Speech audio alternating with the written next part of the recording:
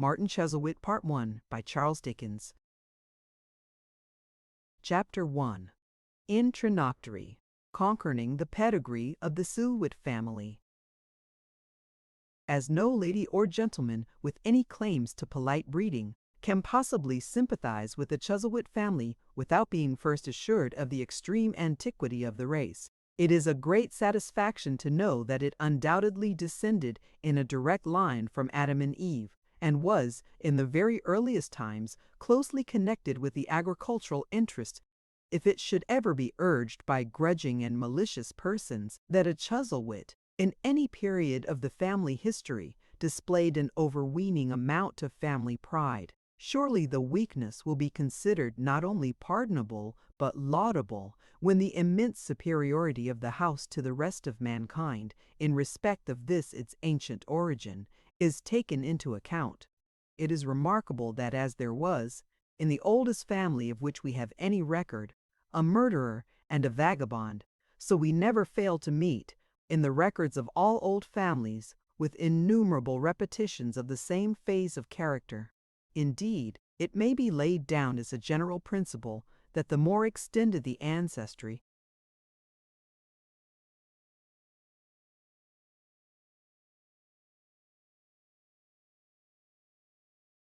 the greater the amount of violence and vagabondism. For in ancient days those two amusements, combining a wholesome excitement with a promising means of repairing shattered fortunes, were at once the ennobling pursuit and the healthful recreation of the quality of this land.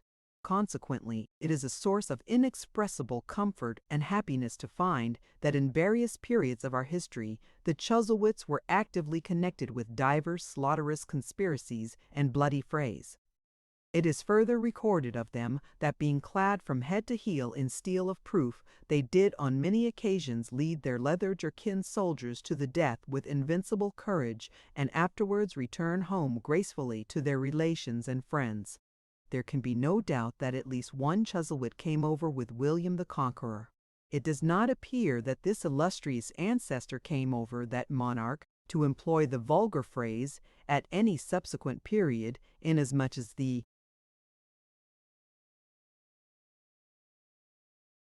family do not seem to have been ever greatly distinguished by the possession of landed estate, and it is well known that for the bestowal of that kind of property upon his favorites, the liberality and gratitude of the Norman were as remarkable as those virtues are usually found to be in great men when they give away what belongs to other people.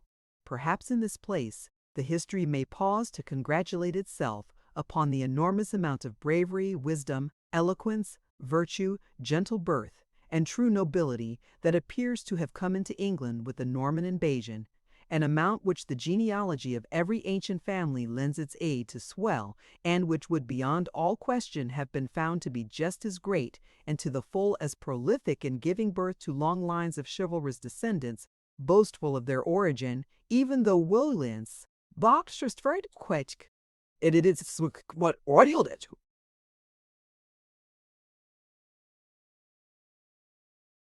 There was unquestionably a Chuzzlewit in the gunpowder plot, if indeed the arch-traitor Fawkes himself were not a scion of this remarkable stock, as he might easily have been, supposing another Chuzzlewit to have immigrated to Spain in the previous generation, and there intermarried with a Spanish lady, by whom he had issue one olive-complexioned son.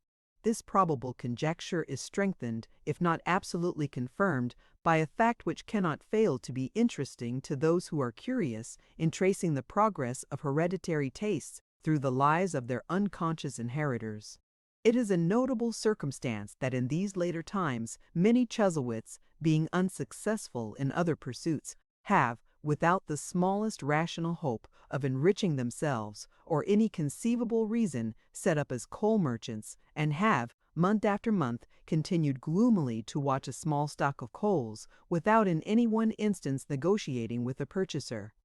The remarkable similarity between this course of proceeding and that adopted by their great ancestor beneath the vaults of the Bessay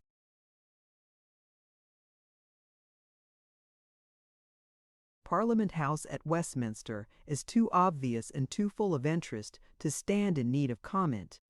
It is also clearly proved by the oral traditions of the family that there existed, at some one period of its history which is not distinctly stated, a matron of such destructive principles, and so familiarized to the use and composition of inflammatory and combustible engines, that she was called the matchmaker, by which nickname and byword she is recognized in the family legends to this day.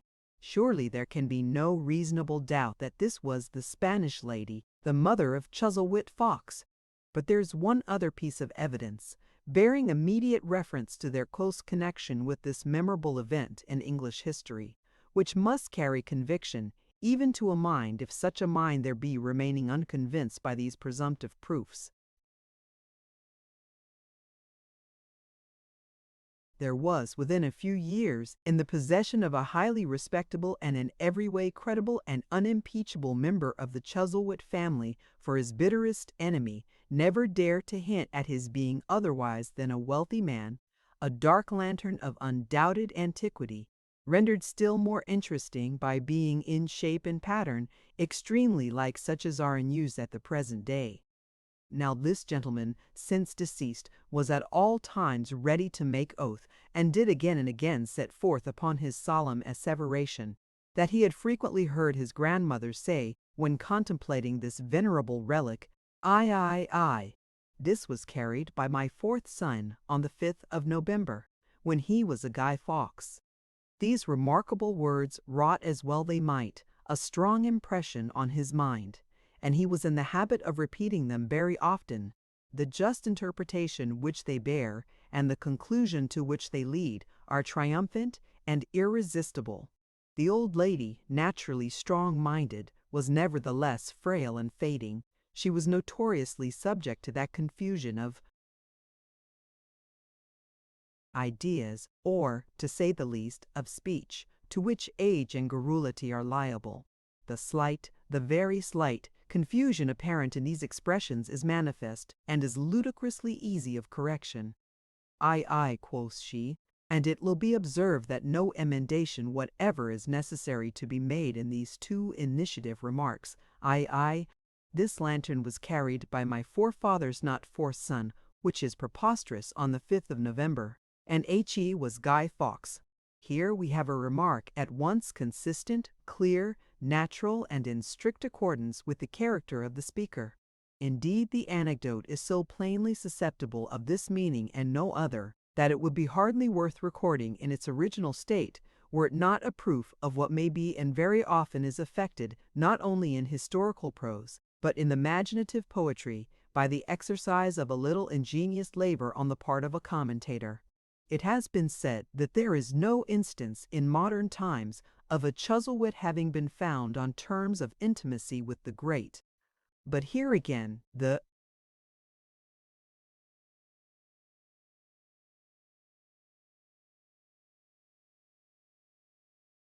sneering detractors who weave such miserable figments from their malicious brains are stricken dumb by evidence.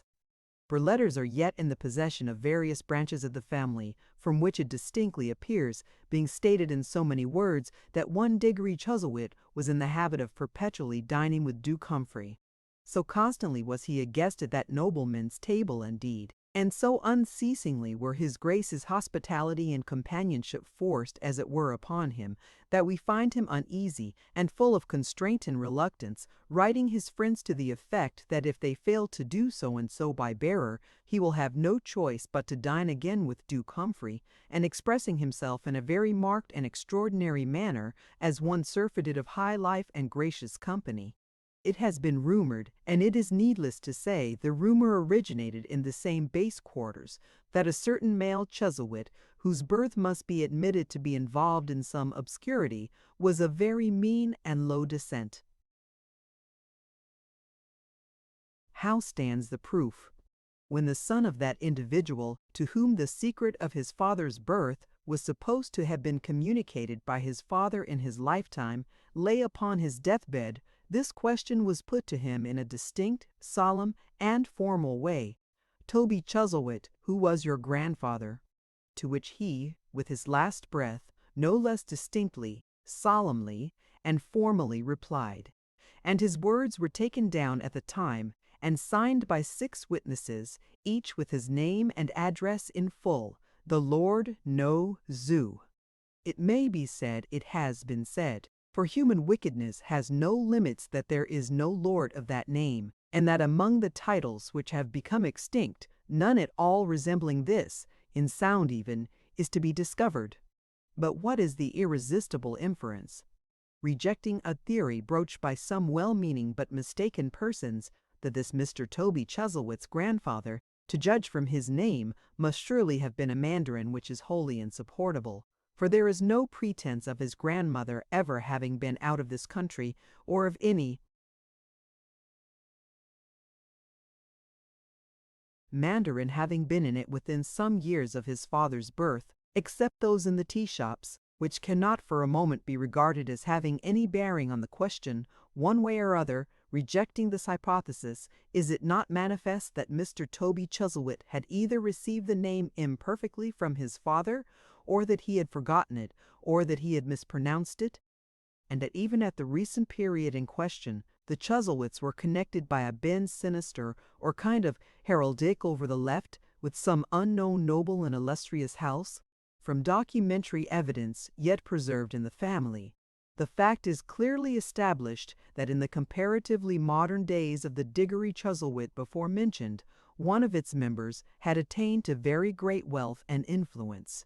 Throughout such fragments of his correspondence as have escaped the ravages of the moths who, in right of their extensive absorption of the contents of deeds and papers, may be called the general registers of the insect world, we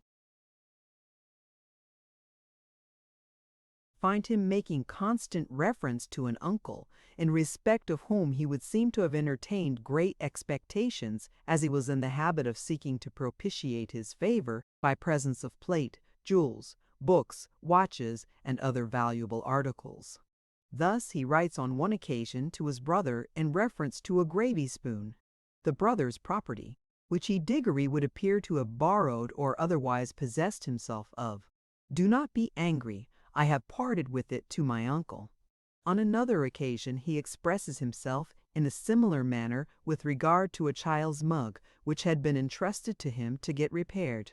On another occasion he says, "I have bestowed upon that irresistible uncle of mine everything I ever possessed."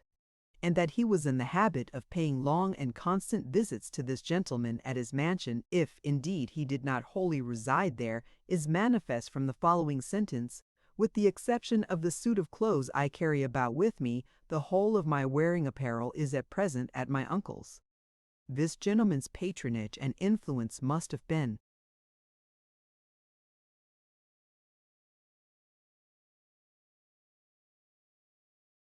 very extensive, for his nephew writes, "His interest is too high, it is too much, it is tremendous," and the like. Still it does not appear which is Strangedo have procured for him any lucrative post at court or elsewhere, or to have conferred upon him any other distinction than that which was necessarily included in the countenance of so great a man, and the being invited by him to certain entertainments, so splendid and costly in their nature, that he calls them golden balls. It is needless to multiply instances of the high and lofty station and the vast importance of the Chuzzlewits at different periods. If it came within the scope of reasonable probability that further proofs were required, they might be heaped upon each other until they formed an Alps of testimony, beneath which the boldest scepticism should be crushed and beaten flat. As a goodly tumulus is already collected and decently battened up above the family grave, the present chapter is content to leave it as it is, merely adding, by way of a final spadeful,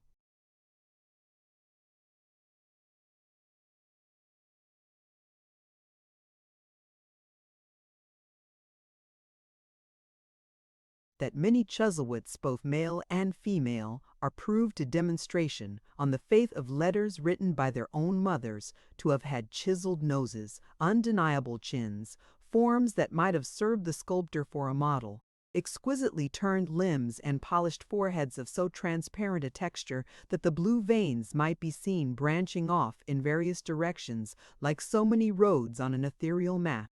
This fact in itself, though it had been a solitary one, would have utterly settled and clinched the business in hand, for it is well known, on the authority of all the books which treat of such matters, that every one of these phenomena, but especially that of the chiseling, are invariably peculiar to, and only make themselves apparent in, persons of the very best condition.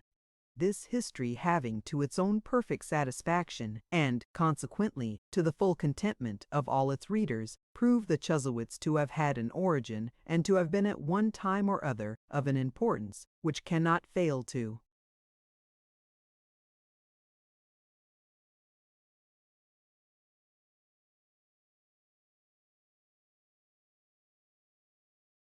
render them highly improving and acceptable acquaintance to all right-minded individuals, may now proceed in earnest with its task. And having shown that they must have had, by reason of their ancient birth, a pretty large share in the foundation and increase of the human family, it will one day become its province to submit that such of its members as shall be introduced in these pages have still many counterparts and prototypes in the great world about us. At present it contents itself with remarking, in a general way, on this head, firstly, that it may be safely asserted, and yet without implying any direct participation in the man-bodo doctrine touching the probability of the human race having once been monkeys, that men do play very strange and extraordinary tricks. Secondly, and yet without trenching on the Blumenbach theory as to the descendants of Adam having a vast number of qualities which belong more particularly to swine than to any other class of animals in the creation, that some men certainly are remarkable for taking uncommon good care of themselves.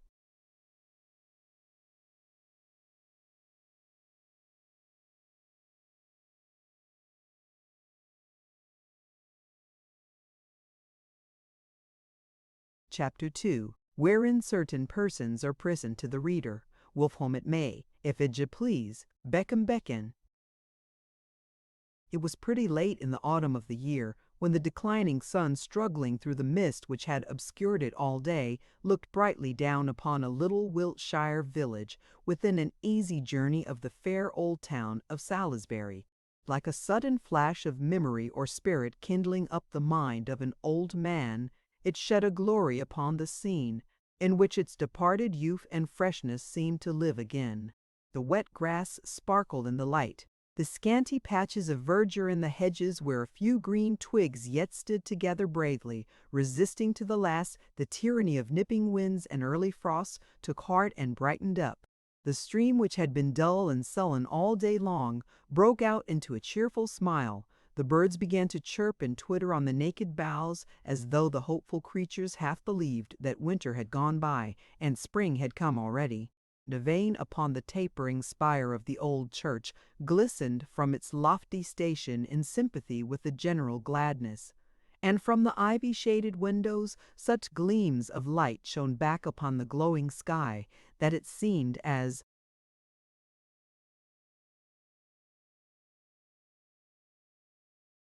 if the quiet buildings were the hoarding place of 20 summers, and all their readiness and warmth were stored within. Even those tokens of the season which emphatically whispered of the coming winter graced the landscape and, for the moment, tinged its livelier features with no oppressive air of sadness. The fallen leaves with which the ground was strewn gave forth a pleasant fragrance, and subduing all harsh sounds of distant feet and wheels, created a repose in gentle unison with the light scattering of seed hither and thither by the distant husbandman, and with the noiseless passage of the plough as it turned up the rich brown earth and wrought a graceful pattern in the stubbled fields. On the motionless branches of some trees, autumn berries hung like clusters of coral beads, as in those fabled orchards where the fruits were jewels.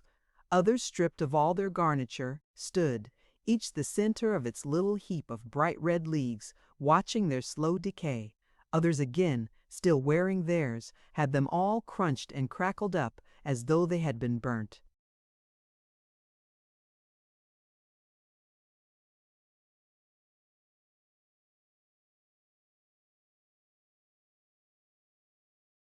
About the stems of some were piled, in ruddy mounds, the apples they had borne that year, while others, hardy evergreens, This class showed somewhat stern and gloomy in their vigor, as charged by nature with the admonition that it is not to her more sensitive and joyous favorites she grants the longest term of life.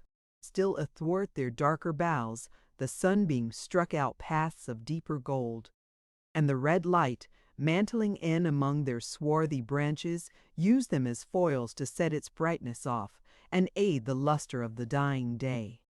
A moment, and its glory was no more.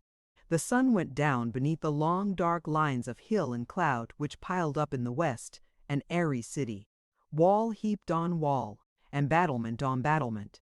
The light was all withdrawn. The shining church turned cold and dark.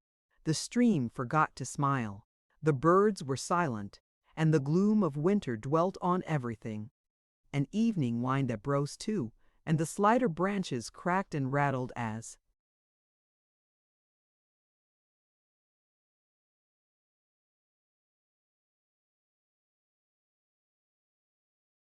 they moved in skeleton dances to its moaning music. The withering leaves, no longer quiet, hurried to and fro in search of shelter from its chill pursuit. The laborer unyoked his horses, and with head bent down, trudged briskly home beside them, and from the cottage windows lights began to glance and wink upon the darkening fields. Then the village forge came out in all its bright importance. The lusty bellows roared ha-ha to the clear fire, which roared in turn, and bade the shining sparks dance gaily to the merry clinking of the hammers on the anvil. The gleaming iron in its emulation sparkled too, and shed its red-hot gems around profusely. The strong smith and his men dealt such strokes upon their work as made even the melancholy night rejoice, and brought a glow into its dark face as it hovered about the door and windows, peeping curiously in above the shoulders of a dozen loungers. As to this idle company, there they stood, spellbound by the place, and, casting now and then a glance upon the darkness in their rear, settled their lazy elbows more at ease upon the sill, and leaned a little further in, no more disposed to tear themselves away than if they had been born to cluster round the blazing hearth like so many crickets. Out upon the angry wind, how from sighing it began to bluster round the merry forge, banging at the wicket and grumbling in the chimney as if it bullied the jolly bellows for doing anything to order.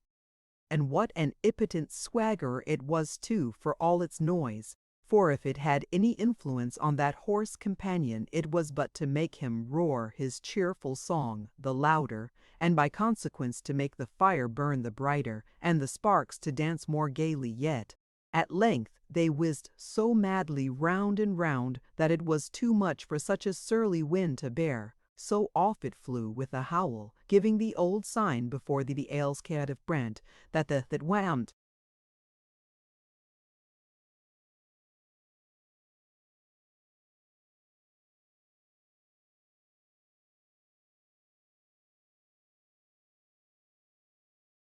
It was small tyranny for a respectable wind to go wreaking its vengeance on such poor creatures as the fallen leaves. But this wind happening to come up with a great heap of them, just after venting its humor on the insulted dragon, did so disperse and scatter them that they fled away, pell-mell, some here, some there, rolling over each other, whirling round upon their thin edges, taking frantic flights into the air, and playing all manner of extraordinary gambols in the extremity of their distress. Nor was this enough for its malicious fury, for not content with driving them abroad, it charged small parties of them, and hunted them into the wheelwright's saw-pit, and below the planks and timbers in the yard, and scattering the sawdust in the air, and looked for them underneath, and when it did meet with any, how it drove them on and followed at their heels. The scared lees only flew the faster for all this, and a giddy chase it was, for they got into unfrequented places, where there was no outlet, and where there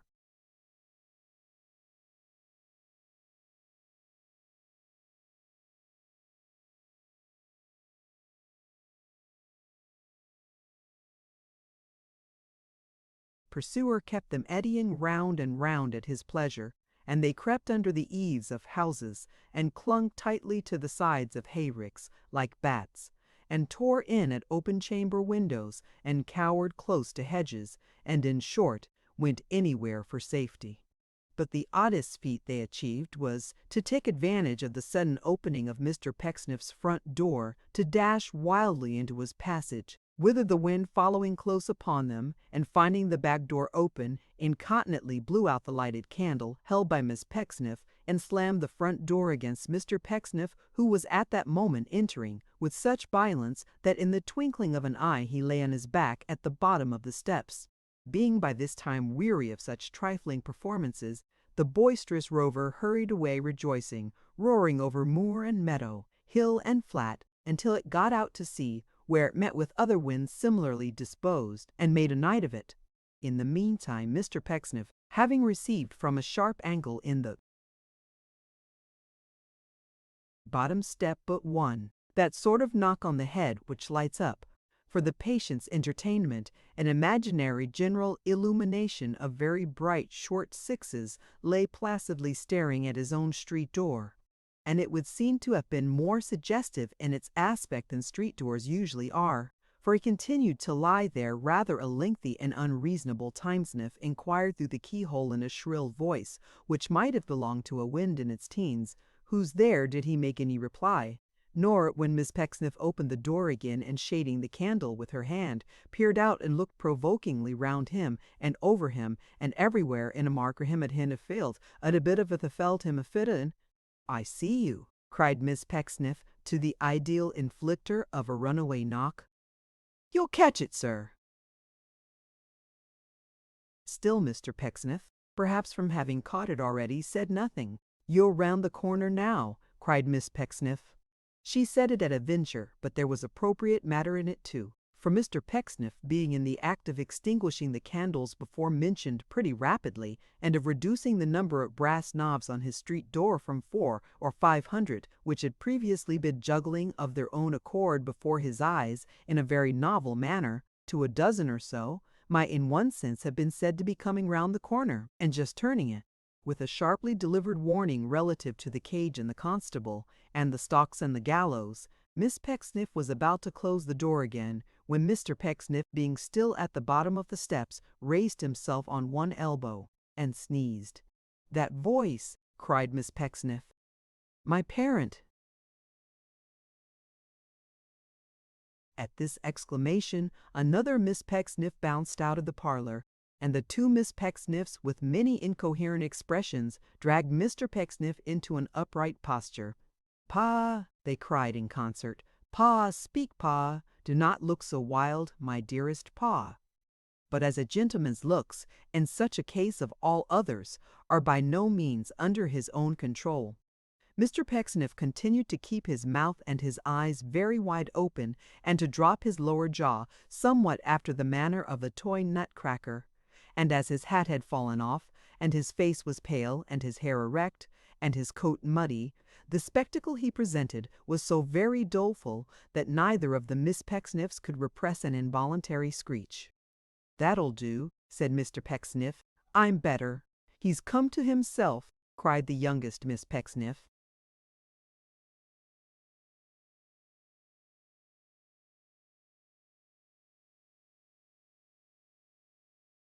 "He speaks again," exclaimed the eldest. With these joyful words, they kissed Mr. Pecksniff on either cheek, and bore him into the house. Presently, the youngest Miss Pecksniff ran out again to pick up his hat, his brown paper parcel, his umbrella, his gloves, and other small articles, and that done, and the door closed, both young ladies applied themselves to tending Mr. Pecksniff's wounds in the back parlor.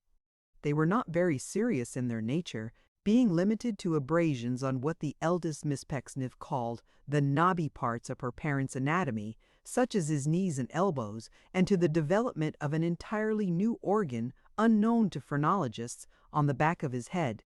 These injuries having been comforted externally with patches of pickled brown paper, and Mr. Pecksniff having been comforted internally with some stiff brandy and water, the eldest Miss Pecksniff sat down to make the tea, which was all ready. In the meantime,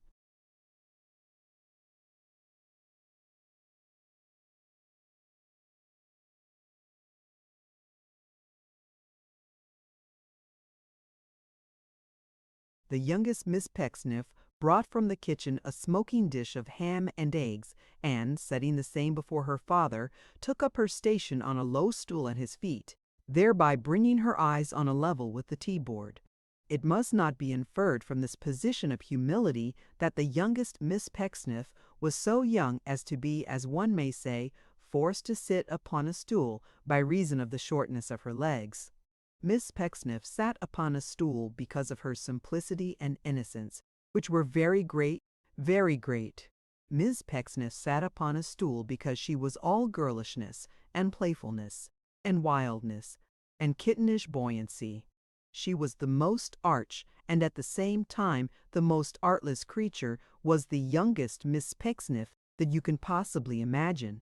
It was her great charm. She was too fresh and guileless, and too full of childlike vivacity, was the youngest Miss Pecksniff, to wear combs in her hair, or to turn it up, or to frizzle it, or braid it. She wore it in a crop, a loosely flowing crop, which had so many rows of curls in it that the top row was only one curl. Moderately buxom was her shape, and quite womanly too, but sometimes, yes, sometimes she even wore a pinafore, and how charming that was! Oh! She was indeed a gushing thing, as a young gentleman had observed in verse, in the Poet's Corner of a provincial newspaper, was the youngest Miss Pecksniff. Mr. Pecksniff was a moral man, a grave man, a man of noble sentiments and speech, and he had had her christened Mercy. Mercy! Oh, what a charming name for such a pure-souled being as the youngest Miss Pecksniff. Her sister's name was Charity. There was a good thing, Mercy and Charity. And Charity, with her fine strong sense and her mild, yet not reproachful gravity, was so well named, and did so well set off and illustrate her sister.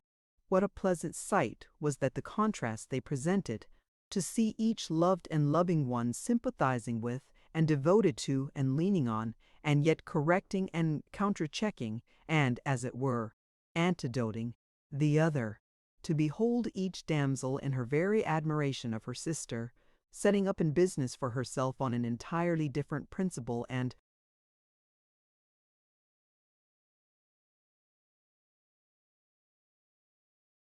announcing no connection with over the way, and if the quality of goods at that establishment don't please you, you are respectfully invited to favor M.E. with a call. And the crowning circumstance of the whole delightful catalogue was, that both the fair creatures were so utterly unconscious of all this. They had no idea of it. They no more thought or dreamed of it than Mr. Pecksniff did. Nature played them off against each other. They had no hand in it, the two Miss Pecksniffs. It has been remarked that Mr. Pecksniff was a moral man. So he was. Perhaps there never was a more moral man than Mr. Pecksniff, especially in his conversation and correspondence. It was once said of him by a homely admirer that he had a Fortunatus's purse of good sentiments in his inside. In this particular, he was like the girl in the fairy tale, except that if they were not actual diamonds which fell from his lips, they were the very brightest paste and shone prodigiously. He was a most exemplary man, fuller of virtuous precept than a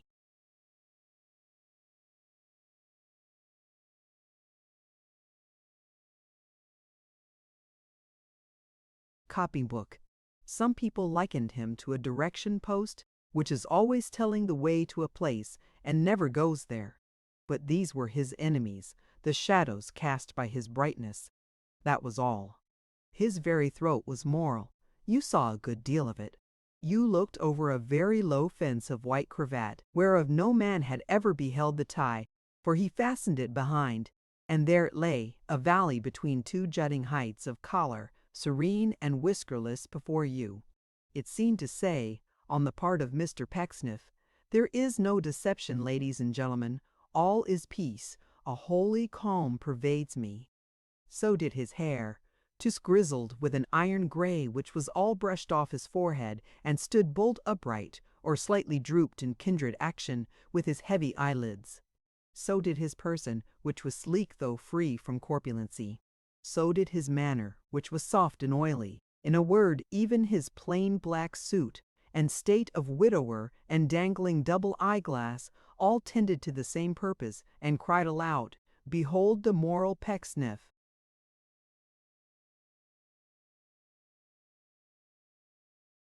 The brazen plate upon the door, which being Mr. Pecksniff's, could not lie, bore this inscription, "Pecksniff, Eccentricit," to which Mr. Pecksniff, on his cards of business, added, and "Land Surveyor." In one sense, and only one, he may be said to have been a land surveyor on a pretty large scale, as an extensive prospect lay stretched out before the windows of his house. Of his architectural doings, nothing was clearly known, except that he had never designed or built anything, but it was generally understood that his knowledge of the science was almost awful in its profundity. Mr. Pecksniff's professional engagements, indeed, were almost, if not entirely, confined to the reception of pupils, for the collection of rents, with which pursuit he occasionally varied and relieved his graver toils, can hardly be said to be a strictly architectural employment. His genius lay in ensnaring parents and guardians and pocketing premiums, a young gentleman's premium being paid, and the young gentleman come to Mr. Pecksniff's house, Mr. Pecksniff borrowed.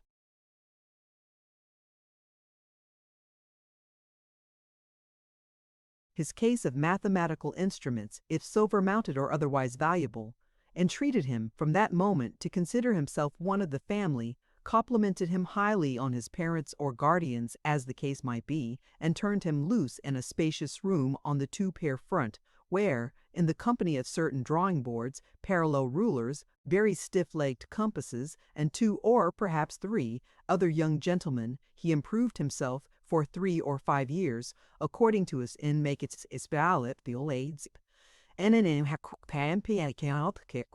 Perhaps in no place in the world were so many gorgeous edifices of this class erected as under Mr. Pecksniff's auspices. And if but 1/20th part of the churches which were built in that front room, with one or other of the Miss Pecksniffs at the altar in the act of marrying the architect, could only be made available by the parliamentary commissioners, no more churches would be wanted for at least.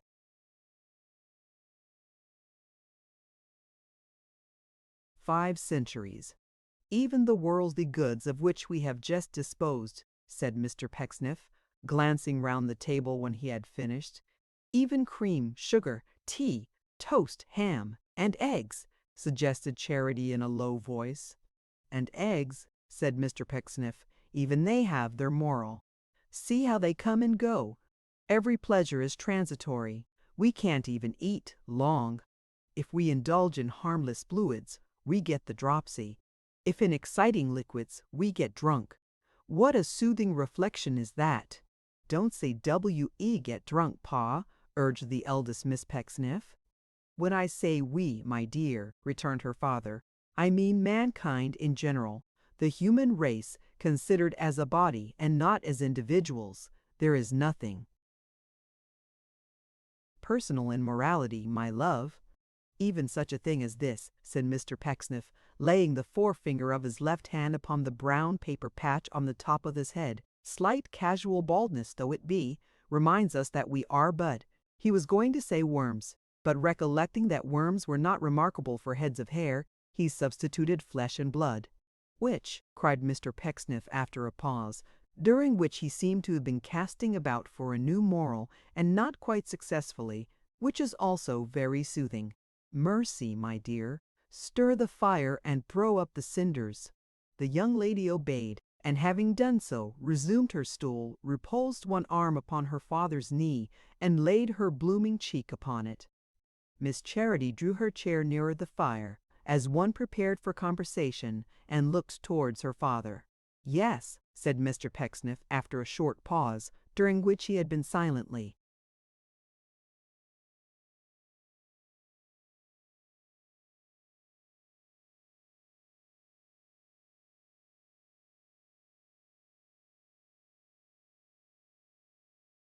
Smiling and shaking his head at the fire, "I have again been fortunate in the attainment of my object. A new inmate will very shortly come among us. A youth, Papa," asked Charity. "Yes, a youth," said Mr. Pecksniff. he will avail himself of the eligible opportunity which now offers for uniting the advantages of the best practical architectural education with the comforts of a home and the constant association with some who, however humble their sphere and limited their capacity, are not unmindful of their moral responsibilities. "Oh, Pye," cried Mercy, holding up her finger archly. "See advertisement, playful warbler," said Mr. Pecksniff. It may be observed in connection with his calling his daughter a warbler that she was not at all vocal, but that Mr. Pecksniff was in the frequent habit of using any word that occurred to him as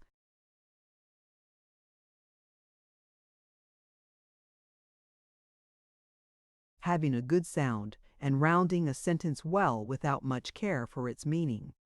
And he did this so boldly and in such an imposing manner that he would sometimes stagger the wisest people with his eloquence and make them gasp again. His enemies asserted, by the way, that a strong trustfulness in sounds and forms was the master key to Mr. Pecksniff's character. "Is he handsome, Pa?" inquired the younger daughter. "Silly Mary," said the eldest, Mary being fond for Mercy. "What is the premium, Pa? Tell us that." "Oh, good gracious, Sherry," cried Miss Mercy, holding up her hands with the most winning giggle in the world. "What a mercenary girl you are! Oh, you naughty, thoughtful, prudent thing!"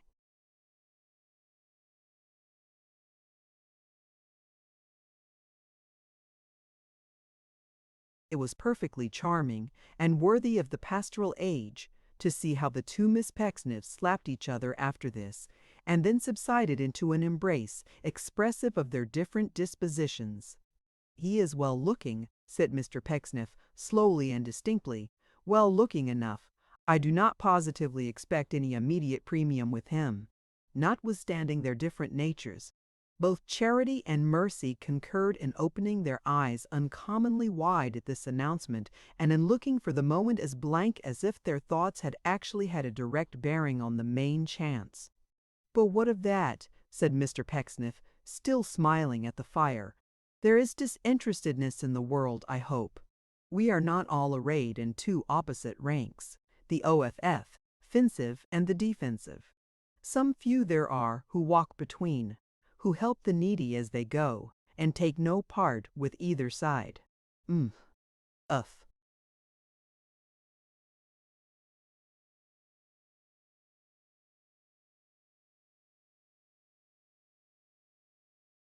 There was something in these morsels of philanthropy which reassured the sisters. They exchanged glances and brightened very much.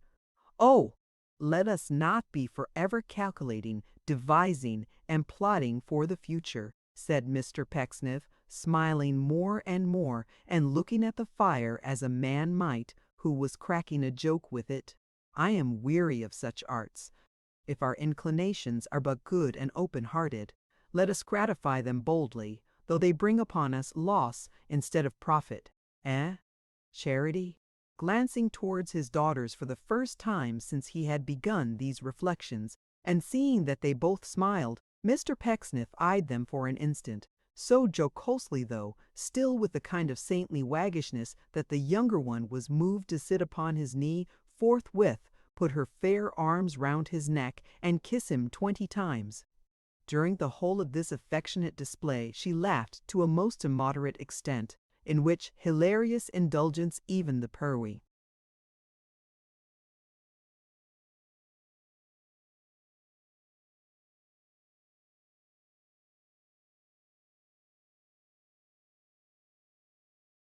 Prudent Cherry joined. "Tut, tut," said Mr. Pecksniff, pushing his latest born away and running his fingers through his hair as he resumed his tranquil face. "What folly is this? Let us take heed how we laugh without reason, lest we cry with it. What is the domestic news since yesterday? John Westlock is gone, I hope?" "Indeed, no," said Charity. "And why not?" returned her father. "His term expired yesterday, and his box was packed, I know, for I saw it in the morning standing in the hall." "He slept last night at the Dragon," returned the young lady, "and had Mr. Pinch to dine with him. They spent the evening together, and Mr. Pinch was not home till very late."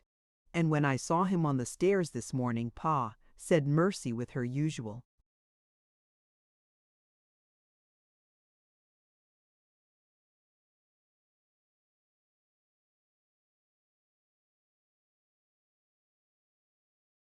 sprightliness, he looked, oh goodness sakes a monster, with his face all manner of colors, and his eyes as dull as if they had been boiled, and his head aching dreadfully. I am sure from the look of it, and his clothes smelling, oh, it's impossible to say how strong. Oh, here, the young lady shuddered, of smoke and punch. Now I think, said Mr. Pecksniff, with his accustomed gentleness, though still with the air of one who suffered under injury without complaint, I think Mr. Pinch might have done better than choose for his companion one who, at the close of a long intercourse, had endeavored, as he knew, to wound my feelings. I am not quite sure that this was delicate in Mr. Pinch. I am not quite sure that this was kind in Mr. Pinch. I will go further and say, I am not quite sure that this was even ordinarily grateful in Mr. Pinch. But what can anyone expect from Mr. Pinch? Cried Charity, with as strong and scornful an emphasis on the name as if it would have given her unspeakable pleasure to express it, in an acted charade, on the calf of that gentleman's leg. Aye, returned her father, raising his hand mildly. It is very well to say what can we expect from Mr. Pinch, but Mr. Pinch is a fellow creature, my dear. Mr. Pinch is an item in the vast total of humanity, my love. And we have a right, it is our duty, to expect in Mr. Pinch some development of those better qualities, the possession of which in our own persons inspires our humble self-respect. No, continued Mr. Pecksniff, no. Heaven forbid that I should say nothing can be expected from Mr. Pinch, or that I should say nothing can be expected from any man alive, even the most degraded, which Mr. Pinch is not. No, really. But Mr. Pinch has disappointed me, he has hurt me, I think a little the worse of him on this account, but not if human nature. Oh, no, no, hark, said Miss Charity, holding up her finger, as a gentle rap was heard at the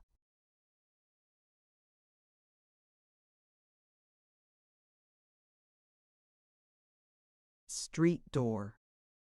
There is the creature. Now mark my words, he has come back with John Westlock for his box, and is going to help him to take it to the mail. Only mark my words, if that isn't his intention. Even as she spoke, the box appeared to be in progress of conveyance from the house, but after a brief murmuring of question and answer, it was put down again, and somebody knocked at the parlor door. "Come in," cried Mr. Pecksniff, not severely, only virtuously. "Come in!" An ungainly, awkward-looking man, extremely short-sighted and prematurely bald, availed himself of this permission, and seeing that Mr. Pecksniff sat with his back towards him, gazing at the fire, stood hesitating with the door in his hand. He was far from handsome, certainly, and was dressed in a snuff-colored suit of an uncouth make at the best, which, being shrunk with long wear, was twisted and tortured into all kinds of odd shapes, but notwithstanding his attire, and his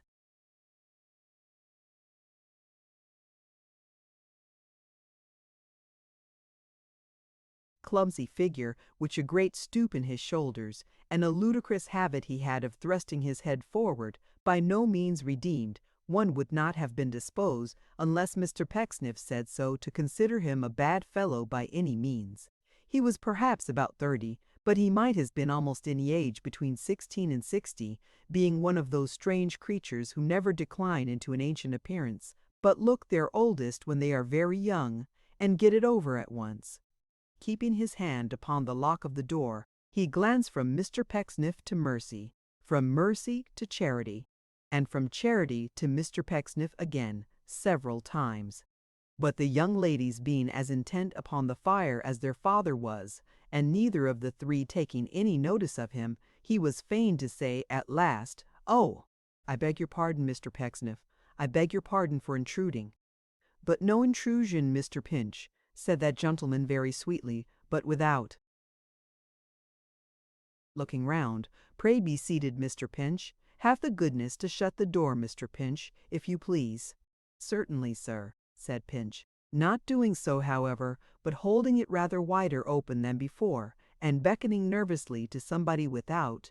"Mr. Westlock, sir, hearing that you were come home, Mr. Pinch, said Pecksniff, wheeling his chair about, and looking at him with an aspect of the deepest melancholy. "I did not expect this from you. I have not deserved this from you." "No, but upon my word, sir," urged Pinch. "The less you say, Mr. Pinch," interposed the other, "the better. I utter no complaint, make no defense." "No, but do have the goodness, sir," cried Pinch with great earnestness, "if you—"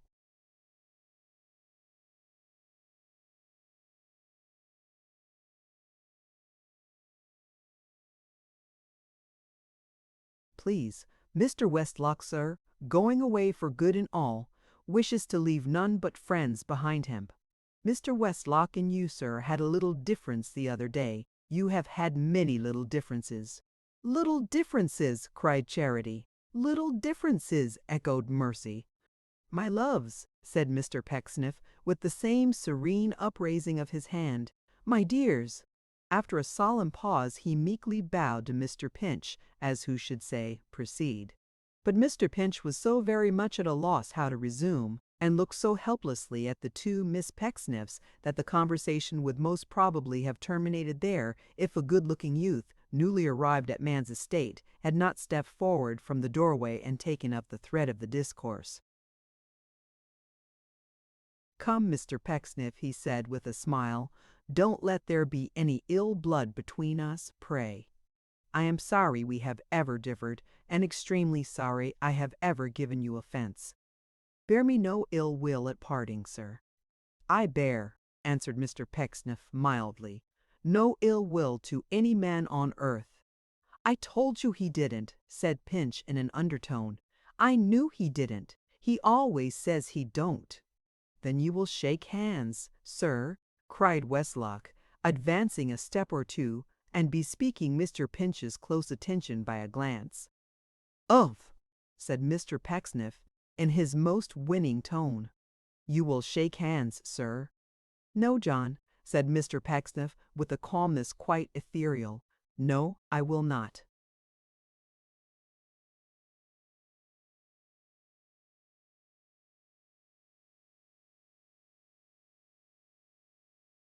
"Shake hands, John. I have forgiven you. I had already forgiven you, even before you ceased to reproach and taunt me. I have embraced you in the spirit, John, which is better than shaking hands." "Pinch," said the youth, turning towards him with a hearty disgust of his late master, "what did I tell you?" Poor Pinch looked down uneasily at Mr. Pecksniff, whose eye was fixed upon him as it had been from the first, and looking up at the ceiling again, made no reply. "As to your forgiveness, Mr. Pecksniff," said the youth, "I'll not have it upon such terms. I won't be forgiven." "Won't you, John?" retorted Mr. Pecksniff with a smile. "You must. You can't help it. Forgiveness is a high quality, an exalted virtue, far above your control."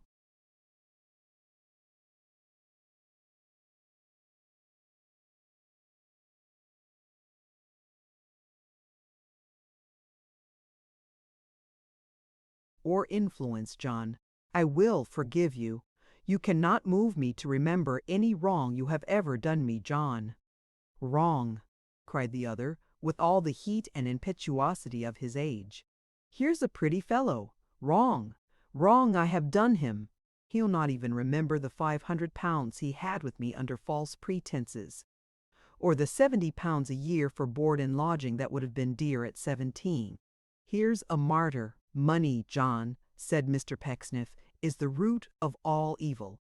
I grieve to see that it is already bearing evil fruit in you, but I will not remember its existence. I will not even remember the conduct of that misguided person." And here, although he spoke like one at peace with all the world, he used an emphasis that plainly said, "I have my eye upon the rascal now. That misguided person who has brought you here tonight, seeking to disturb it is a happiness to say, in vain the hearts."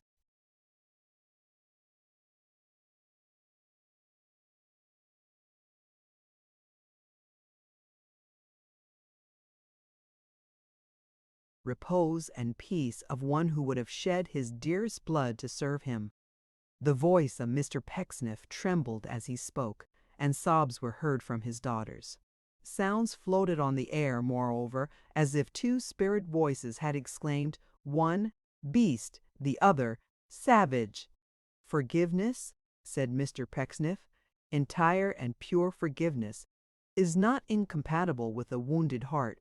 Perchance when the heart is wounded, it becomes a greater virtue. With my breast still wrung and grieved to its inmost core by the ingratitude of that person, I am proud and glad to say that I forgive him. Nay, I beg, cried Mr. Pecksniff, raising his voice, as Pinch appeared about to speak, I beg that individual not to offer a remark. He will truly oblige me by not uttering one word just now. I am not sure that I am equal to the trial. In a very short space of time, I shall have sufficient fortitude, I trust, to converse with him as if these events had never happened. But not, said Mr. Pecksniff, turning round.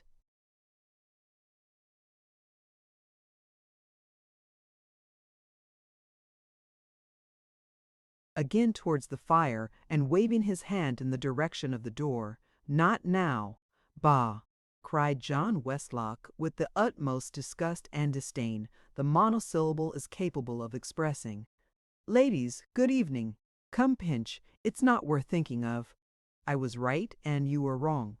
That's small matter, you'll be wiser another time.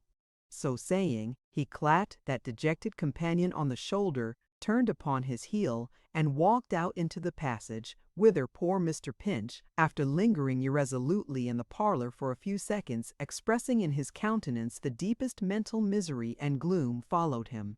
Then they took up the box between them, and sallied out to meet the mail. That fleet conveyance passed, every night, the corner of a lane at some distance, towards which point they bent their steps. For some minutes they walked along.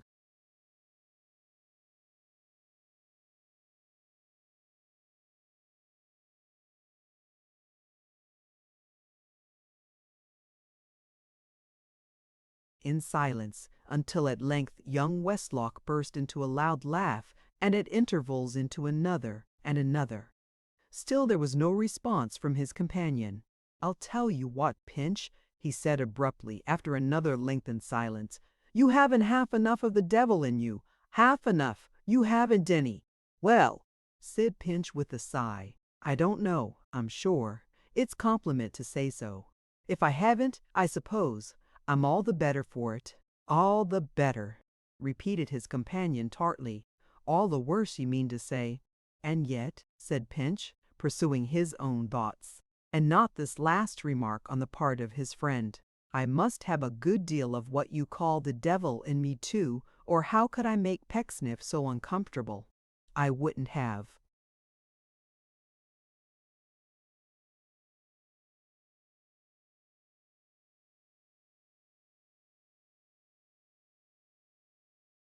Occasioned him so much distress, don't laugh, please, for a mine of money, and heaven knows I could find good use for it too, John. How grieved he was. He grieved, returned the other. Why didn't you observe that the tears were almost starting out of his eyes? Cried Pinch. Bless my soul, John, is it nothing to see a man moved to that extent and know oneself to be the cause? And did you hear him say that he could have shed his blood for me? Do you want any blood shed for you? Returned his friend with considerable irritation. Does he shed anything for you that you do want? Does he shed employment for you, instruction for you, pocket money for you? Does he shed even legs of mutton for you in any decent proportion to potatoes and garden stuff?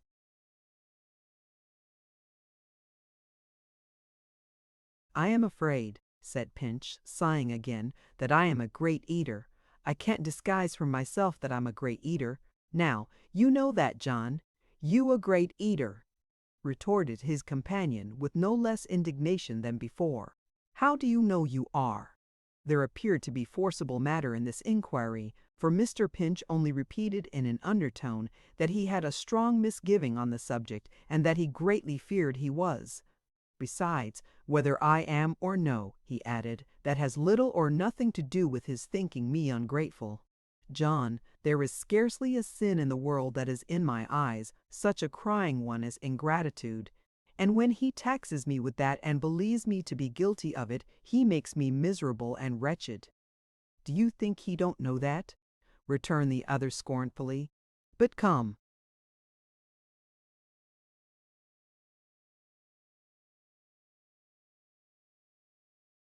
Pinch, before I say anything more to you, just run over the reasons you have for being grateful to him at all, will you? Change hands first, for the box is heavy. That'll do. Now, go on. In the first place, said Pinch, he took me as his pupil for much less than he asked. Well, rejoined his friend, perfectly unmoved by this instance of generosity. What in the second place? What in the second place? Cried Pinch, in a sort of desperation. Why, everything in the second place. My poor old grandmother died happy to think that she had put me with such an excellent man.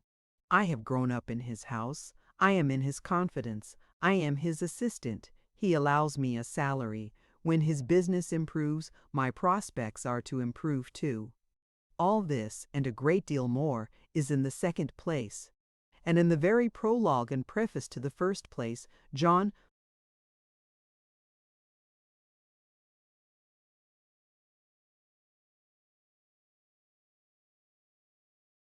You must consider this, which nobody knows better than I, that I was born for much plainer and poorer things, that I am not a good hand for his kind of business, and have no talent for it, or indeed for anything else but odds and ends that are of no use or service to anybody. He said this with so much earnestness and in a tone so full of feeling that his companion instinctively changed his manner as he sat down on the box. They had by this time reached the finger-post at the end of the lane, motioned him to sit down beside him, and laid his hand upon his shoulder. "I believe you are one of the best fellows in the world," he said. Tom Pinch. "Not at all," rejoined Tom. "If you only knew Pecksniff as well as I do, you might say it of him indeed, and say it truly." "I'll say anything of him you like," returned the other, "and not another word too."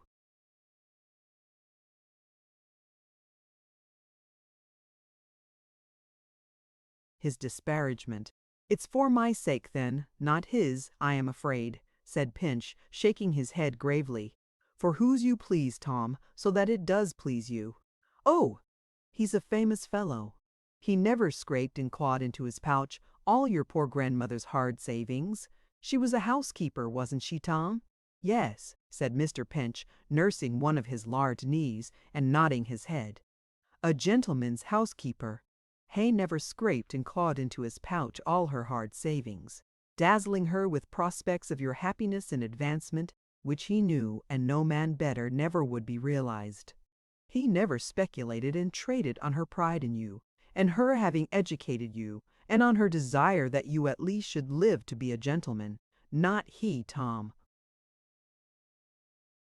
"No," said Tom, looking into his friend's face, as if he were a little doubtful of his meaning. "Of course not." "So I say," returned the youth, "of course he never did.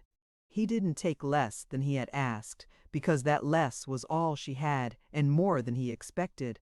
Not he, Tom. He doesn't keep you as his assistant because you are of any use to him, because your wonderful faith in his pretensions is of inestimable service in all his mean disputes, because your honesty reflects honesty on him, because your wandering about this little place all your spare hours, reading in ancient books and foreign tongues, gets noised abroad, even as far as Salisbury, making of him Ponsonus, a man of learning and of vast importance. Hay gets no credit from you, Tom, not he." "Why, of course he don't," said Pinch, gazing at his friend with a more troubled aspect than before. "Pecksniff get credit from me. Well,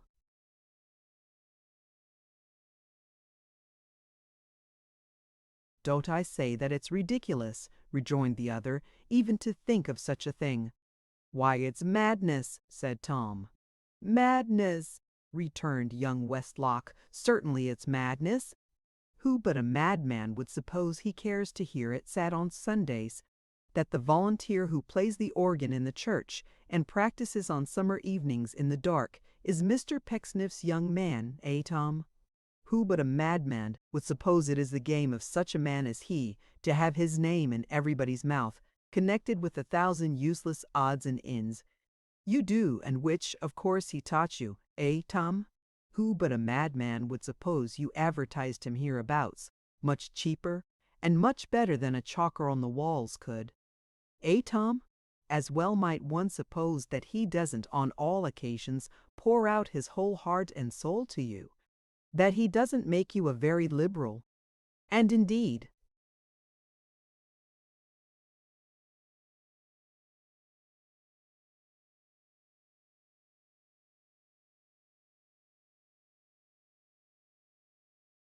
rather an extravagant allowance, or, to be more wild and monstrous still, if that be possible, as well might one suppose.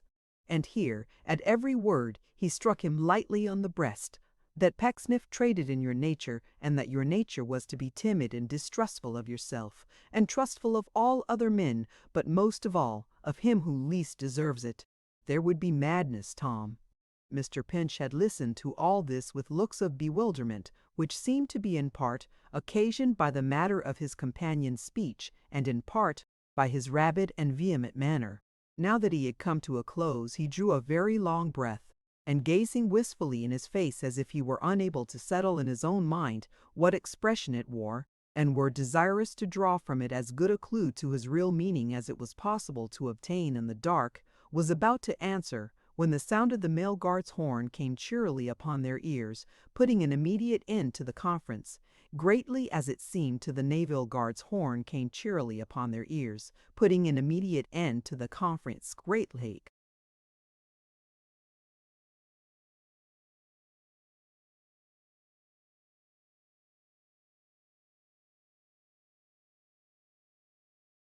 Companion. Both hands, Tom. I shall write to you from London, mind. Yes, said Pinch. Yes, do please. Goodbye, goodbye. It seems now but yesterday that you came. Goodbye, my dear old fellow. John Westlock returned his parting words with no less heartiness of manner, and sprung up to his seat upon the roof. Off went the mail at a canter down the dark road, the lamps gleaming brightly, and the horn awakening all the echoes, far and wide. Go your ways, said Pinch, apostrophizing the coach.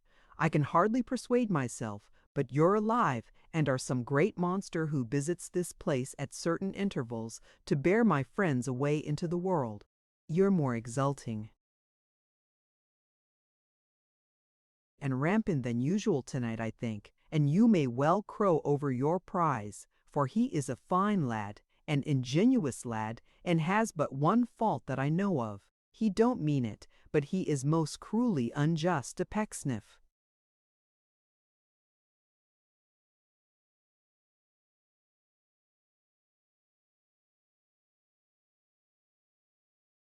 Chapter 3.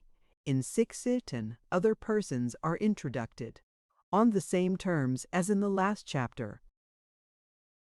Mention has been already made more than once of a certain dragon who swung and creaked complainingly before the village alehouse door. A faded and an ancient dragon he was, and many a wintry storm of rain, snow, sleet, and hail had changed his color from a gaudy blue to a faint lackluster shade of gray. But there he hung, rearing, in a state of monstrous imbecility, on his hind legs, waxing with every month that passed so much more dim and shapeless that as you gazed at him on one side of the signboard it seemed as if he must be gradually melting through it and coming out upon the other. He was a courteous and considerate dragon too, or had been in his distincter days, for in the midst of his rampant feebleness he kept one of his forepaws near his nose, as though he would say, "Don't mind me, it's only my fun," while he held out the other in polite and hospitable entreaty. Indeed, it must be conceded to the whole brood of dragons of modern times that they have made a great advance in civilization and refinement. They no longer demand a beautiful virgin,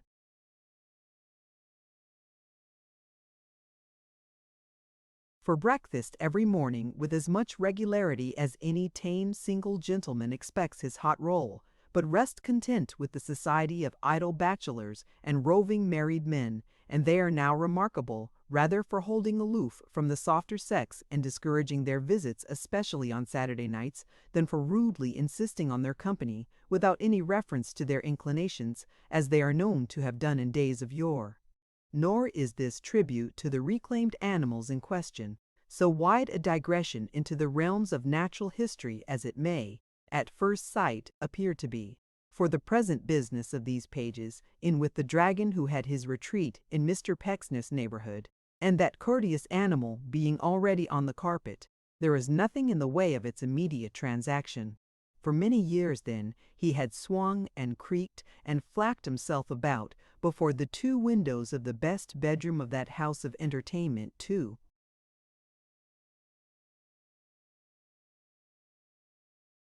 which he lent his name. But never in all his swinging, creaking, and flapping had there been such a stir within its dingy tiled in the last chapter occurred, when there was such a hurrying up and down stairs of feet, such a glancing of lights, such a whispering of voices, such a smoking and sputtering of wood newly lighted in a damp chimney, such an airing of linen, such a scorching smell of hot warming pans, such a domestical bustle, and short, as never dragon you adored.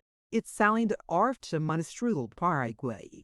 An old gentleman and a young lady, traveling unattended in a rusty old chariot with post horses, coming, nobody knew whence, and going nobody knew whither, had turned out of the high road and driven unexpectedly to the Blue Dragon. And here was the old gentleman, who had taken this step by reason of his sudden illness in the carriage, suffering the most horrible cramps and spasms, yet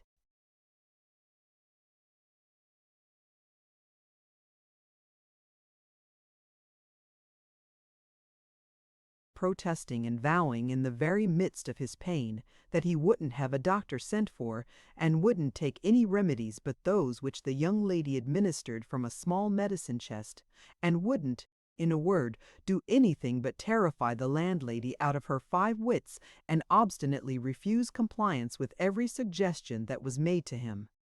Of all the 500 proposals for his relief which the good woman poured out in less than half an hour, he would entertain but one, that was that he should go to bed. And it was in the preparation of his bed and the arrangement of his chamber that all the stir was made in the room behind the dragon. He was, beyond all question, very ill, and suffered exceedingly, not the less perhaps because he was a strong and vigorous old man, with a will of iron and a voice of brass. But neither the apprehensions which he plainly entertained at times for his life, nor the great pain he underwent, influenced his resolution in the least degree. He would have no person sent for. The worse he grew, the more rigid and inflexible he became in his determination. If they sent for any person to attend him, man, woman, or child, he would leave the house directly, so he told them, though he quitted it on foot and died upon the threshold of the door. Now, there being no medical practitioner actually resident in the village, but a poor apothecary, who was also a grocer and general dealer, the landlady had, upon her own responsibility, sent for him in the very first burst and outset of the disaster. Of course it followed, as a necessary result of his being wanted, that he was not at home. He had gone some miles away, and was not expected home until late at night, so the landlady, being by this time pretty well beside herself, dispatched the same messenger in all haste for Mr. Pecksniff, as a learned man who could bear a deal of responsibility, and a moral man who could administer a world of comfort to a troubled mind. That her guest had need of some efficient services under the latter head was obvious enough from the restless expressions,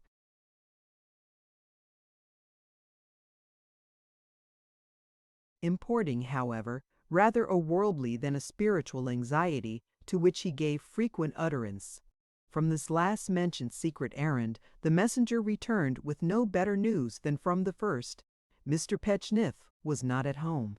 However, they got the patient into bed without him, and in the course of 2 hours he gradually became so far better that there were much longer intervals than at first between his terms of suffering. By degrees he ceased to suffer at all, though his exhaustion was occasionally so great that it suggested hardly less alarm than his actual endurance had done. It was in one of his intervals of repose, when, looking round with great caution and reaching uneasily out of his nest of pillows, he endeavored, with a strange air of secrecy and distrust, to make use of the writing materials which he had ordered to be placed on a table beside him, that the young lady and the mistress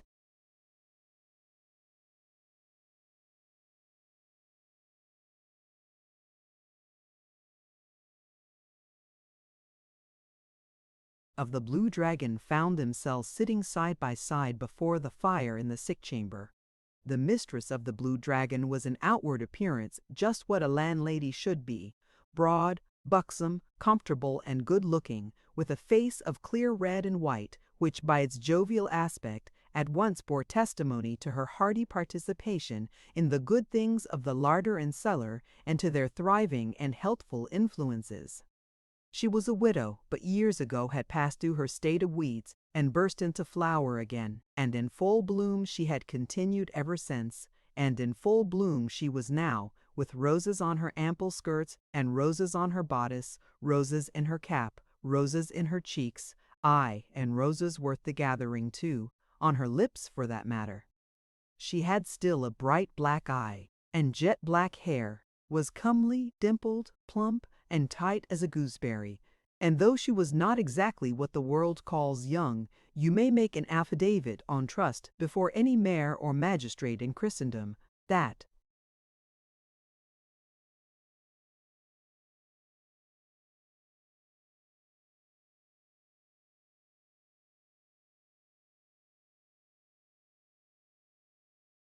there are a great many young ladies in the world, blessings on them one and all, whom you wouldn't like half as well, or admire half as much, as the beaming hostess of the Blue Dragon. As this fair matron sat beside the fire, she glanced occasionally with all the pride of ownership about the room, which was a large apartment, such as one may see in country places, with a low roof and a sunken flooring, all downhill from the door, and a descent of 2 steps on the inside so exquisitely unexpected that strangers, despite the most elaborate cautioning, usually dived in head first as into a plunging bath. It was none of your frivolous and preposterously bright bedrooms where nobody can close an eye with any kind of propriety or decent regard to the association of ideas, but it was a good, dull, leaden, drowsy place, where every article of furniture reminded you that you came there to sleep and that you were expected to go to sleep. There was no wakeful reflection of the fire there, as in your modern chambers, which upon the darkest nights have a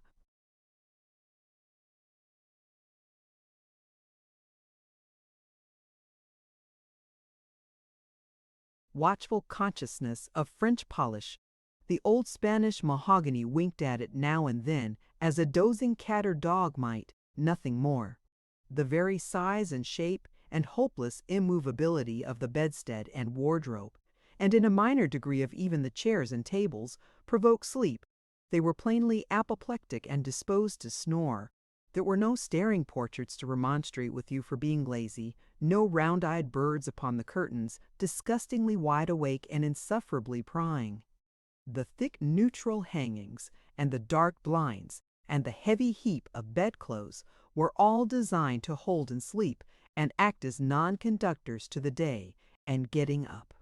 Even the old stuffed fox upon the top of the wardrobe was devoid of any spark of vigilance, for his glass eye had fallen out, and he slumbered as he stood. The wandering attention of the mistress of the Blue Dragon roved to these things but twice or thrice, and then for but an instant at a time. It soon deserted them, and even the distant bed with its strange burden for the young creature.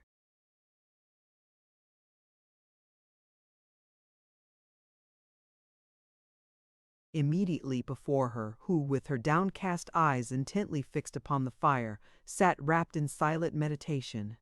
She was very young, apparently no more than 17, timid and shrinking in her manner, and yet with a greater share of self-possession and control over her emotions than usually belongs to a far more advanced period of female life.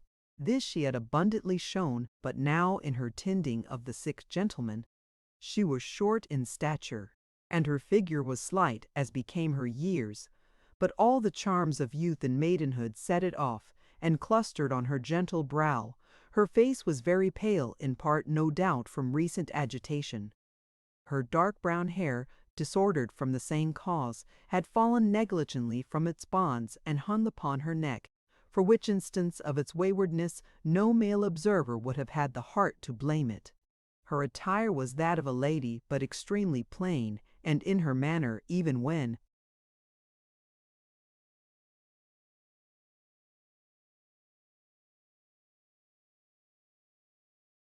she sat as still as she did then, there was an indefinable something which appeared to be in kindred with her scrupulously unpretending dress.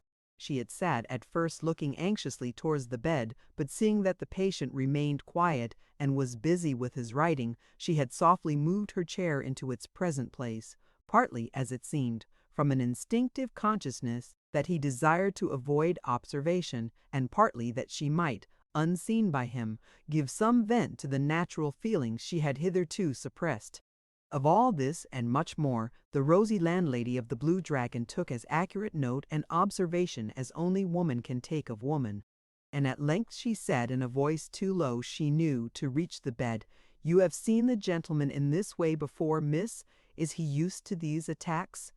"I have seen him very ill before, but not so ill as he has been tonight."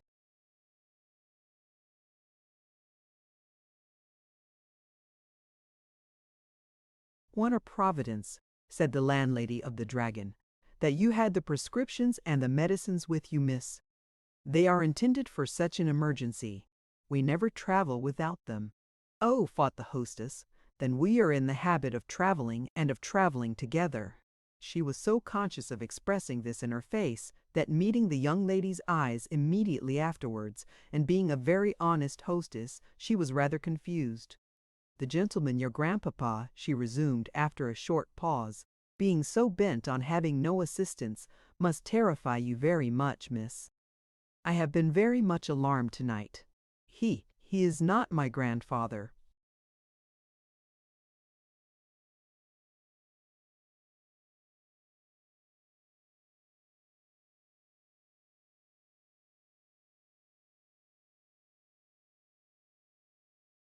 "Father, I should have said," returned the hostess, sensible of having made an awkward mistake.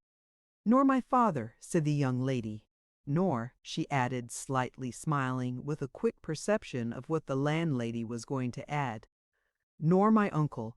We are not related." "Oh dear me," returned the landlady, still more embarrassed than before. "How could I be so very much mistaken, knowing, as anybody in their proper senses might, that when a gentleman is ill, he looks so much older than he really is. That I should have called you Miss, too, ma'am."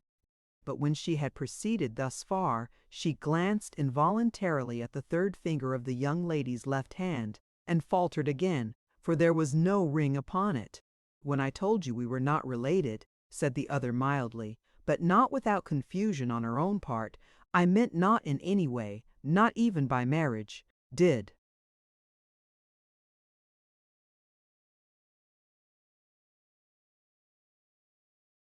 "You call me, Martin?" "Call you!" cried the old man, looking quickly up, and hurriedly drawing beneath the coverlet the paper on which he had been writing. "No." She had moved a pace or two towards the bed, but stopped immediately, and went no farther. "No," he repeated, with a petulant emphasis. "Why do you ask me? If I had called you, what need for such a question?" "It was the creaking of the sign outside, sir, I dare say," observed the landlady. A suggestion, by the way, as she felt a moment after she had made it, not at all complimentary to the voice of the old gentleman. "No matter what, ma'am," he rejoined, "it wasn't I. Why, how you stand there, Mary, as if I had the plague. But they're all afraid of me," he added, leaning helplessly backward on his pillow. "Even she. There is a curse upon me. What else have I to look for?" "Oh dear, no. Oh no, I'm sure," said the good-tempered landlady, rising and going towards him. "Be a better cheer, sir.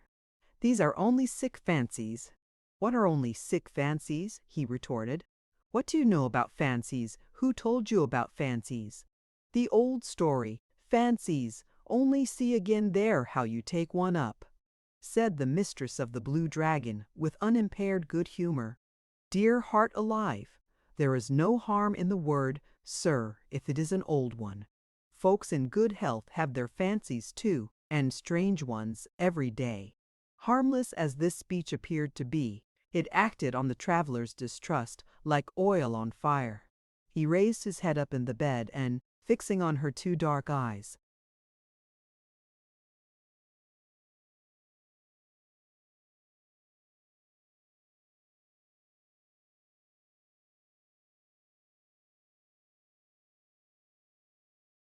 whose brightness was exaggerated by the paleness of his hollow cheeks, as they in turn, together with his straggling locks of long gray hair, were rendered whiter by the tight black velvet skullcap which he wore, he searched her face intently. "Ah, you begin too soon," he said, in so low a voice that he seemed to be thinking it rather than addressing her. "But you lose no time. You do your errand, and you earn your fee. Now, who may be your client?" The landlady looked in great astonishment at her whom he called Mary, and finding no rejoinder in the drooping face, looked back again at him. At first she had recoiled involuntarily, supposing him disordered in his mind, but the slow composure of his manner, and the settled purpose announced in his strong features, and gathering, most of all, about his puckered mouth, forbade the supposition. "Come," he said, "tell me who is it? Being here, it is not very hard for me to guess."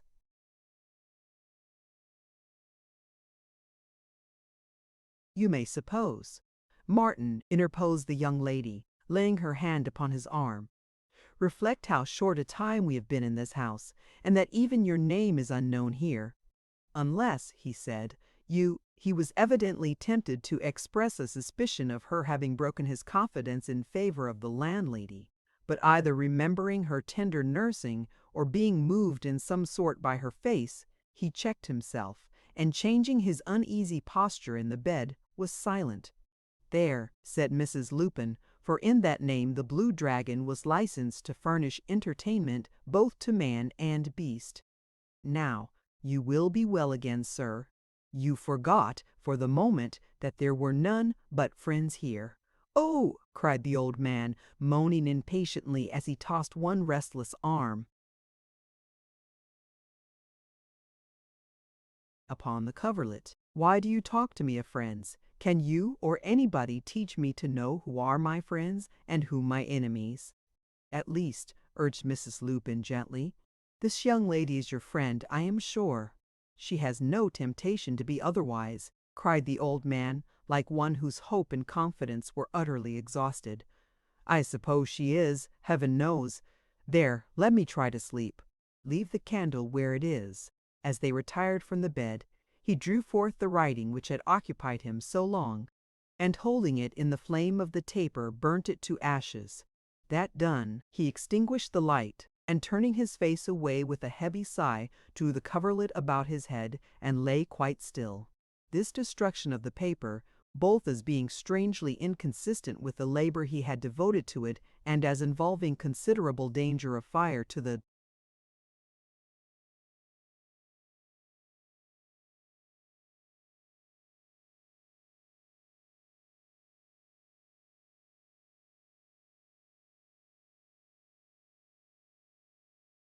dragon, occasioned Mrs. Lupin not a little consternation, but the young lady, evincing no surprise, curiosity, or alarm, whispered her, with many thanks for her solicitude and company, that she would remain there some time longer, and that she begged her not to share her watch, as she was well used to being alone, and would pass the time in reading.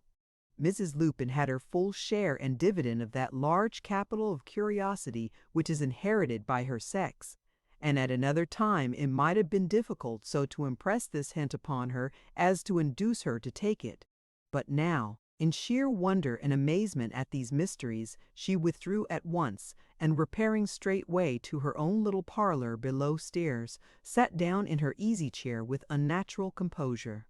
At this very crisis a step was heard in the entry, and Mr. Pecksniff, looking sweetly over the half-door of the bar, and into the vista of snug privacy beyond, murmured, "Good evening, Mrs. Lupin." "Oh, dear me, sir," she cried, advancing to receive him. "I am so very glad you have come." "And I am very glad I have come," said Mr. Pecksniff, "if I can be of service. I am very glad I have come. What is the matter, Mrs. Lupin?" "A gentleman taken ill upon the road has been so very bad upstairs, sir," said the tearful hostess. "A gentleman taken ill upon the road has been so very bad upstairs, has he?" repeated Mr. Pecksniff. Well, well.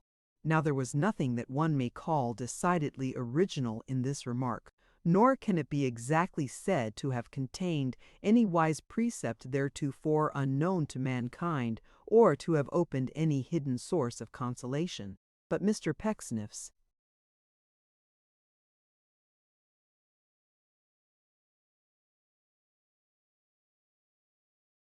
manner was so bland, and he nodded his head so soothingly, and showed in everything such an affable sense of his own excellence, that anybody would have been, as Mrs. Lupin was, comforted by the mere voice and presence of such a man, and, though he had merely said, "A verb must agree with its nominative case in number and person, my good friend," or 8 times 8 are 64, my worthy soul must have felt deeply grateful to him for his humanity and wisdom. "And how?" asked Mr. Pecksniff, drawing off his gloves and warming his hands before the fire, as benevolently as if they were somebody else's, not his. "And how is he now?" "He is better, and quite tranquil," answered Mrs. Lupin. "He is better, and quite tranquil," said Mr. Pecksniff. "Very well, very well." Here again, though the statement was Mrs. Lupin's and not Mr. Pecksniff's, Mr. Pecksniff's.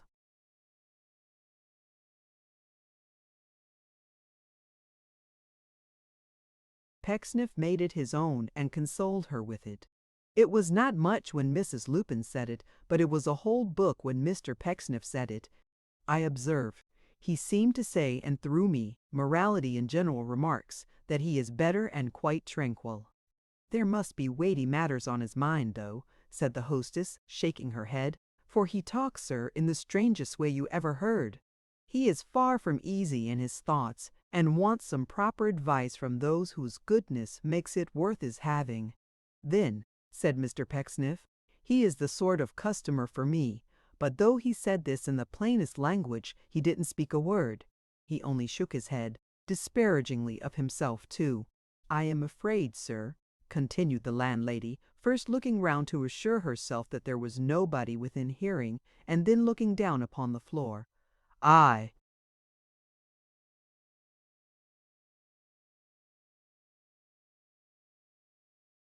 am very much afraid, sir, that his conscience is troubled by his not being related to, or even married to, a very young lady, Mrs. Lupin," said Mr. Pecksniff, holding up his hand with something in his manner as nearly approaching to severity as any expression of his, mild being that he was, could ever do.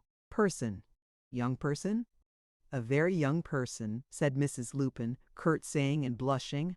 "I beg your pardon, sir, but I have been so hurried tonight that I don't know what I say. Who is with him now?" "Who is with him now?" ruminated Mr. Pecksniff, warming his back as he had warmed his hands as if it were a widow's back, or an orphan's back, or an enemy's back, or a back that any less excellent man would have suffered to be cold.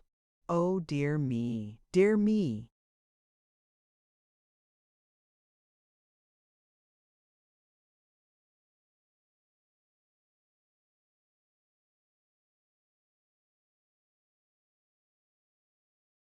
At the same time, I am bound to say, and I do say with all my heart, observed the hostess earnestly, that her looks and manner almost disarm suspicion.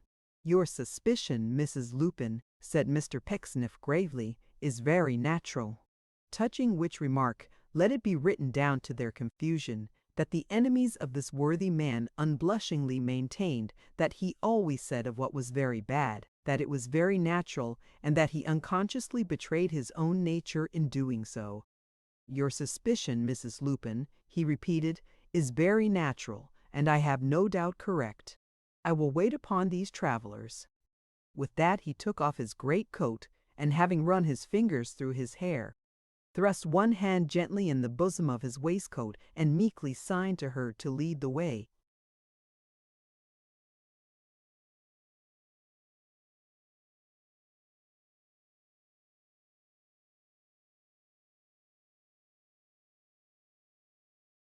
"Shall I knock?" asked Mrs. Lupin when they reached the chamber door. "No," said Mr. Pecksniff. "Enter if you please." They went in on tiptoe. Or rather the hostess took that precaution, for Mr. Pecksniff always walked softly. The old gentleman was still asleep, and his young companion still sat reading by the fire. "I am afraid," said Mr. Pecksniff, pausing at the door, and giving his head a melancholy roll, "I am afraid that this looks artful. I am afraid, Mrs. Lupin, do you know, that this looks very artful." As he finished this whisper he advanced before the hostess, and at the same time the young lady, hearing footsteps, rose. Mr. Pecksniff glanced at the volume she held, and whispered Mrs. Lupin again, if possible, with increased despondency.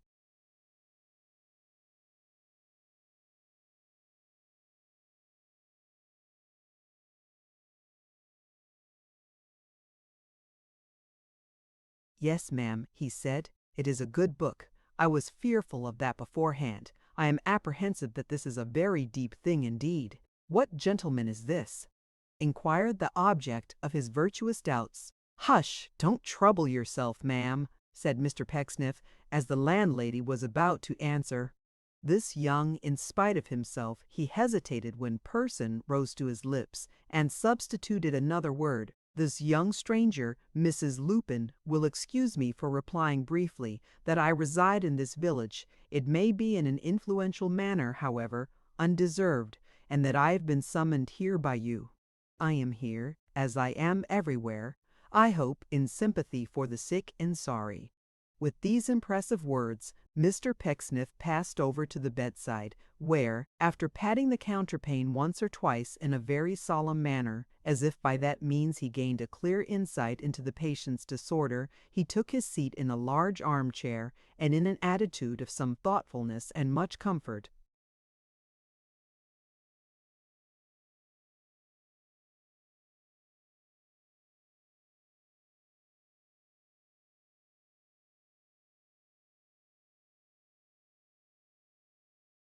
Waited for his waking. Whatever objection the young lady urged to Mrs. Lupin went no further, for nothing more was said to Mr. Pecksniff, and Mr. Pecksniff said nothing more to anybody else. Full half an hour elapsed before the old man stirred, but at length he turned himself in bed, and, though not yet awake, gave tokens that his sleep was drawing to an end. By little and little he removed the bedclothes from about his head, and turned still more towards the side where Mr. Pecksniff sat. In course of time his eyes opened, and he lay for a few moments as people newly roused sometimes will, gazing indolently at his visitor without any distinct consciousness of his presence. There was nothing remarkable in these proceedings, except the influence they worked on Mr. Pecksniff, which could hardly have been surpassed by the most marvelous of natural phenomena. Gradually his hands became tightly clasped.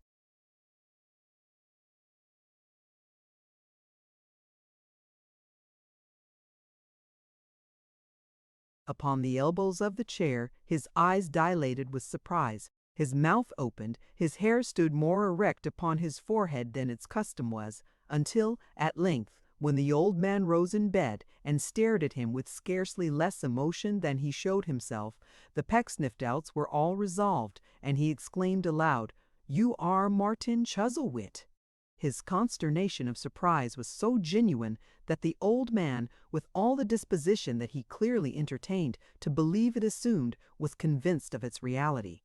"I am Martin Chuzzlewit," he said, bitterly, "and Martin Chuzzlewit wishes you had been hanged before you had come here to disturb him in his sleep." "Why, I dreamed of this fellow," he said, lying down again, and turning away his face, "before I knew that he was near me."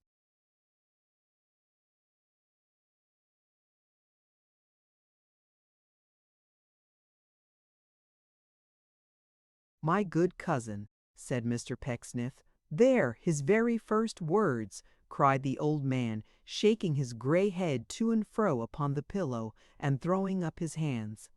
In his very first words he asserts his relationship. I knew he would. They all do it. Near or distant, blood or water, it's all one. Ugh! What a calendar of deceit and lying and false witnessing the sound of any word of kindred opens before me. Pray do not be hasty, Mr. Chuzzlewit, said Pecksniff in a tone that was at once in the sublimest degree compassionate and dispassionate, for he had by this time recovered from his surprise and was in full possession of his virtuous self. You will regret being hasty, I know you will. You know, said Martin contemptuously. Yes, retorted Mr. Pecksniff. I, Mr. Chuzzlewit, and don't imagine that I mean to court or flatter you, for nothing is further from my intention. Neither, sir, need you entertain the least misgiving that I shall repeat that obnoxious word which has given you so much offense already. Why should I? What do I expect or want from you? There is nothing in your possession that I know of, Mr. Chuzzlewit, which is much to be coveted for the happiness it brings you. That's true enough, muttered the old man.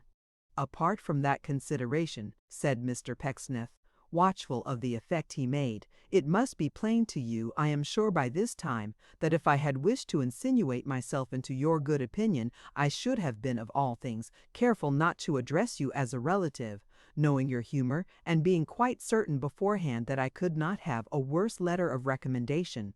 Martin made not any verbal answer, but he has clearly implied, though only by a motion of his legs beneath the bedclothes, that there was reason in this, and that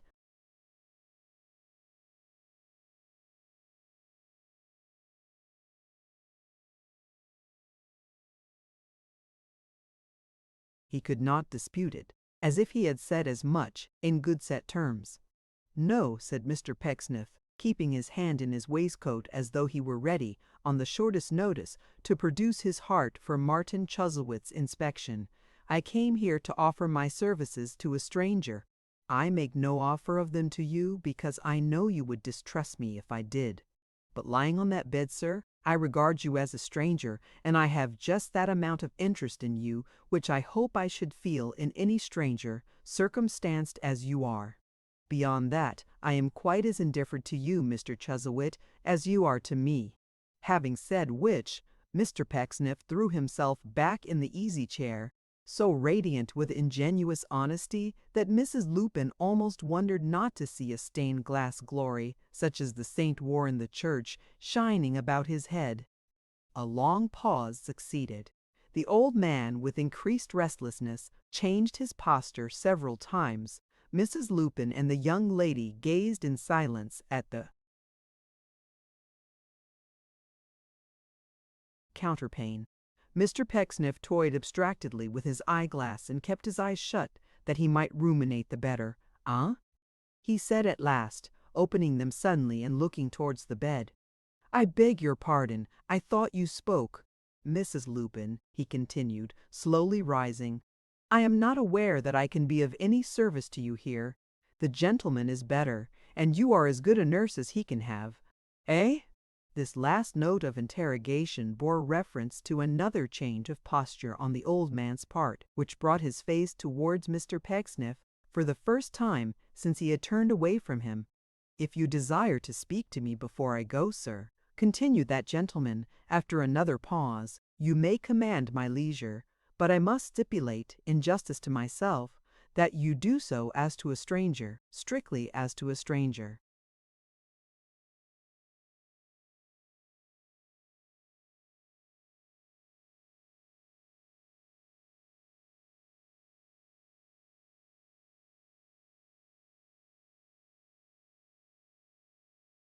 Now, if Mr. Pecksniff knew, from anything Martin Chuzzlewit had expressed in gestures, that he wanted to speak to him, he could only have found it out on some such principle as prevails in melodramas, and in virtue of which the elderly farmer with the comic son always knows what the dumb girl means when she takes refuge in his garden, and relates her personal memoirs in incomprehensible pantomime. But without stopping to make any inquiry on this point, Martin Chuzzlewit signed to his young companion to withdraw, which he immediately did, along with the landlady, leaving him and Mr. Pecksniff alone together. For some time they looked at each other in silence. Or rather, the old man looked at Mr. Pecksniff, and Mr. Pecksniff, again closing his eyes on all outward objects, took an inward survey of his own breast. That it amply repaid him for his trouble, and afforded a delicious and enchanting prospect, was clear from the expression of his face. "You wish me to speak to you as to a total stranger," said the old man, "do you?"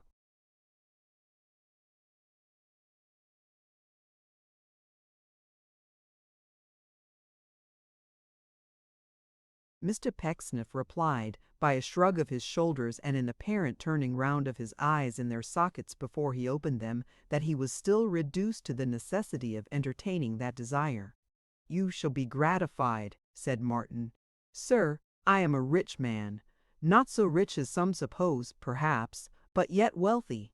I am not a miser, sir, though even that charge is made against me, as I hear and currently believed. I have no pleasure in hoarding. I have no pleasure in the possession of money. The devil that we call by that name can give me nothing but unhappiness." It would be no description of Mr. Pecksniff's gentleness of manner to adopt the common parlance, and say that he looked at this moment as if butter wouldn't melt in his mouth. He rather looked as if any quantity of butter might have been made out of him by churning the milk of human kindness as it spouted upwards from his heart.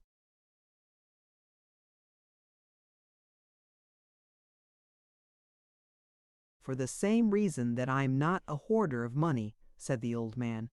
"I am not lavish of it. Some people find their gratification in storing it up, and others theirs in parting with it. But I have no gratification connected with the thing. Pain and bitterness are the only goods it ever could procure for me. I hate it. It is a spectre walking before me through the world and making every social pleasure hideous." A thought arose in Pecksniff's mind which must have instantly mounted to his face, or Martin Chuzzlewit would not have resumed as quickly and as sternly as he did. "You would advise me, for my peace of mind, to get rid of this source of misery and transfer it to someone who could bear it better. Even you, perhaps, would rid me of a burden under which I suffer so grievously." "But, kind stranger," said the old man, whose every feature darkened as he spoke, "good Christian stranger, that is a main part of my trouble. In other hands, I have known money do good. In other hands, I have known it triumphed in, and boasted of with reason, as the master key to all the brazen gates that close upon the paths to worldly honor, fortune, and enjoyment. To what man or woman, to what worthy, honest, incorruptible creature shall I confide such a talisman, either now or when I die? Do you know any such person? Your virtues are of course inestimable, but can you tell me of any other living creature who will bear the test of contact with myself?" "Of contact with yourself, sir?" echoed Mr. Pecksniff. "Aye," returned the old man, "the test of contact with me.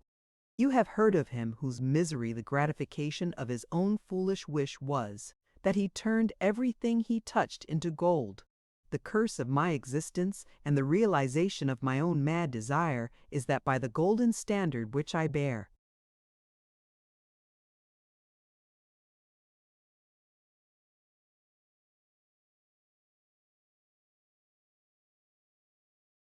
about me, I am doomed to try the metal of all other men and find it false and hollow." Mr. Pecksniff shook his head and said, "You think so?" "Oh, yes," cried the old man, "I think so. And in your telling me I think so, I recognize the true unworldly ring of your metal. I tell you, man," he added with increasing bitterness, "that I have gone, a rich man, among people of all grades and kinds, relatives, friends, and strangers, among people in whom, when I was poor, I had confidence, and justly, for they never once deceived me then, or, to me, wronged each other. But I have never found one nature, no, not one, in which, being wealthy and alone, I was not forced to detect the latent corruption that lay hid within it, waiting for such as I to bring it forth. treachery, deceit, and low design, hatred of competitors, real or fancied, for my favor, meanness, falsehood, baseness, and servility, or, and here he looked closely in his cousin's eyes, or an assumption of honest independence almost worse than all. These are the beauties which my wealth has brought to light. Brother against brother, child against parent, friends treading on the faces of friends. This is the social company by whom my way has been attended. There are stories told, they may be true or false, of rich men who, in the garb of poverty, have found out virtue and rewarded it. They were dolts and idiots for their pains. They should have made the search in their own characters. They should have shown themselves fit objects to be robbed and preyed upon and plotted against and adulated by any knaves who, but for joy, would have spat upon their coffins when they died their dupes, and then their search would have ended as mine has done, and they would be what I am. Mr. Pecksniff, not at all knowing what it might be best to say in the momentary pause which ensued upon these remarks, made an elaborate demonstration of intending to deliver something very oracular indeed, trusting to the certainty. The old man interrupting him, before he should utter a word. Nor was he mistaken, for Martin Chuzzlewit, having taken breath, went on to say, "Hear me to an end. Judge what profit you are like to gain from any repetition of this visit, and leave me. I have so corrupted and changed the nature of all those who have ever attended on me, by breeding avaricious plots and hopes within them. I have engendered such domestic strife and discord by tarrying even with members of my own family. I have been such a lighted torch in peaceful homes, kindling up all the inflammable gases and vapors in their moral atmosphere, which, but for me, might have proved harmless to the end, that I have, I may say, fled from all who knew me, and taking refuge in Cadebas, the young girl whom you just now saw. What? Your eye lightens when I talk of her. You hate her already, do you? Upon my word, sir," said Mr. Pecksniff, laying his hand upon his breast, and dropping his eyelids. "I forgot," cried the old man, looking at him with a keenness which the other seemed to feel, although he did not raise his eyes so as to see it. "I ask your pardon. I forgot you were a stranger. For the moment you reminded me of one Pecksniff, a cousin of mine. As I was saying, the young girl whom you just now saw is an orphan child whom, with one steady purpose, I have bred and educated, or, if you prefer the word, adopted. For a year or more she has been my constant companion, and she is my only one. I have taken, as she knows, a solemn oath never to leave her sixpence when I die. But while I live I make her an annual allowance, not extravagant in its amount and yet not stinted. There is a compact between us that no term of affectionate cajolery shall ever be addressed by either to the other, but that she shall call me always by my Christian name, I her by hers. She is bound to me in life by ties of interest, and losing by my death, and having no expectation disappointed, will mourn it, perhaps, though for that I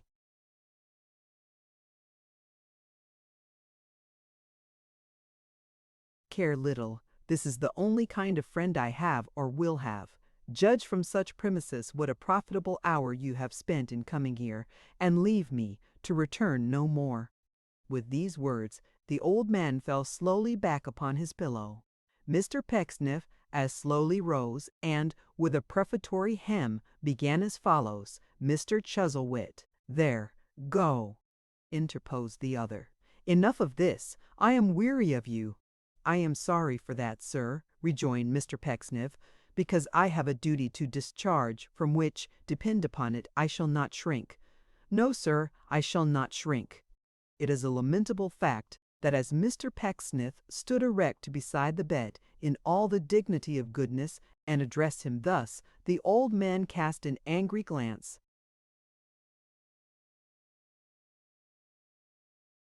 towards the candlestick, as if he were possessed by a strong inclination to launch it at his cousin's head. But he constrained himself, and pointing with his finger to the door, informed him that his road lay there. "Thank you," said Mr. Pecksniff. "I am aware of that. I am going. But before I go, I crave your leave to speak. And more than that, Mr. Chuzzlewit, I must and will, yes indeed, I repeat it, must and will be heard. I am not surprised, sir, at anything you have told me tonight. It is natural, very natural, and the greater part of it was known to me before. I will not say," continued Mr. Pecksniff, drawing out his pocket handkerchief and winking with both eyes at once, as it were, against his will, "I will not say that you are mistaken in me. While you are in your present mood, I would not say so for the world. I almost wish, indeed, that I had a different nature, that I might repress even this slight confession of weakness, which I cannot disguise from you, which I feel is humiliating, but which you will have the goodness to excuse. We will say, if you please," added Mr. Pepin. Pecksniff, with great tenderness of manner, that it arises from a cold in the head, or is attributable to snuff, or smelling salts, or onions, or anything but the real cause. Here he paused for an instant, and concealed his face behind his pocket handkerchief. Then, smiling faintly, and holding the bed furniture with one hand, he resumed, "But, Mr. Chuzzlewit, while I am forgetful of myself, I owe it to myself, and to my character, sir, and I have a character which is very dear to me, and will be the best inheritance of my 2 daughters, to tell you, on behalf of another, that your conduct is wrong, indefensible, monstrous, indefensible, monstrous." "And I tell you, sir," said Mr. Pecksniff, towering on tiptoe among the curtains, as if he were literally rising above all worldly considerations, and were fain to hold on tight, to keep himself from darting skyward like a rocket, "I tell you without fear or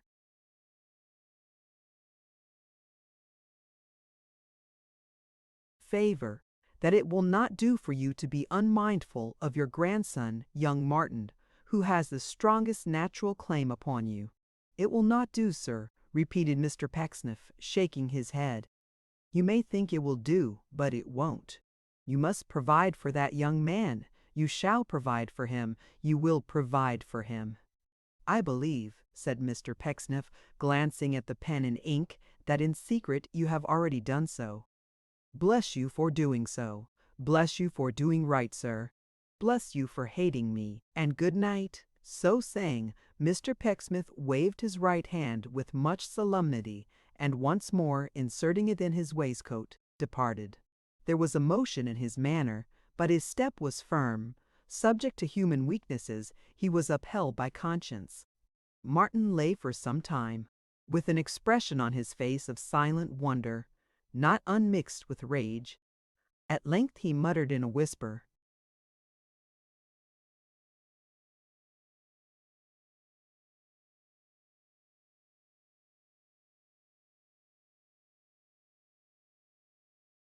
"What does this mean?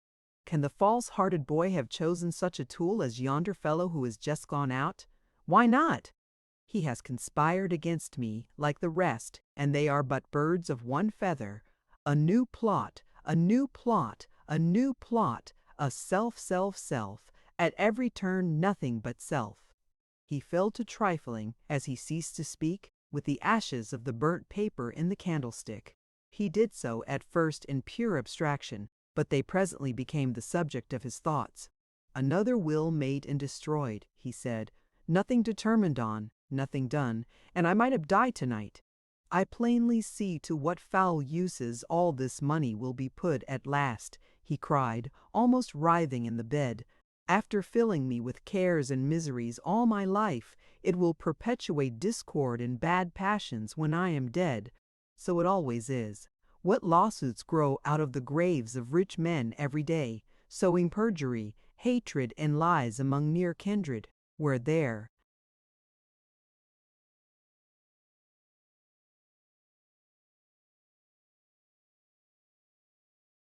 should be nothing but love. Heaven help us, we have much to answer for. Oh, self, every man for himself, and no creature for me. Universal self, Was there nothing of its shadow in these reflections and in the history of Martin Chuzzlewit on his own showing?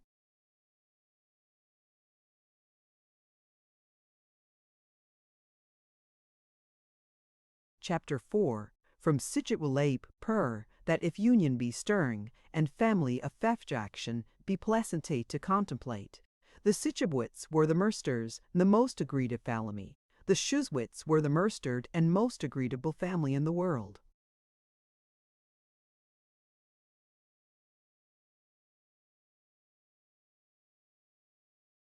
That worthy man, Mr. Pecksniff, having taken leave of his cousin in the solemn terms recited in the last chapter, withdrew to his own home, and remained there 3 whole days, not so much as going out for a walk beyond the boundaries of his own garden, lest he should be hastily summoned to the bedside of his penitent and remorseful relative, whom, in his ample benevolence, he had made up his mind to forgive unconditionally, and to love on any terms.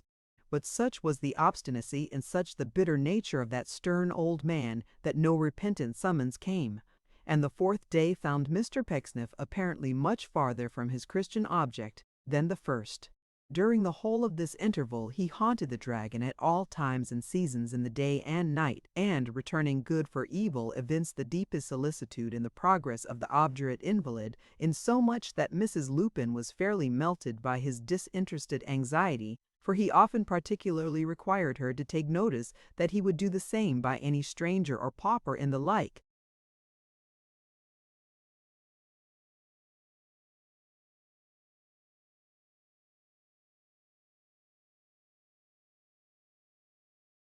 Condition, and shed many tears of admiration and delight.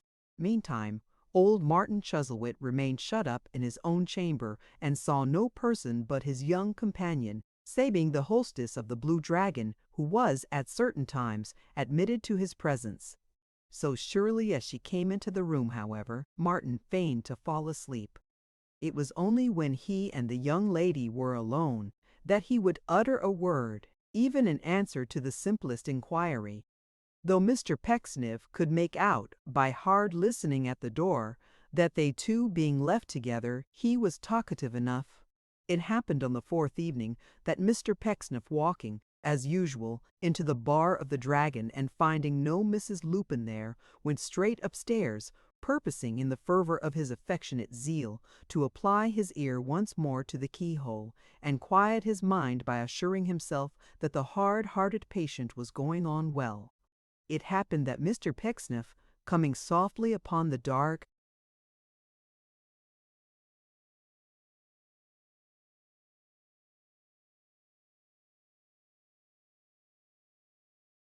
passage into which a spiral ray of light usually darted through the same keyhole, was astonished to find no such ray visible, and it happened that Mr. Pecksniff, when he had felt his way to the chamber door, stooping hurriedly down to ascertain by personal inspection whether the jealousy of the old man had caused this keyhole to be stopped on the inside, brought his head into such violent contact with another head that he could not help uttering in audible voice the monosyllable, "Oh," which was, as it were, sharply unscrewed and jerked out of him by very anguish.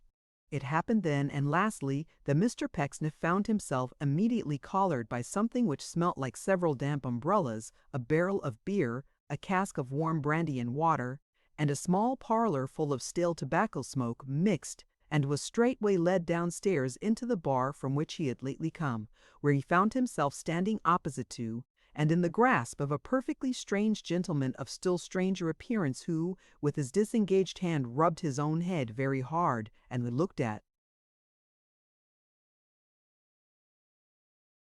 him, Pecksniff, with an evil countenance. The gentleman was of that order of appearance which is currently termed shabby genteel, though in respect of his dress he can hardly be said to have been in any extremities, as his fingers were a long way out of his gloves, and the soles of his feet were at an inconvenient distance from the upper leather of his boots. His nether garments were of a bluish gray, violent in its colors once, but sobered now by age and dinginess, and were so stretched and strained in a tough conflict between his braces and his straps that they had his coat, in color blue and of a military cut, was buttoned and frogged up to his chin. His cravat was, in hue and pattern, like one of those mantles which hairdressers are accustomed to wrap about their clients during the progress of the professional mysteries. His hat had arrived at such a pass that it would have been hard to determine whether it was originally white or black. But he wore a mustache, a shaggy mustache too, nothing in the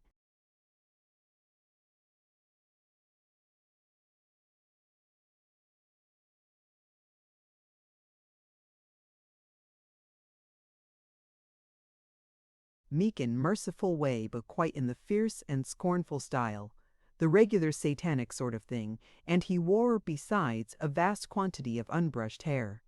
He was very dirty and very jaunty, very bold and very mean, very swaggering and very slinking, very much like a man who might have been something better, and unspeakably like a man who deserved to be something worse.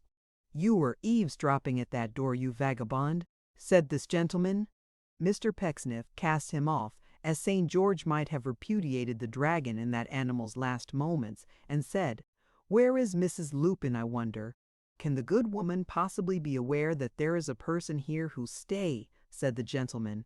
"Wait a bit, she does know." "What then?" "What then, sir?" cried Mr. Pecksniff. "What then? Do you know, sir, that I am?"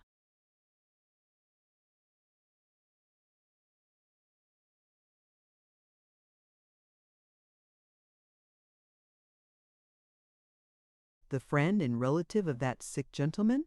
That I am his protector, his guardian, his niece's husband," interposed the stranger. "I'll be sworn, for he was there before you." "What do you mean?" said Mr. Pecksniff, with indignant surprise. "What do you tell me, sir?" "Wait a bit," cried the other. "Perhaps you are a cousin, the cousin who lives in this place?" "I am the cousin who lives in this place," replied the man of worth.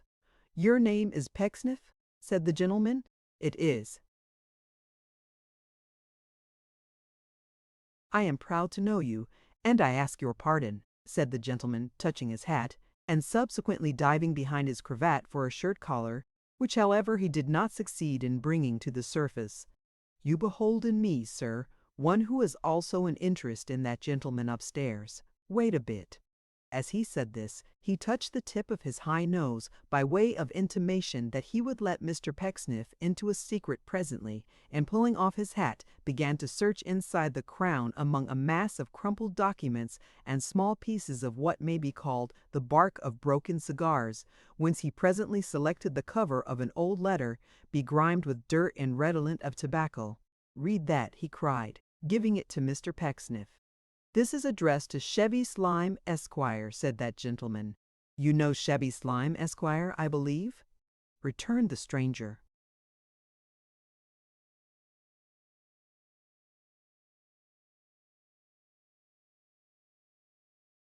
Mr. Pecksniff shrugged his shoulders as though he would say, "I know there is such a person, and I am sorry for it."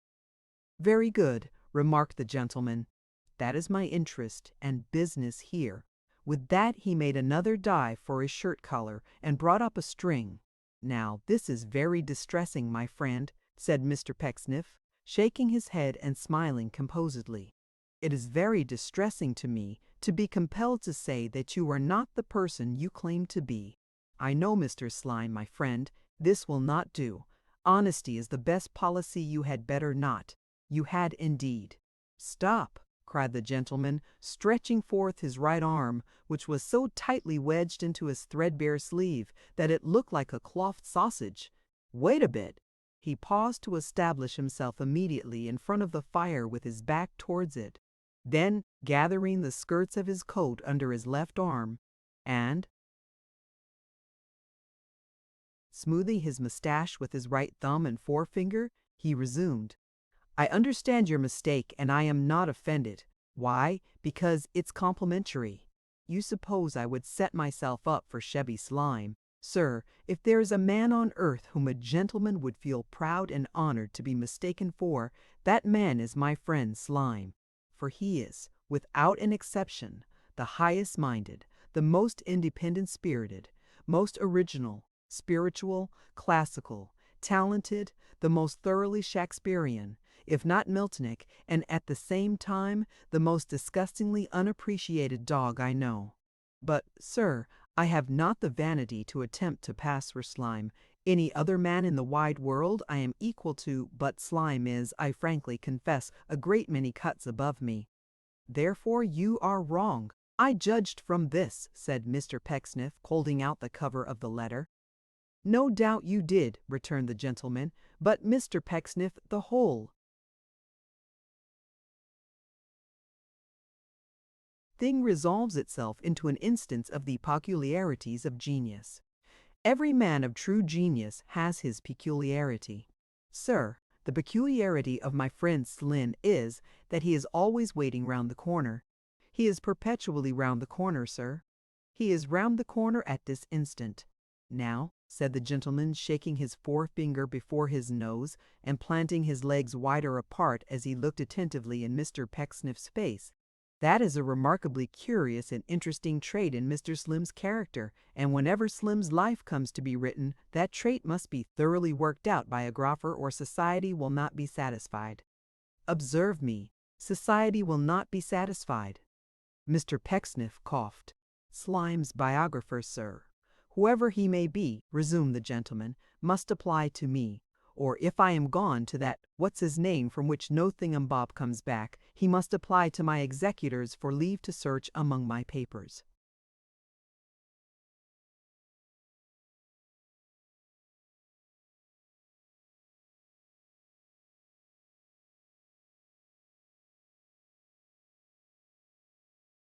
I have taken a few notes in my poor way of some of that man's proceedings, my adopted brother, sir, which would amaze you. He made use of an expression, sir, only on the 15th of last month, when he couldn't meet a little bill and the other party wouldn't renew, which would have done honor to Napoleon Bonaparte in addressing the French army. And pray, asked Mr. Pecksniff, obviously not quite at his ease, what may be Mr. Slime's business here, if I may be permitted to inquire, who am compelled by a regard for my own character to disavow all interest in his proceedings? In the first place, returned the gentleman, you will permit me to say that I object to that remark, and that I strongly and indignantly protest against it on behalf of my friend Slime. In the next place, you will give me leave to introduce myself. My name, sir, is Tigg. The name of Montague Tigg will perhaps be familiar to you, in connection with the most remarkable events of the Peninsular.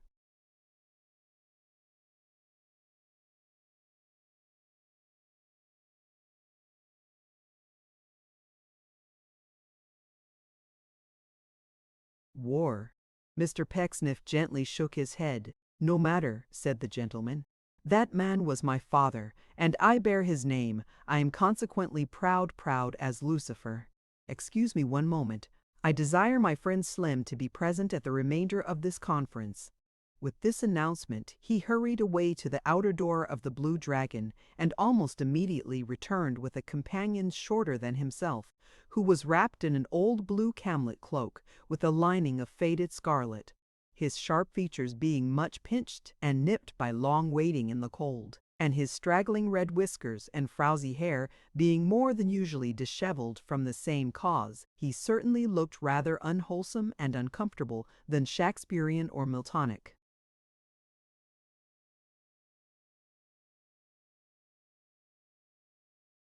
Now, said Mr. Tigg, clapping one hand on the shoulder of his prepossessing friend, and calling Mr. Pecksniff's attention to him with the other, you two are related, and relations never did agree, and never will, which is a wise dispensation and an inevitable thing, or there would be none but family parties, and everybody in the world would bore everybody else to death. If you are on good terms, I should consider you a most confoundedly unnatural pair. But standing towards each other as you do, I took upon you as a couple of devilish deep-thoughted fellows who may be reasoned with to any extent. Here Mr. Chevy Slime, whose great abilities seemed one and all to point towards the sneaking quarter of the moral compass, nudged his friend stealthily with his elbow, and whispered in his ear. "Chiv," said Mr. Tigg aloud, in the high tone of one who is not to be tampered with, I shall come to that presently. I act upon my own responsibility or not at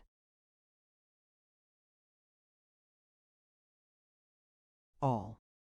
Ans, at a trifly loan as a cosnadas a bapulizing, hartemust, source, a faismo, means betoken that he shared this certainty. Mr. Tigg laid his finger on his nose again for that gentleman's private and especial behoof, calling upon him thereby to take notice that the requisition of small loans was another instance of the peculiarities of genius as developed in his bellet, in div, wicked, dead wicked, at the say buds, so father kid be they won't daughter. Oh, chiv, added Mr. Tigg, surveying his adopted brother with an air of profound contemplation after dismissing this piece of pantomime. You are, upon my life, a strange instance of the little frailties that beset a mighty mind. If there had never been a telescope in the world, I should have been quite certain from my observation of you, Chiv, that there were spots on the sun. I wish I may die, if this isn't the queerest state of existence that we find ourselves forced into without knowing why or wherefore, Mr. Pecksniff. Well, never mind. Moralize as we will, the world goes on. As Hamlet says, Hercules may lay about him with his club in every possible direction, but he can't prevent the cats from making a most intolerable row on the roofs of the houses, or the dogs from being shot in the hot weather if they run about the streets unmuzzled. Life's a riddle, a most infernally hard riddle to guess, Mr. Pecksniff. My own opinion's that, like that celebrated conundrum, why's a man in jail like a man out of jail? There's no answer to it. Upon my soul and body, it's the queerest sort of thing altogether. But there's no use in talking about it. Ha! Ha! With which consolatory deduction from the gloomy premises recited, Mr. Tigg roused himself by a great effort and proceeded in his former strain.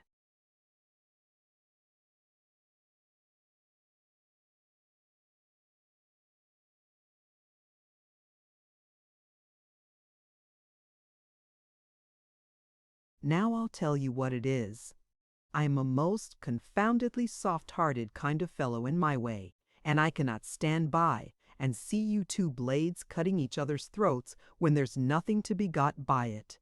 Mr. Pecksniff, you're the cousin of the testator upstairs and we're the nephew.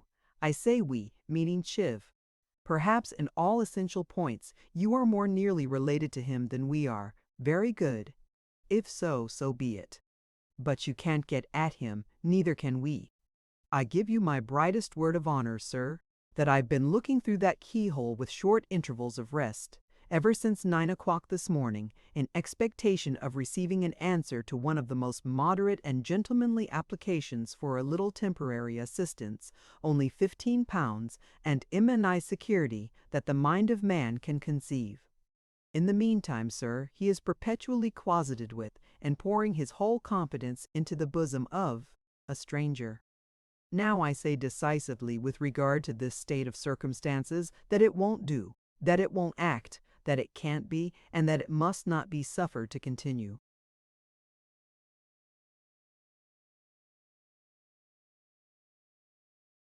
Every man, said Mr. Pecksniff, has a right, an undoubted right, which I, for one, would not call in question for any earthly consideration. Oh, no!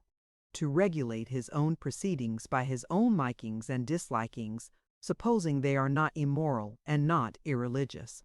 I may feel in my own breast that Mr. Chuzzlewit does not regard me, for instance, say me with exactly that amount of Christian love which should subsist between us. I may feel grieved and hurt at the circumstance. Still I may now rush to the conclusion that Mr. Chuzzlewit is wholly without a justification in all his coldnesses. Heaven forbid!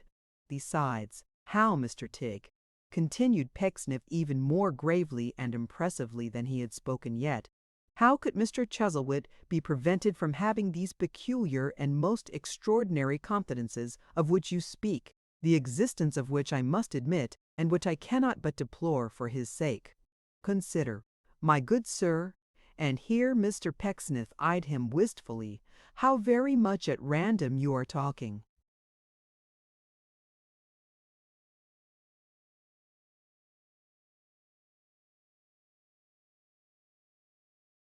"Why, as to that," rejoined Tig, "it certainly is a difficult question. Undoubtedly it is a difficult question," Mr. Pecksniff answered. As he spoke he drew himself aloft and seemed to grow more mindful, suddenly, of the moral gulf between himself and the creature he addressed. "Undoubtedly it is a very difficult question, and I am far from feeling sure that it is a question anyone is authorized to discuss. Good evening to you." "You don't know that the spottled toes are here, I suppose," said Mr. Tig. "What do you mean, sir? What spottled toes?" asked Pecksniff, stopping abruptly on his way to the door. "Mr. and Mrs. Spottletoe," said Chevy Slime, Esquire, speaking aloud for the first time and speaking very sulkily, shambling with his legs the while. "Spottletoe married my father's brother's child, didn't he? And Mrs. Spottletoe is—"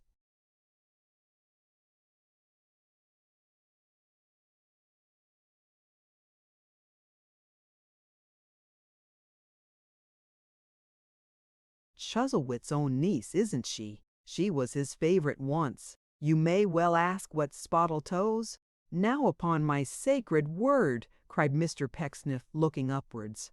"This is dreadful. The rapacity of these people is absolutely frightful." "It's not only the Spottletoes either, Tig," said Slime, looking at that gentleman and speaking at Mr. Pecksniff. "Anthony Chuzzlewit and his son have got wind of it and have come down this afternoon. I saw 'em not 5 minutes ago when I was waiting round the corner." "Oh, mummin, mummin!" cried Mr. Pecksniff, smiting his forehead. "So there," said Slime, regardless of the interruption, "are his brother and another nephew for you already." "This is the whole thing, sir," said Mr. Tig. "This is the point and purpose at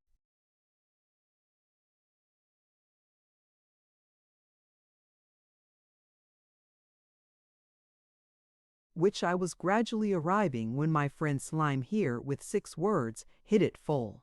Mr. Pecksniff, now that your cousin and Chiv's uncle has turned up, some steps must be taken to prevent his disappearing again, and if possible, to counteract the influence which is exercised over him now by this designing favorite. Everybody who is interested feels it, sir. The whole family is pouring down to this place. The time has come when individual jealousies and interests must be forgotten for a time, sir, and union must be made against the common enemy. When the common enemy is routed, you will all set up for yourselves again. Every lady and gentleman who has a part in the game will go in on their own account and bowl away, to the best of their ability, at the testator's wicket, and nobody will be in a worse position than before. Think of it. Don't commit yourself now. You'll find us at the Half Moon and 7 Stars in this village at any time and open to any reasonable proposition. Chiv, my dear fellow, go out and see what sort of a night it is."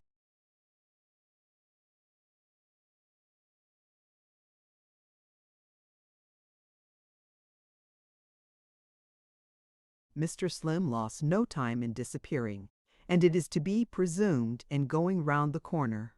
Mr. Tig, planting his legs as wide apart as he could be reasonably expected by the most sanguine man to keep them, shook his head at Mr. Pecksniff and smiled. "We must not be too hard," he said, "upon the little eccentricities of our friend Slime. You saw him whisper me Mr. Pecksniff had seen him. You heard my answer, I think." Mr. Pecksniff had heard it. "5 shillings, eh?" said Mr. Tig thoughtfully. "Ah, what an extraordinary fellow. Very moderate, too."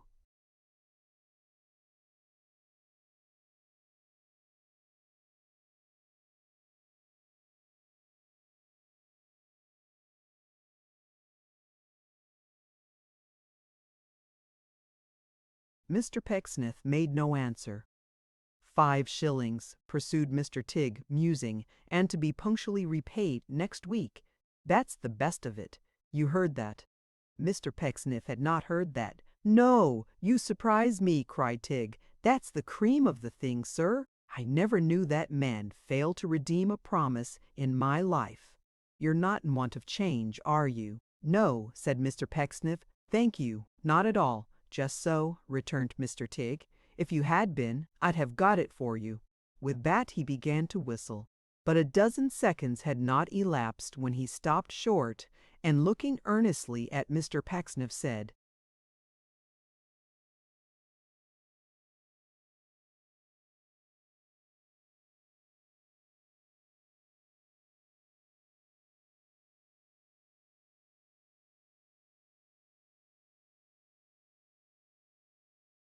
"Perhaps you'd rather not lend Slime 5 shillings? I would much rather not," Mr. Pecksniff rejoined. "Egad!"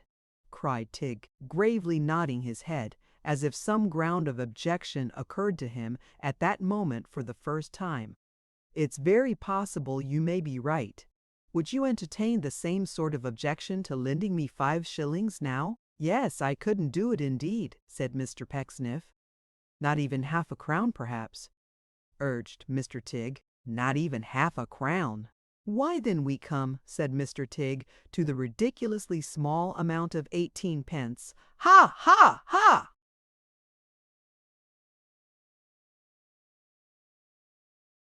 "And that," said Mr. Pecksniff, "would be equally objectionable."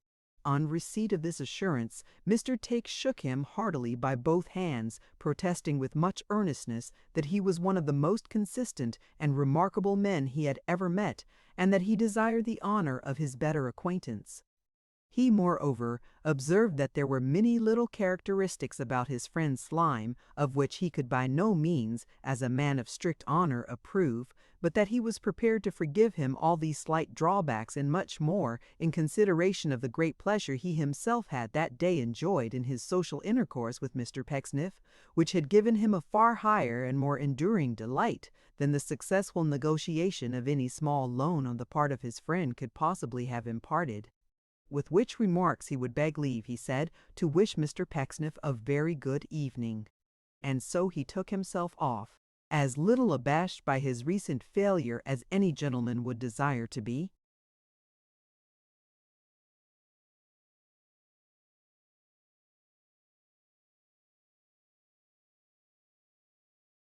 The meditations of Mr. Pecksniff that evening at the bar of the Dragon, and that night in his own house, were very serious and grave indeed, the more especially as the intelligence he had received from Messrs. Tigg and Slime touching the arrival of other members of the family were fully confirmed on more particular inquiry.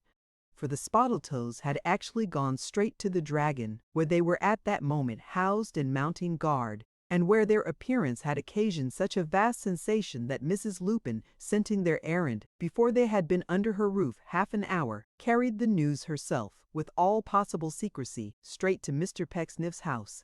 Indeed, it was her great caution in doing so which occasioned her to miss that gentleman, who entered at the front door of the Dragon just as she emerged from the back one. Moreover, Mr. Anthony Chuzzlewit and his son Jonas were economically quartered at the Half Moon and Seven Stars, which was an obscure alehouse, and by the very next coach there came posting to the scene of action so many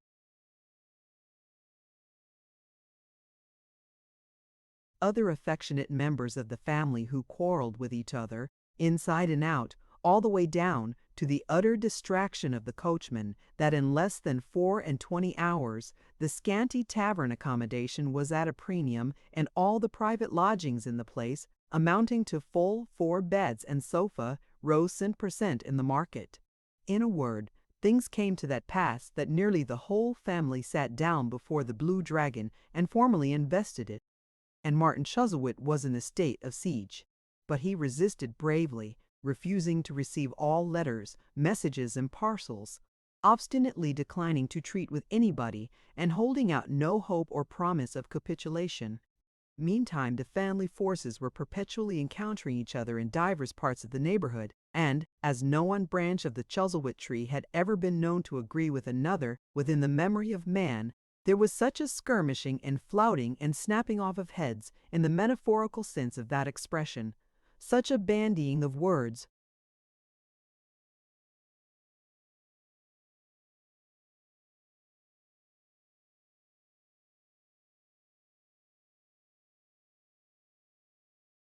and calling of names, such an upturning of noses and wrinkling of brows, such a formal interment of good feelings and violent resurrection of ancient grievances as had never been known in those quiet parts since the earliest record of their civilized existence. At length, in utter despair and hopelessness, some few of the belligerents began to speak to each other in only moderate terms of mutual aggravation, and nearly all addressed themselves with a show of tolerable decency to Mr. Pecksniff in recognition of his high character and influential position.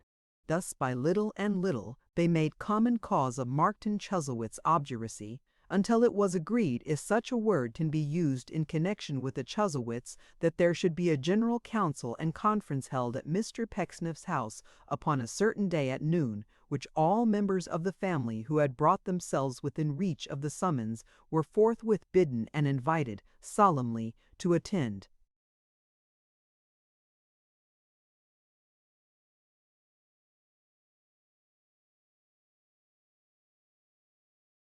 If ever Mr. Pecksniff wore an apostolic look, he wore it on this memorable day. If ever his unruffled smile proclaimed the words, "I am a messenger of peace," that was its mission now. If ever man combined within himself all the mild qualities of the lamb with a considerable touch of the dove, and not a dash of the crocodile or the least possible suggestion of the very mildest seasoning of the serpent, that man was he. And oh, the two Miss Pecksniffs! Oh, the serene expression on the face of Charity, which seemed to say, "I know that all my family have injured me, beyond the possibility of reparation, but I forgive them, for it is my duty so to do." And oh, the gay simplicity of Mercy, so charming, innocent, and infant-like, that if she had gone out walking by herself, and it had been a little earlier in the season, the robin redbreasts might have covered her with leaves against her will, believing her to be one of the sweet children in the wood, come out of it, and issuing forth once more to look for blackberries in the young freshness of her heart. What words can paint the Pecksniffs in that trying hour?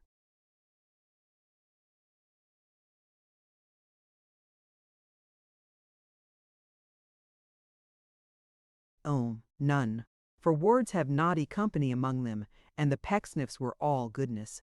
But when the company arrived, that was the time. When Mr. Pecksniff, rising from a seat at the table's head, with a daughter on either hand, received his guests in the best parlor, and motioned them to chairs, with eyes so overflowing and countenance so damp with gracious perspiration, that he may be said to have been in a kind of moist meekness. And the company. The jealous, stony-hearted, distrustful company, who were all shut up in themselves, and had no faith in anybody, and wouldn't believe anything, and would no more allow themselves to be softened or lulled asleep by the Pecksniffs than if they had been so many hedgehogs or porcupines. First, there was Mr. Spottletoe, who was so bald and had such big whiskers that he seemed to have stopped his hair, by the sudden application of some powerful remedy in the very act of falling off his head and to have fastened irrevocably on his space.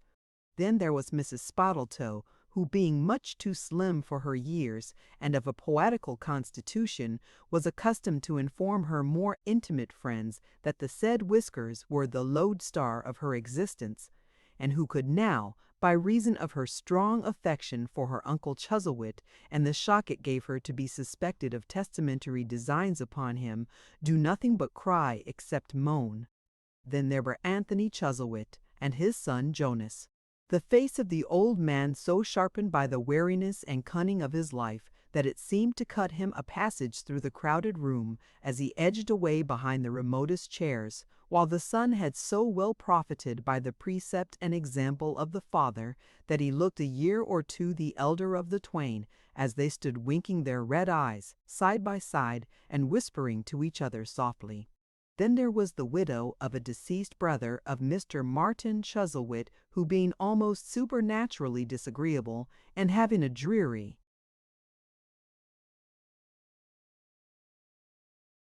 face and a bony figure and a masculine voice, was, in right of these qualities, what is commonly called a strong-minded woman, and who, if she could, would have established her claim to the title, and have shown herself, mentally speaking, a perfect Samson, by shutting up her brother-in-law in a private madhouse until he proved his complete sanity by loving her very much.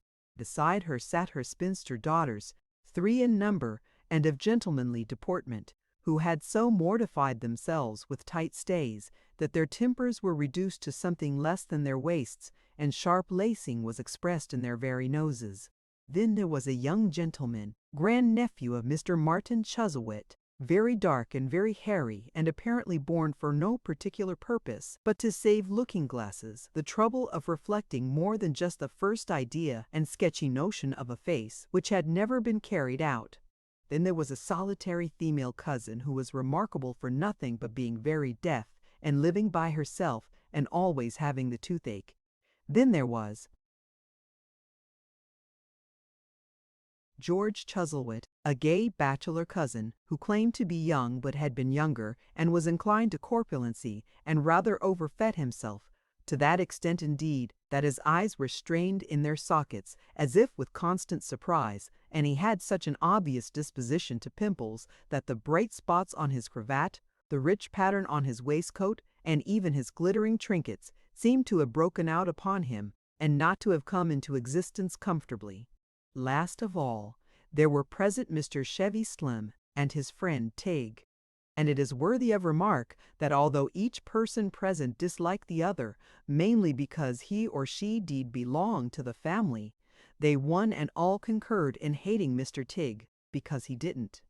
Such was the pleasant little family circle now assembled in Mr. Pecksniff's best parlor, agreeably prepared to fall foul of Mr. Pecksniff or anybody else who might venture to say anything whatever upon any subject.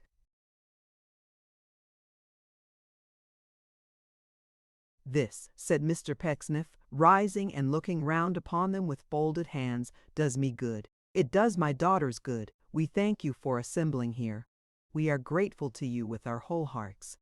It is a blessed distinction that you have conferred upon us, and believe me, it is impossible to conceive how he smiled here. We shall not easily forget it."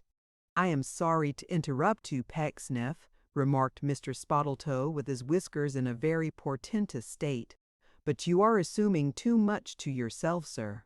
Who do you imagine has it in contemplation to confer a distinction upon you, sir?" A general murmur echoed this inquiry, and applauded it. "If you are about to pursue the course with which you have begun, sir," pursued Mr. Spottletoe in a great heat, and giving a violent rap on the table with his knuckles, "the sooner you desist and this assembly separates, the better. I am no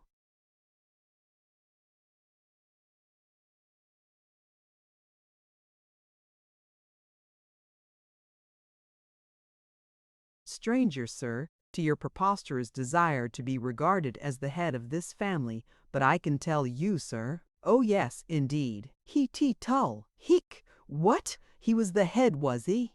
From the strong-minded woman downwards everybody fell that instant upon Mr. Spottletoe, who, after vainly attempting to be heard in silence, was fain to sit down again, folding his arms and shaking his head most wrathfully, and giving Mrs. Spottletoe to understand in dumb show that that scoundrel Pecksniff might go on for the present, but he would cut in presently and annihilate him. "I am not sorry," said Mr. Pecksniff in resumption of his address, "I am really not sorry that this little incident has happened. It is good to feel that we are met here without disguise. It is good to know that we have no reserve before each other, but are appearing freely in our own characters." Here the eldest daughter of the strong-minded woman rose a little way from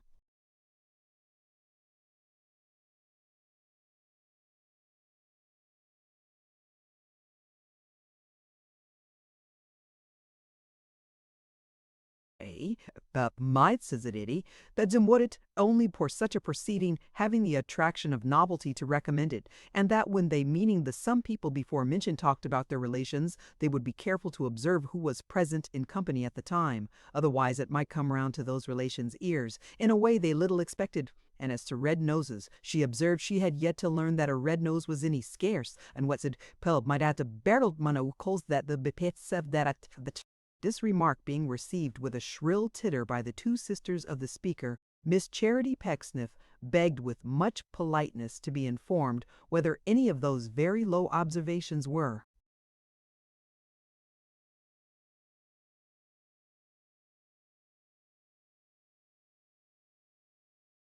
leveled at her, and receiving no more explanatory answer than was conveyed in the adage, "Those the cap fits, let them wear it," immediately commenced a somewhat acrimonious and personal retort, wherein she was much comforted and abetted by her sister Mercy, who laughed at the same with great heartiness, indeed far more naturally than life.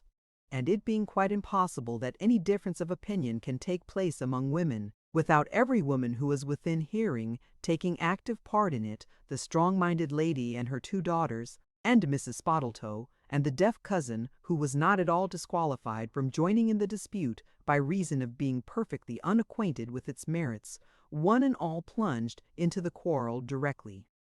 The two Miss Pecksniffs being a pretty good match for the three Miss Chuzzlewits, and all five young ladies having, in the figurative language of the day, a great amount of steam to dispose of, the altercation would no doubt have been a long one, but for the high valor and prowess of the strong-minded.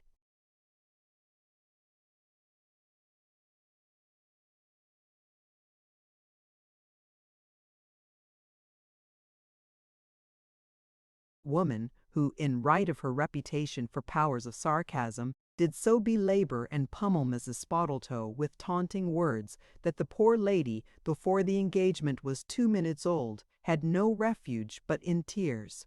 These she shed so plentifully and so much to the agitation and grief of Mr. Spottletoe, that gentleman, after holding his clenched fist close to Mr. Pecksniff's eyes, as if it were some natural curiosity from the near inspection, whereof he was likely to derive high gratification and improvement, and after offering for no particular reason that anybody could discover to kick Mr. George Chuzzlewit for, and in consideration of the trifling sumpence, took his wife under indignantly withdrew. This diversion, by distracting the attention of the combatants, put an end to the strife, which, after breaking out afresh some twice or thrice in certain inconsiderable spurts and dashes, died away in silence. It was then that Mr. Pecksniff once more rose from his chair. It was then that the two Miss Pecksniffs composed themselves to look as if there were no such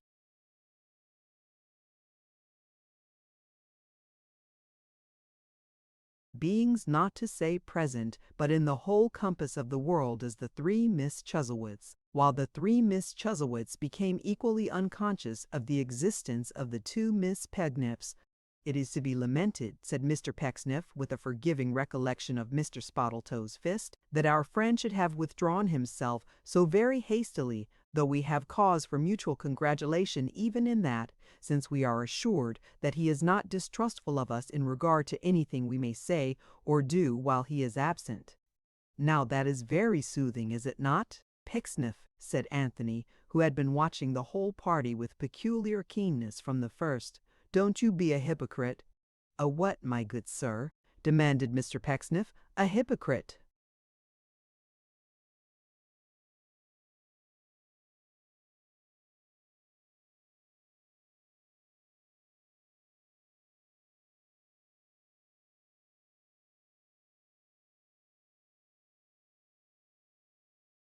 "Charity, my dear," said Mr. Pecksniff, "when I take my chamber candlestick tonight, remind me to be more than usually particular in praying for Mr. Anthony Chuzzlewit, who has done me an injustice." This was said in a very bland voice, and aside, as being addressed to his daughter's private ear. With the cheerfulness of conscience, prompting almost a sprightly demeanor, he then resumed, "All our thoughts centering in our very dear but unkind relative, and he being as it were beyond our reach, we are met today, really as if we were a funeral party, except a blessed exception, that there is no body in the house." The strong-minded lady was not at all sure that this was a blessed exception, quite the contrary. "Well, my dear madam," said Mr. Pecksniff, "be that as it may, here we are, and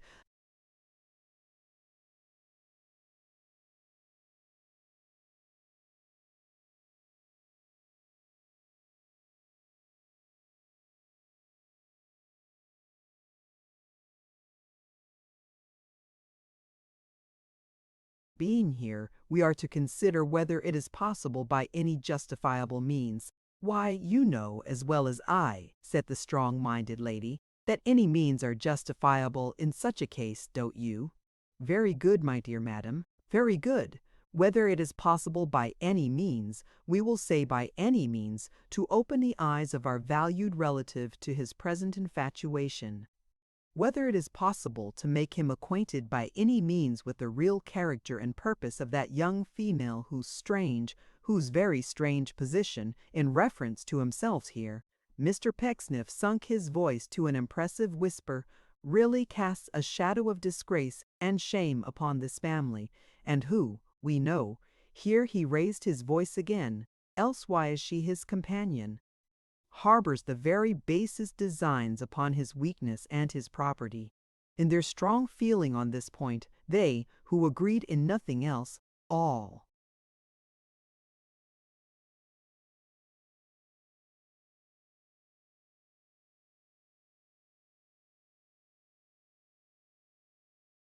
concurred as one mind. Good heaven, that she should harbor designs upon his property! The strong-minded lady was for poison, her 3 daughters were for bridewell and bread and water. The cousin with the toothache advocated Botany Bay, the 2 Miss Pecksniffs suggested flogging. Nobody but Mr. Tigg, who, notwithstanding his extreme shabbiness, was still understood to be in some sort a lady's man, in right of his upper lip and his frogs, indicated a doubt of the justifiable nature of these measures, and he only ogled the 3 Miss Chuzzlewits with the least admixture of banter in his admiration, as though he would observe, "You are positively down upon her to too great an extent, my sweet creatures, upon my soul you are." "Now," said Mr. Pecksniff, crossing his 2 forefingers in a manner which was at once conciliatory and argumentative, "I will not, upon the one hand, go so far as to say that she deserves all the inflictions which have been so very forcibly and hilariously suggested," one of his ornamental sentences, "nor will I, upon the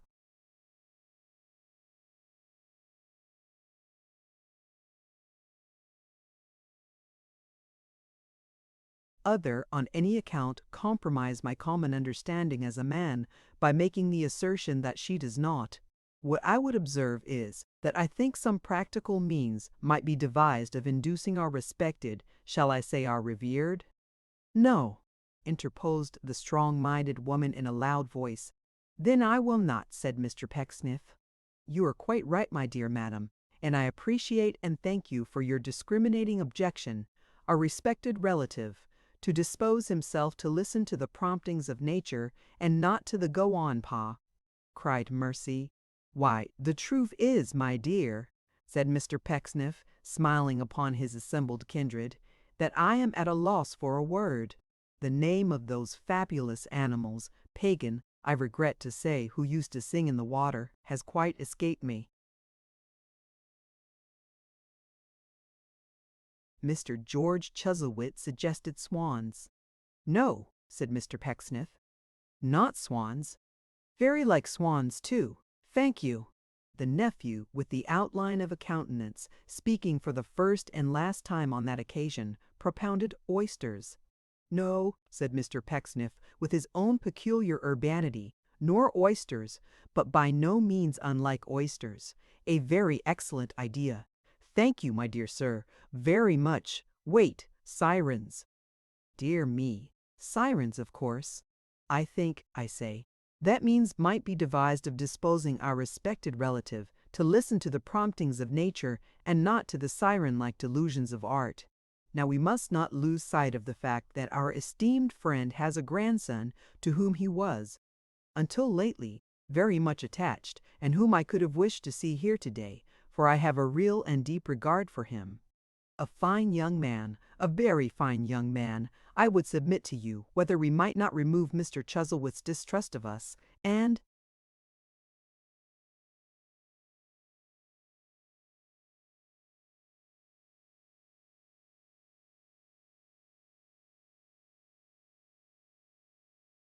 vindicate our own disinterestedness by if Mr. George Chuzzlewit has anything to say to me," interposed the strong-minded woman, sternly. I beg him to speak out like a man, and not to look at me and my daughters as if he could eat us."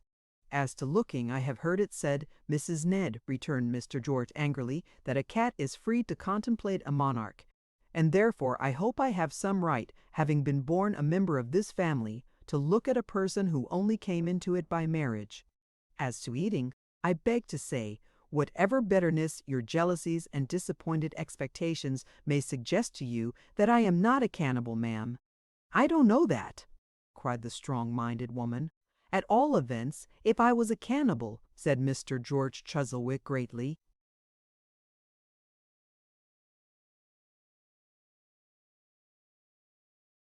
stimulated by this retort, "I think it would occur to me that a lady who had outlived 3 husbands and suffered so very little from their loss must be most uncommonly tough." The strong-minded woman immediately rose.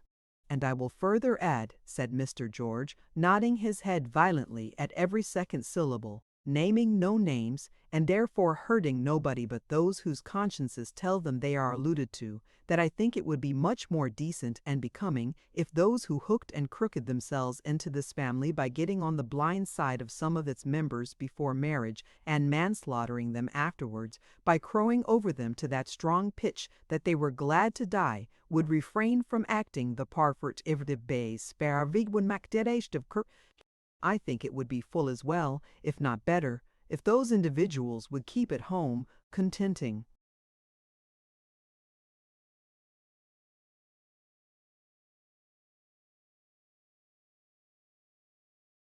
themselves with what they have got luckily for them already, instead of hovering about and thrusting their fingers into a family pie, which they flavor much more than enough, I can tell them, when they are 50 miles away."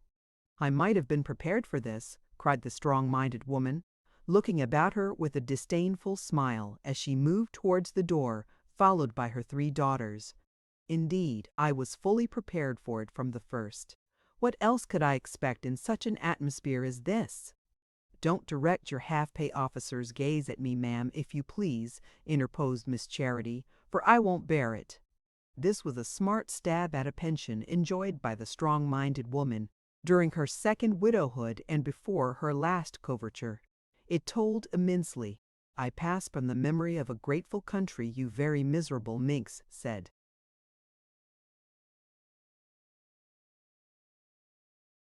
Mrs. Ned, "when I entered this family, and I feel now, though I did not feel then, that it served me right, and that I lost my claim upon the United Kingdom of Great Britain and Ireland when I so degraded myself. Now, my dears, if you're quite ready, and have sufficiently improved yourselves by taking to heart the genteel example of these 2 young ladies, I think we'll go. Mr. Pecksniff, we are very much obliged to you, really. We came to be entertained, and you have far surpassed our utmost expectations in the amusement you have provided for us. Thank you. Goodbye." With such departing words did this strong-minded female paralyze the Pecksniffian energies, and so she swept out of the room and out of the house, attended by her daughters, who, as with one accord, elevated their 3 noses in the air and joined in a contemptuous titter. As they passed the parlor window on the outside, they were seen to counterfeit a perfect transport of delight among themselves. And with this final blow and great discouragement for those within,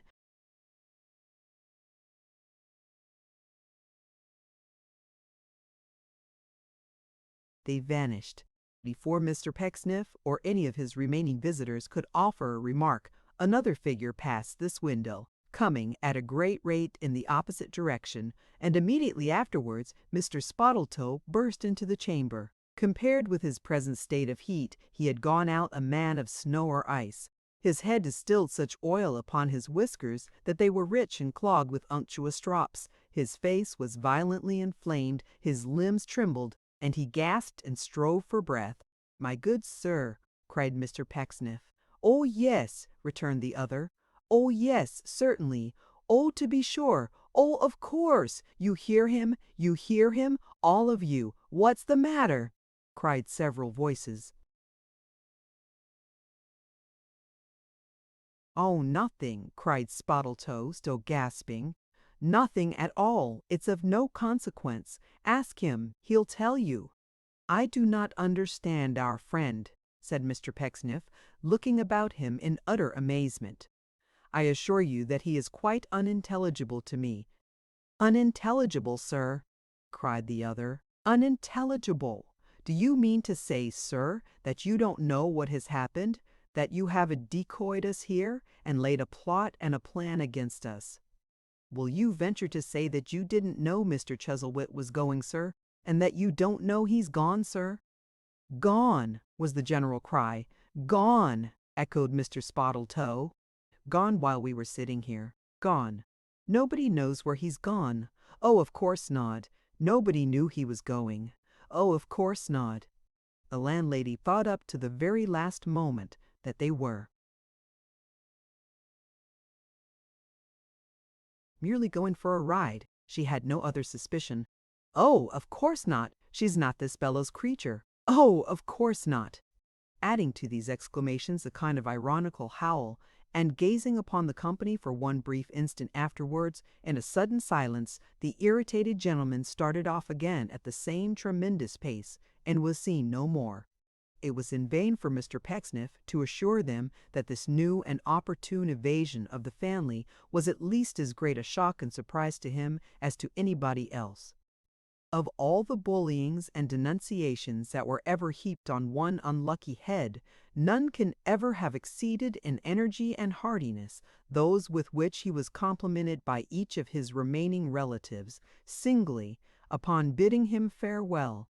The moral position taken by Mr. Tigg was something quite tremendous, and the deaf cousin, who had the complicated aggravation of seeing all the proceedings,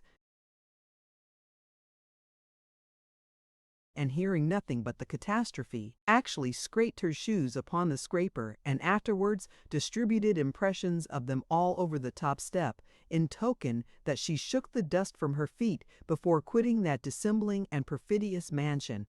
Mr. Pecksniff had, in short, but one comfort, and that was the knowledge that all these his relations and friends had hated him to the very utmost extent before, and that he, for his part, had not distributed among them any more love than, with his ample capital in that respect, he could comfortably afford to part with. This view of his affairs yielded him great consolation, and the fact deserves to be noted as showing with what ease a good man may be consoled under circumstances of failure and disappointment.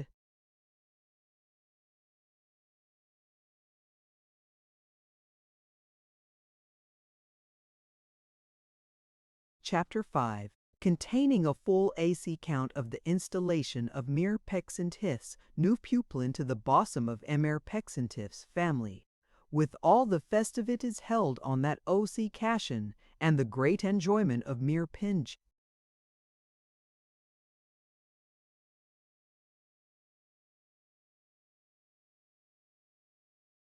The best of architects and land surveyors kept a horse, in whom the enemies already mentioned more than once in these pages pretended to detect a fanciful resemblance to his master. Not in his outward person, for he was a raw-boned, haggard horse, always on a much shorter allowance of corn than Mr. Pecksniff, but in his moral character, wherein, said they, he was full of promise, but of no performance. He was always in a manner going to go, and never going. When at his slowest rate of traveling, he would sometimes lift up his legs so high and display such mighty action that it was difficult to believe he was doing less than 14 miles an hour, and he was forever so perfectly satisfied with his own speed, and so little disconcerted by opportunities of comparing himself with the fastest trotters, that the illusion was the more difficult of resistance. He was a kind of animal who infused into the breasts of strangers a lively sense of hope, and possessed all those who knew him better with a grim despair.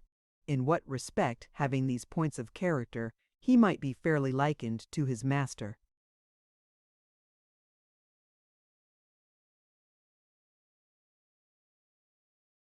That good man slanderers only can explain, but it is a melancholy truth, at a deplorable instance of the uncharitableness of the world, that they made the comparison.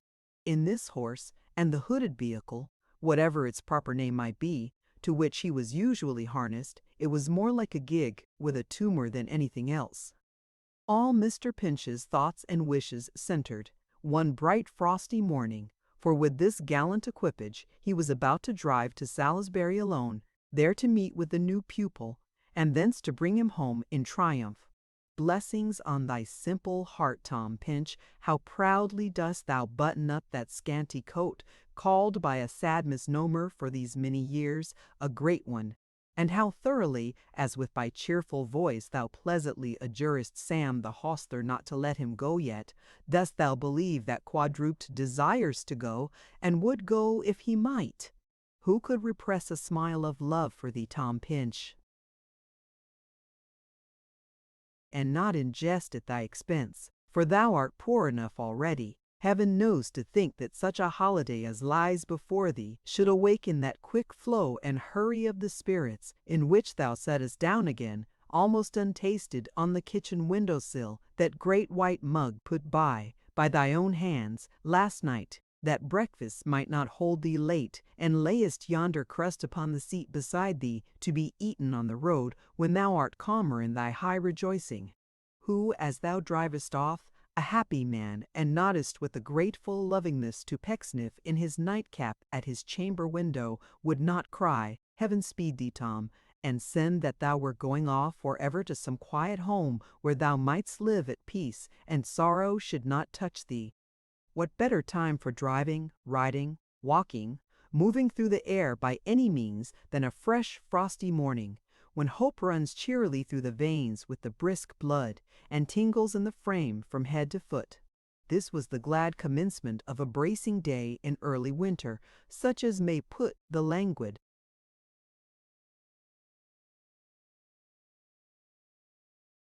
summer season, speaking of it, when it can't be had to the blush, and shame the spring for being sometimes cold by halves.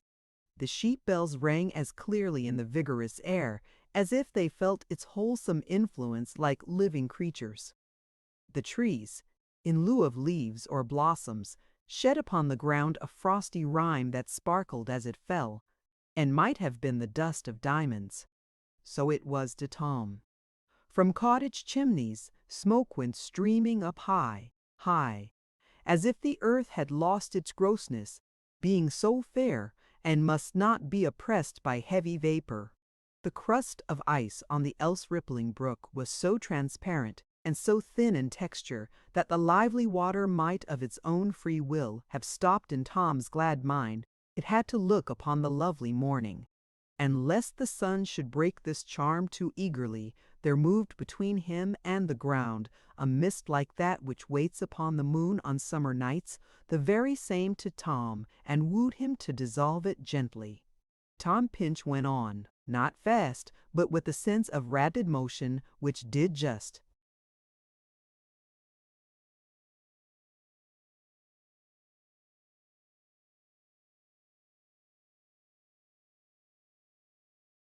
as well, and as he went, all kinds of things occurred to keep him happy.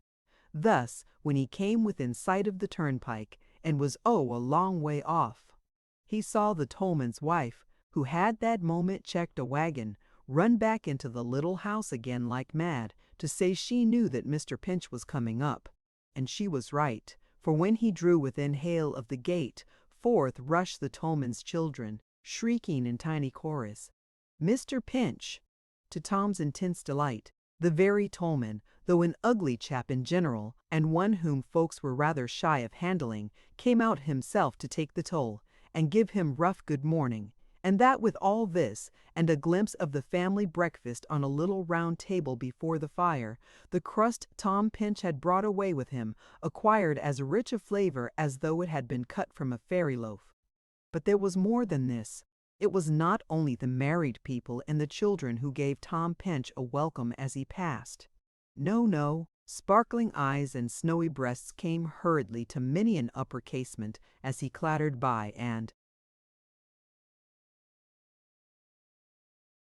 gave him back his greeting, not stinted either, but sevenfold, good measure.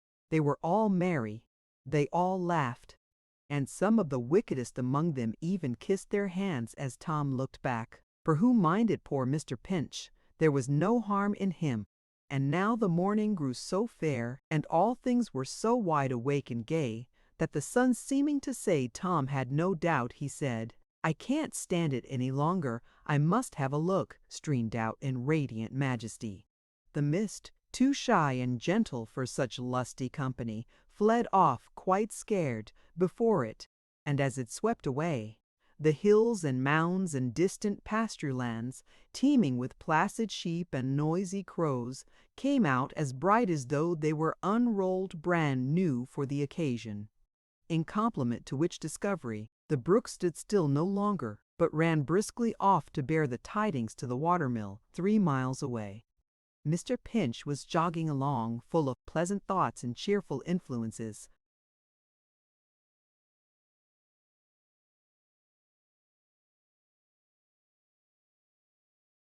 when he saw upon the path before him, going in the same direction with himself, a traveler on foot who walked with a light, quick step, and sang as he went for certain in a very loud voice, but not unmusically.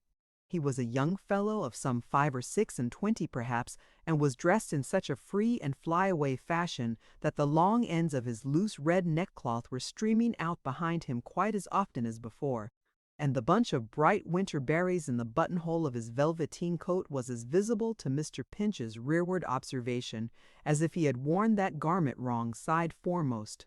He continued to sing with so much energy that he did not hear the sound of wheels until it was close behind him, when he turned a whimsical face and a very merry pair of blue eyes on Mr. Pinch, and checked himself directly.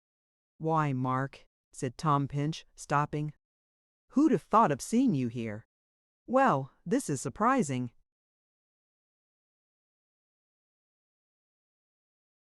Mark touched his hat and said with a very sudden decrease of vivacity that he was going to Salisbury. "And how spruce you are, too," said Mr. Pinch, surveying him with great pleasure. "Really, I didn't think you were half such a tight-made fellow, Mark." "Thankee, Mr. Pinch. Pretty well for that, I believe. It's not my fault, you know. With regard to being spruce, sir, that's where it is, you see." And here he looked particularly gloomy. "Where what is?" Mr. Pinch demanded. "Where the aggravation of it is. Any man may be in good spirits and good temper when he's well dressed. There ain't much credit in that. If I was very ragged and very jolly, then I should begin to feel I had gained a point, Mr. Pinch.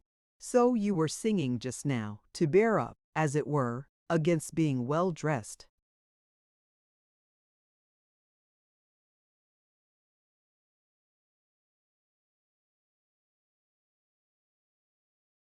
Mark," said Pinch. "Your conversation's always equal to print, sir," rejoined Mark with a broad grin. "That was it. Well," cried Pinch, "you're the strangest young man, Mark, I ever knew in my life. I always thought so, but now I am quite certain of it. I am going to Salisbury, too. Will you get in? I shall be very glad of your company." The young fellow made his acknowledgments and accepted the offer, stepping into the carriage directly and seating himself on the very edge of the seat, with his body half out of it, to express his being there on sufferance and by the politeness of Mr. Pinch. As they went along, the conversation proceeded after this manner. "I more than half believed just now, seeing you so very smart," said Pinch, "that you must be going to be married, Mark."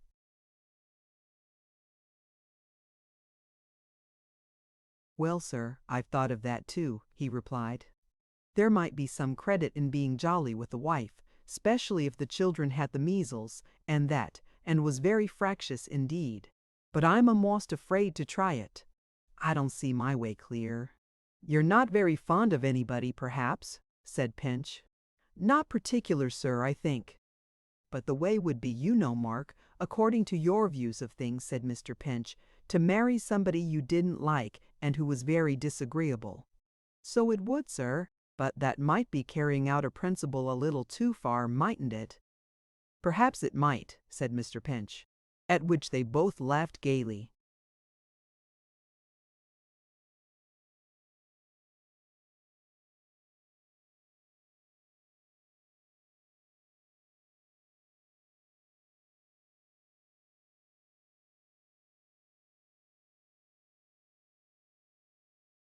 "Lord bless you, sir," said Mark. "You don't half know me, though. I don't believe there ever was a man as could come out so strong under circumstances that would make other men miserable as I could if I could only get a chance. But I can't get a chance. It's my opinion that nobody never will know half of what's in me unless something very unexpected turns up, and I don't see any prospect of that. I'm a-going to leave the dragon, sir." "Going to leave the dragon," cried Mr. Pinch, looking at him with great astonishment. "Why, Mark, you take my breath away." "Yes, sir," he rejoined, looking straight before him and a long way off, as men do sometimes when they cogitate profoundly. "What's the use of my stopping at the Dragon? It ain't at all the sort of place for me. When I left London, I'm a Kentish man by birth, though, and took that situation here, I quite made up my mind that it was the dullest little out-of-the-way corner in England, and that there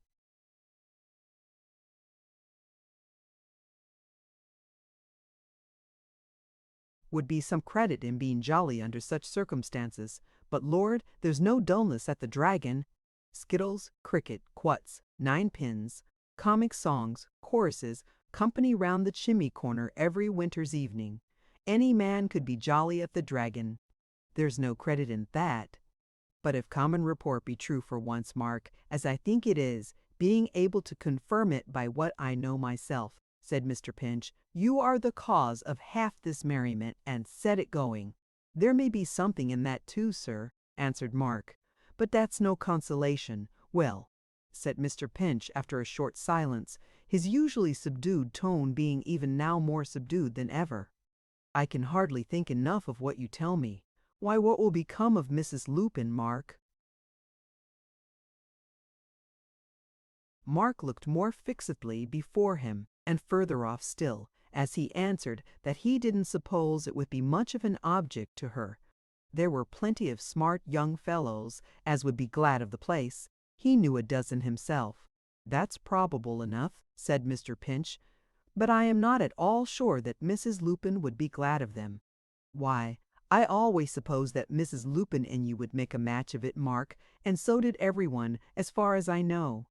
"I never," Mark replied in some confusion, "said nothing as was in a direct way courting-like to her, nor she to me, but I don't know what I mightn't do, one of these odd times, and what she mightn't say in answer."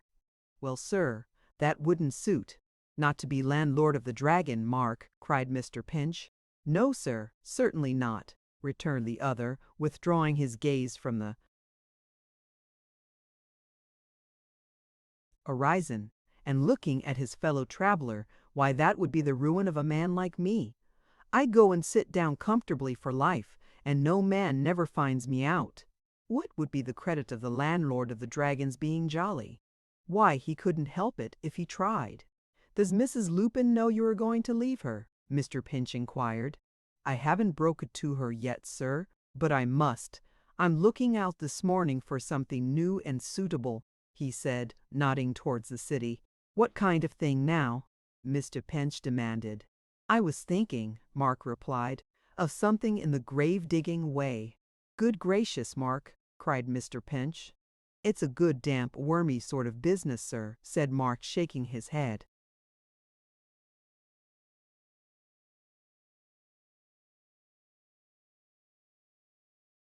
Argumentatively, and there might be some credit in being jolly with one's mind in that pursuit, unless grave diggers is usually given that way, which would be a drawback. You don't happen to know how that is in general, do you, sir?" "No," said Mr. Pinch, "I don't indeed. I never thought upon the subject." "In case of that not turning out as well as one could wish, you know," said Mark, musing again, "there's other businesses. Undertaking now, that's gloomy. There might be credit to be gained there. A broker's man in a poor neighborhood wouldn't be bad, perhaps. A jailer sees a deal of misery. A doctor's man is in the very midst of murder. A bailiff's ain't a lively office naturally. Even a tax-gatherer must find his feelings rather worked upon at times. There's lots of trades in which I should have an opportunity, I think." Mr. Pinch was so perfectly overwhelmed by these remarks that he could do nothing but occasionally exchange a word or two on some indifferent subject.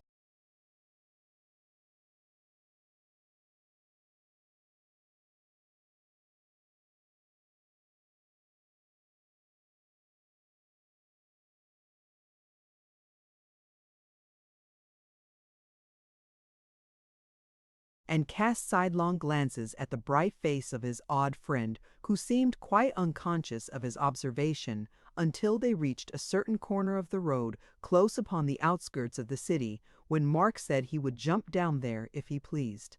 "But bless my soul, Mark," said Mr. Pinch, who in the progress of his observation just then made the discovery that the bosom of his companion's shirt was as much exposed as if it was midsummer, and was ruffled by every breath of air, "why don't you wear a waistcoat?" "What's the good of one, sir?" asked Mark. "Good of one," said Mr. Pinch, "why, to keep your chest warm." "Lord love you, sir," cried Mark, "you don't know me. My chest don't want no warming. Even if it did, what would no waistcoat bring it to? Inflammation of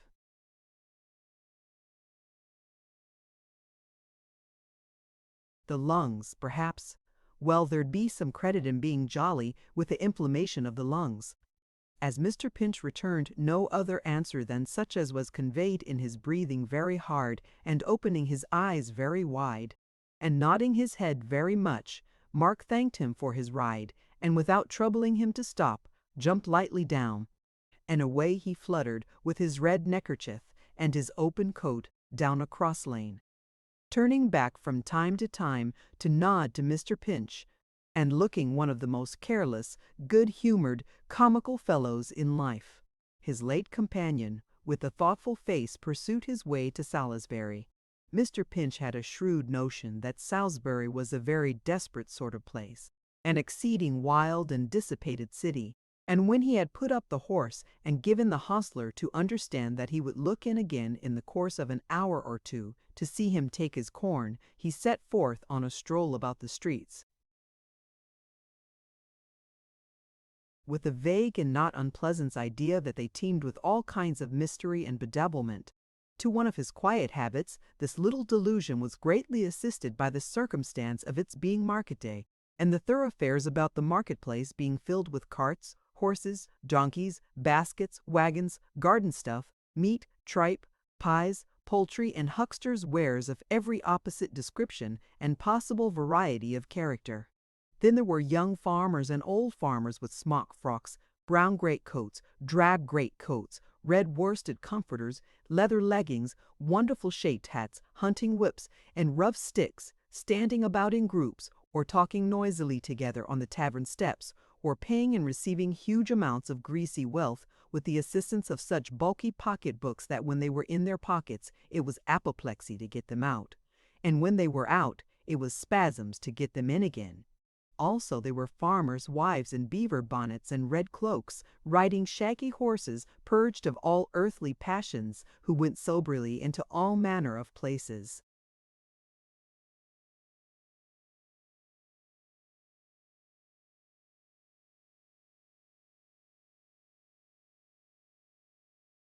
Without desiring to know why, and who, if required, would have stood stock still in a china shop, with a complete dinner service at each hoof. Also a great many dogs who were strongly interested in the state of the market and the bargains of their masters, and a great confusion of tongues, both brute and human. Mr. Pinch regarded everything exposed for sale with great delight, and was particularly struck by the itinerant cutlery, which he considered of the very keenest kind, insomuch that he purchased a pocket-knife with 7 blades in it, and not a cut, as he afterwards found out, among them. When he had exhausted the market-place, and watched the farmers safe into the market dinner, he went back to look after the horse. Having seen him eat unto his heart's content, he issued forth again, to wander round the town and regale himself with the shop windows, previously taking a long stare at the bank, and wondering in what direction underground the caverns might be where they kept the money, and turning to look back at 1 or 2 young men who passed him, whom he knew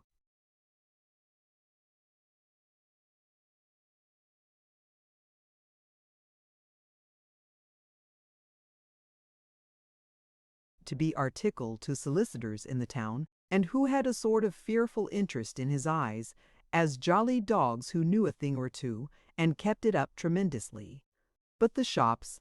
First of all there were the jewelers' shops, with all the treasures of the earth displayed therein. and such large silver watches hanging up in every pane of glass that if they were anything but first-rate goers, it certainly was not because the works could decently complain of want of room. In good sooth, they were big enough, and perhaps, as the saying is, ugly enough, to be the most correct of all mechanical performers. In Mr. Pinch's eyes, however, they were smaller than Geneva ware, and when he saw one very bloated watch, announced as a repeater, gifted with the uncommon power of striking every quarter of an hour inside the pocket of its happy owner, he almost wished that he were rich enough to buy it. But what were even gold and silver, precious stones and clockwork to thee?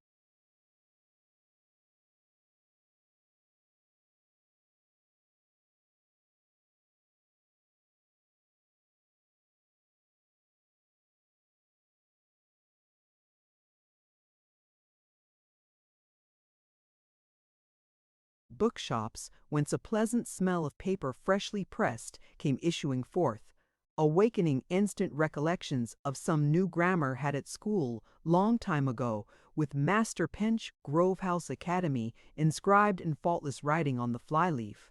That whiff of Russia leather, too, and all those rows on rows of volumes neatly ranged within, what happiness did they suggest? And in the window were the spick-and-span new works from London, with the title pages, and sometimes even the first page of the first chapter, laid wide open, tempting unwary men to begin to read the book, and then, in the impossibility of turning over, to rush blindly in and buy it. Here, too, were the dainty frontispiece and trim vignette, pointing like handposts on the outskirts of great cities, to the rich stock of incident beyond, and store of books, with many a grave portrait and time-honored name, whose matter he knew well, and would have given minds to have, in any form, upon the narrow shell beside his bed at Mr. Pecksniff's. What a heart-breaking shop it was!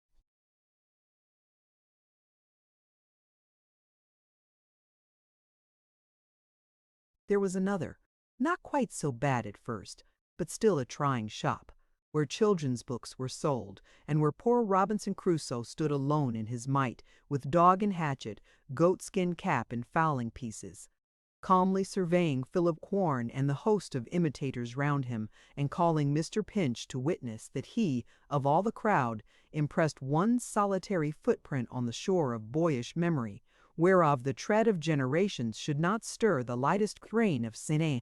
And there, too, were the Persian tales, with flying chests, and students of enchanted books shut up for years in caverns. And there, too, was Abuda the merchant, with the terrible little old woman hobbling out of the box in his bedroom. And there the mighty talisman, the rare Arabian Nights, with Cassim Baba divided by four, like the ghost of a dreadful sum, hanging up, all gory, in the robber's cave. Which matchless wonders coming bast on Mr. Pinch's mind, did so rub up and chafe that wonderful lamp within him, that when he turned his face towards the busy street, a crowd of phantoms waited on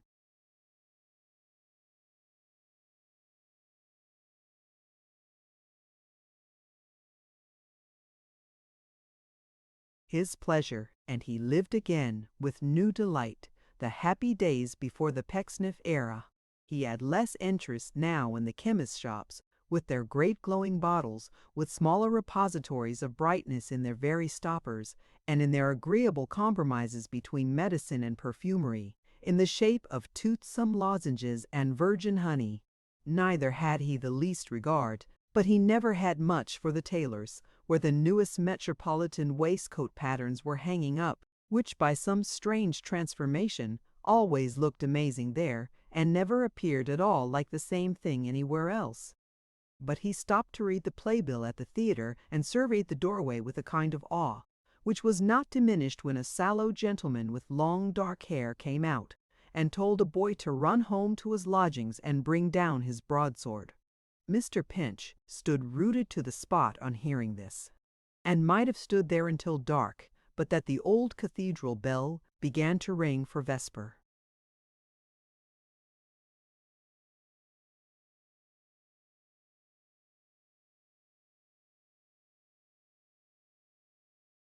Service, on which he tore himself away. Now, the organist's assistant was a friend of Mr. Pinch's, which was a good thing, for he too was a very quiet, gentle soul, and had been, like Tom, a kind of old-fashioned boy at school, though well liked by the noisy fellow too. As good luck would have it, Tom always said he had great good luck the assistant chanced that very afternoon to be on duty by himself, with no one in the dusty organ loft but Tom.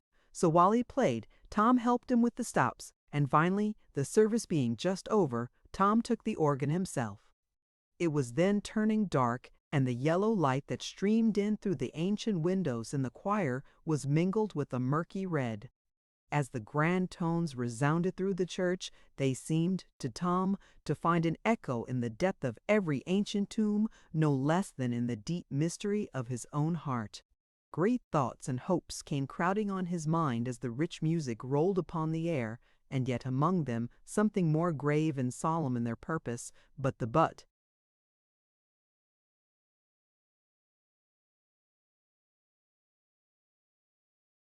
Same were all the images of that day, down to its very lightest recollection of childhood.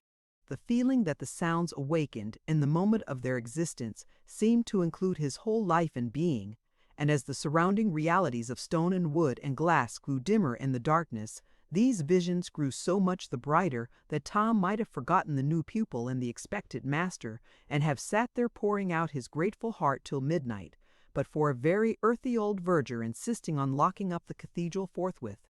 So he took leave of his friend, with many thanks, groped his way as well as its inferts and here at all the farmers being by this time jogging homewards. There was nobody in the sanded parlor of the tavern where he had left the horse, so he had his little table drawn out close before the fire, and fell to work upon a well-cooked steak and smoking hot potatoes, with a strong appreciation of their excellence and a very keen sense of enjoyment. Beside him, too, there stood a jug of most stupendous Wiltshire beer, and the effect of the whole was so transcendent that he was obliged every now and then to lay down his knife and fork, rub his hands, and think about it. By the time the cheese and celery came, Mr. Pinch had taken a book out of his pocket, and could afford to trifle with the viands, now eating a little, now drinking a little, now reading a little, and now stopping to wonder what sort of a young man the new pupil would turn out to be. He had passed from this latter theme and was deep in his book again when the door opened and another guest came in, bringing with him such a quantity of cold air that he positively seemed at first to put the fire out. "Very hard frost tonight, sir," said the newcomer, courteously acknowledging Mr. Pinch's withdrawal of the little table, that he might have place. "Don't disturb yourself, I beg," though he said this with a vast amount of consideration for Mr. Pinch's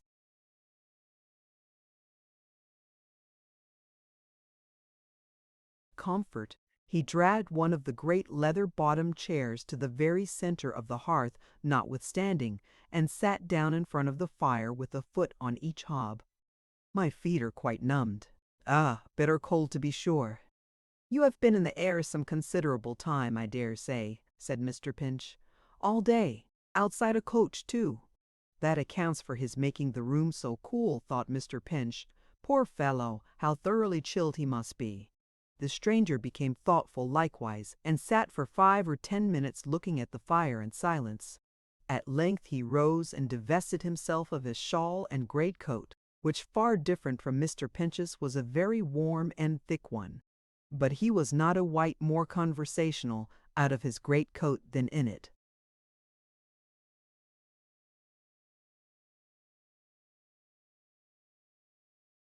For he sat down again in the same place and attitude, and leaning back in his chair, began to bite his nails. He was young 21 perhaps, and handsome, with a keen dark eye, and a quickness of look and manner which made Tom sensible of a great contrast in his own bearing, and caused him to feel even more shy than usual. There was a clock in the room which the stranger often turned to look at. Tom made frequent reference to it also, partly from a nervous sympathy with its taciturn companion, and partly because the new pupil was to inquire for him at 6:30, and the hands were getting on towards that hour. Whenever the stranger caught him looking at this clock, a kind of confusion came upon Tom, as if he had been found out in something. And it was a perception of his uneasiness which caused the younger man to say, perhaps with a smile, "We both appeared to be rather particular about the time. The fact is, I have an engagement to meet a gentleman here." "So have I," said Mr. Pinch. "At 6:30, said the stranger. "At 6:30, said Tom in the very same breath, whereupon the other looked at him with some surprise. "The young gentleman, I expect," remarked Tom timidly, "was to inquire at that time for a person by the name of Pinch." "Dear me!" cried the other, jumping up. "And I have been keeping the fire from you all this while. I had no idea you were Mr. Pinch. I am the Mr. Martin for whom you were to inquire. Pray excuse me. How do you do? Oh, do draw nearer, pray."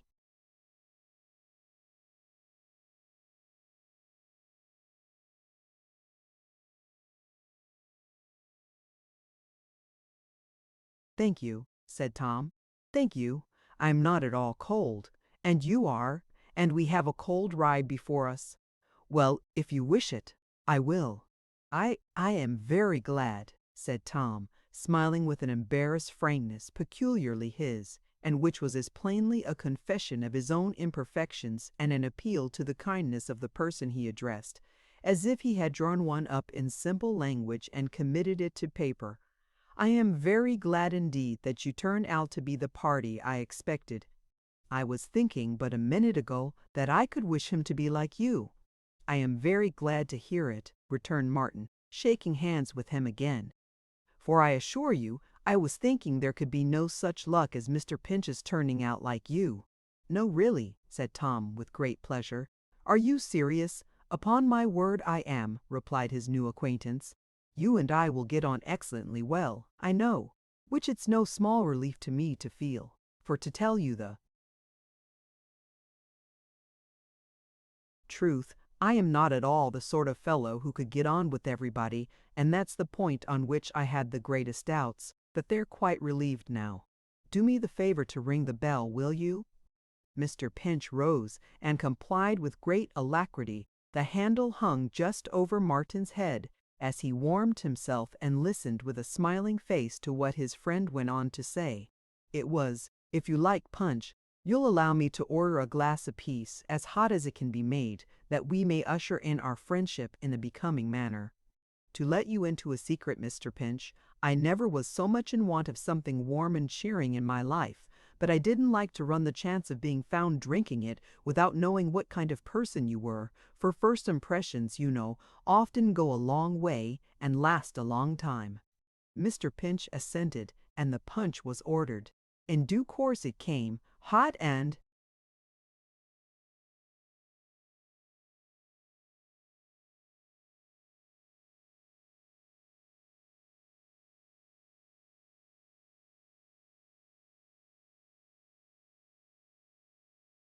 strong. After drinking to each other in the steaming mixture, they became quite confidential. "I'm a sort of relation of Pecksniff's, you know," said the young man. "Indeed!"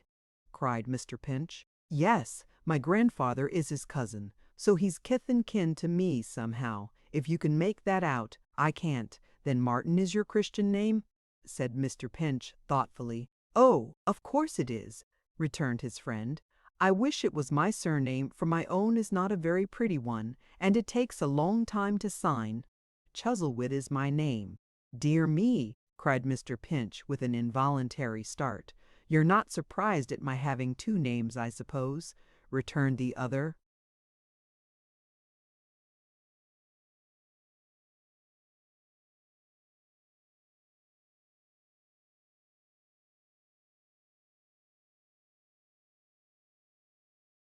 Setting his glass to his lips. "Most people have." "Oh, no," said Mr. Pinch. "Not at all. Oh, dear, no." "Well?"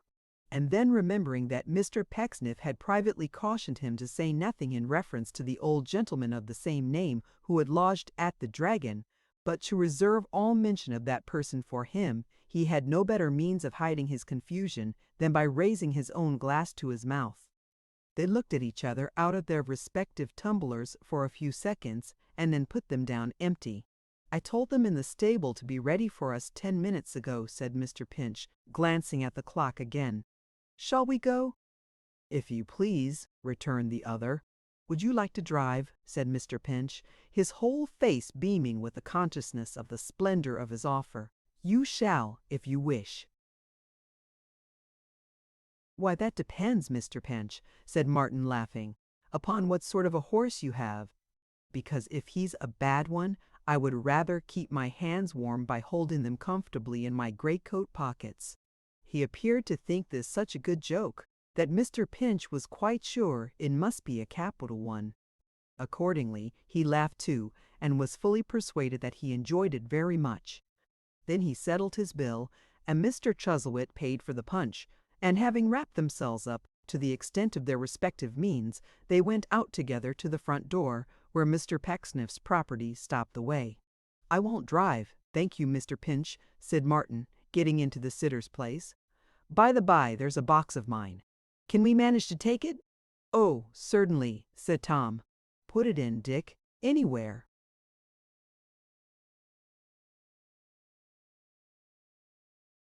It was not precisely of that convenient size which would admit of its being squeezed into any odd corner, but Dick the hostler got it in somehow, and Mr. Chuzzlewit helped him. It was all on Mr. Pinch's side, and Mr. Chuzzlewit said he was very much afraid it would encumber him, to which Tom said not at all, though it forced him into such an awkward position that he had much ado to see anything but his own knees. But it is an ill wind that blows nobody any good, and the wisdom of the saying was verified in this instance, for the cold air came from Mr. Pinch's side of the carriage, and by interposing a perfect wall of box and man between it and the new pupil, he shielded that young gentleman effectually, which was a great comfort. It was a clear evening with a bright moon. The whole landscape was silvered by its light and by the hoarfrost, and everything looked exquisitely beautiful. At first, the great serenity and peace through which they traveled disposed them both to silence, but in a very short time the punch within them and the healthful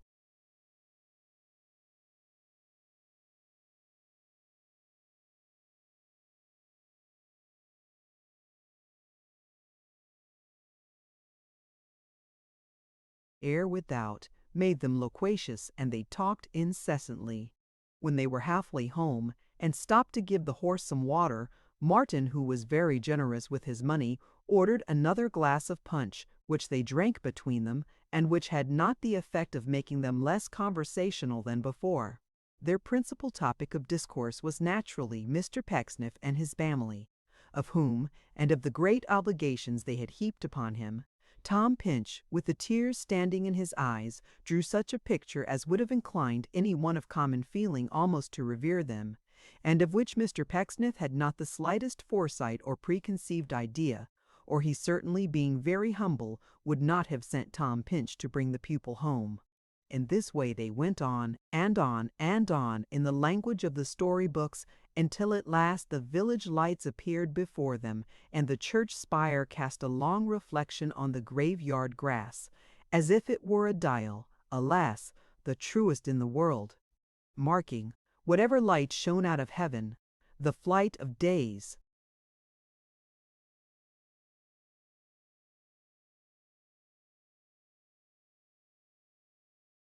Weeks and years by some new shadow on that solemn ground. "A pretty church," said Martin, observing that his companion slackened the slack pace of the horse as they approached. "Is it not?" cried Tom with great pride. "There's the sweetest little organ there you ever heard. I play it for them." "Indeed," said Martin. "It is hardly worth the trouble, I should think. What do you get for that now?" "Nothing," answered Tom. "Well," returned his friend, "you are a very strange fellow." To which remark there succeeded a brief silence. "When I say nothing," observed Mr. Pinch cheerfully, "I am wrong, and don't say."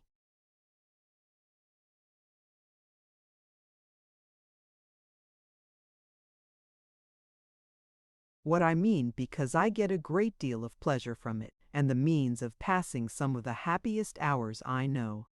It led to something else the other day, but you will not care to hear about that, I dare say?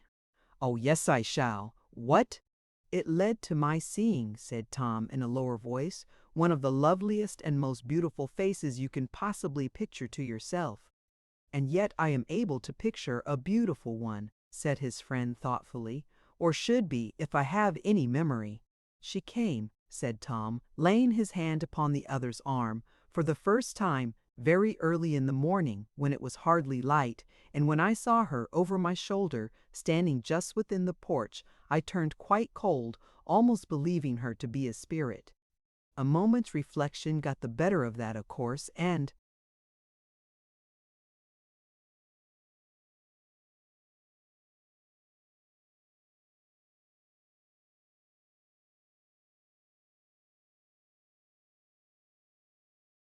fortunately it came to my relief so soon that I didn't leave off playing.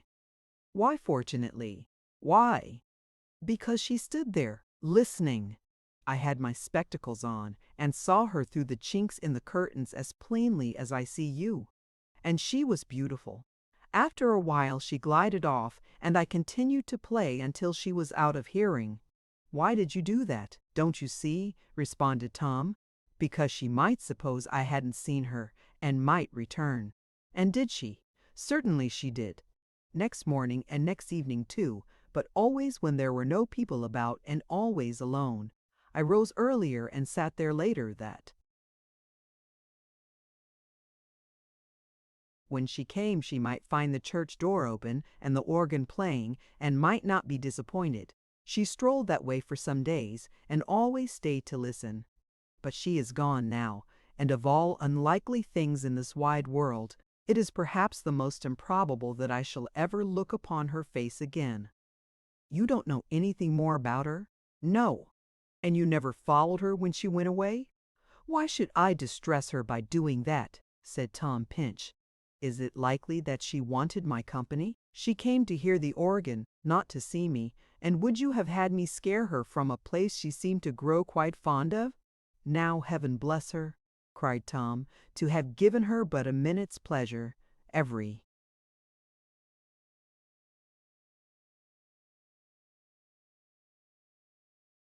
day. I would have gone on playing the organ at those times until I was an old man, quite contented if she sometimes thought of a poor fellow like me as a part of the music, and more than recompensed if she ever mixed me up with anything she liked as well as she liked that. The new pupil was clearly very much amazed by Mr. Pinch's weakness, and would probably have told him so, and given him some good advice, but for their opportune arrival at Mr. Pecksniff's door, the front door this time on account of the occasion being one of ceremony and rejoicing. The same man was in waiting for the horse who had been adjured by Mr. Pinch in the morning not to yield to his rabid desire to start, and after delivering the animal into his charge, and beseeching Mr. Chuzzlewit in a whisper never to reveal a syllable of what he had just told him in the fullness of his heart, Tom led the pupil in for instant presentation.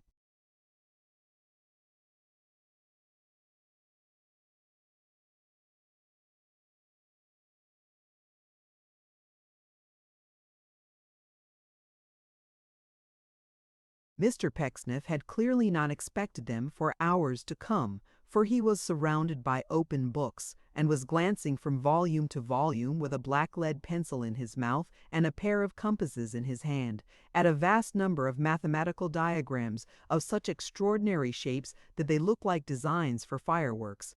Neither had Miss Charity expected them, for she was busied with a capacious wicker basket before her in making impracticable nightcaps for the poor.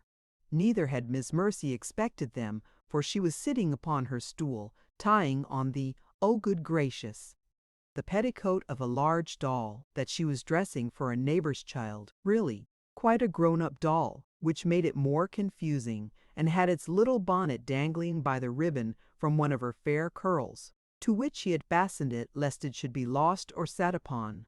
It would be difficult, if not impossible, to conceive a family so thoroughly taken by surprise as the Pecksniffs were on this occasion. "Bless my life," said Mr. Pecksniff, looking up and gradually exchanging his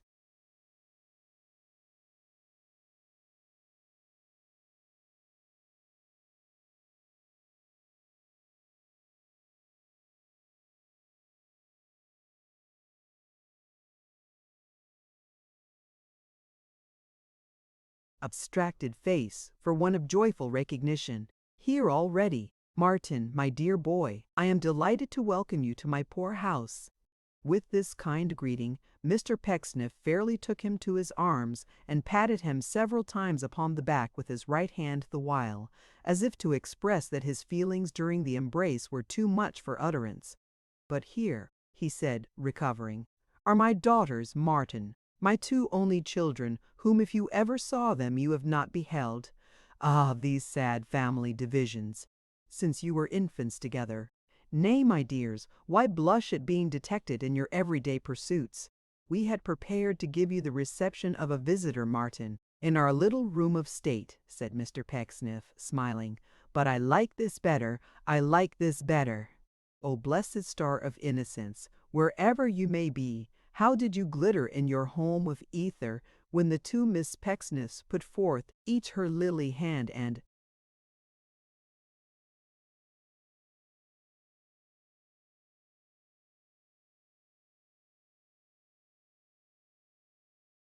gave the same, with mantling cheeks, to Martin? How did you twinkle, as if fluttering with sympathy, when Mercy, reminded of the bonnet in her hair, hid her fair face and turned her head aside, the while her gentle sister plucked it out and smote her with a sister's soft reproof upon her buxom shoulder? "And how," said Mr. Pecksniff, turning round after the contemplation of these passages and taking Mr. Pinch in a friendly manner by the elbow, "how has our friend used you, Martin?" "Very well indeed, sir. We are on the best terms, I assure you." "Old Tom Pinch," said Mr. Pecksniff, looking on him with affectionate sadness. "Ah! It seems but yesterday that Thomas was a boy fresh from a scholastic course, yet years have passed, I think, since Thomas Pinch and I first walked the world together."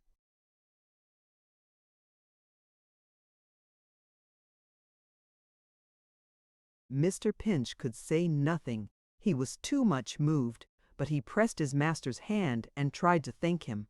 "And Thomas Pinch and I," said Mr. Pecksniff, in a deeper voice, "will walk it yet in mutual faithfulness and friendship. And if it comes to pass that either of us be run over in any of those busy crossings which divide the streets of life, the other will convey him to the hospital in hope, and sit beside his bed in bounty. Well, well, well," he added in a happier tone, as he shook Mr. Pinch's elbow hard, "no more of this. Martin, my dear friend, that you may be at home within these walls, let me show you how we live, and where. Come." With that he took up a lighted candle, and, attended by his young relative, prepared to leave the room. At the door he stopped. "You'll bear us company, Tom Pinch?"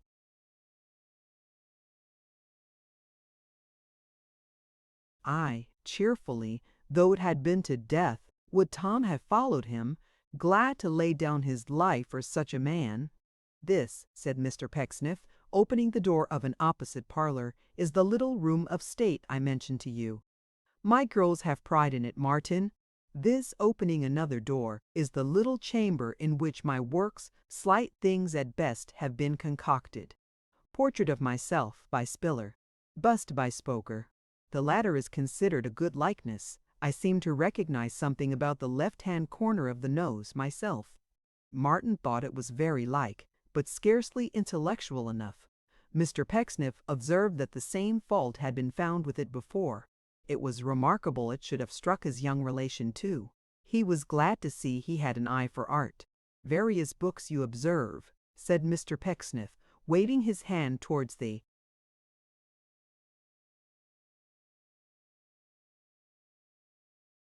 wall, "connected with our pursuit. I have scribbled myself, but have not yet published.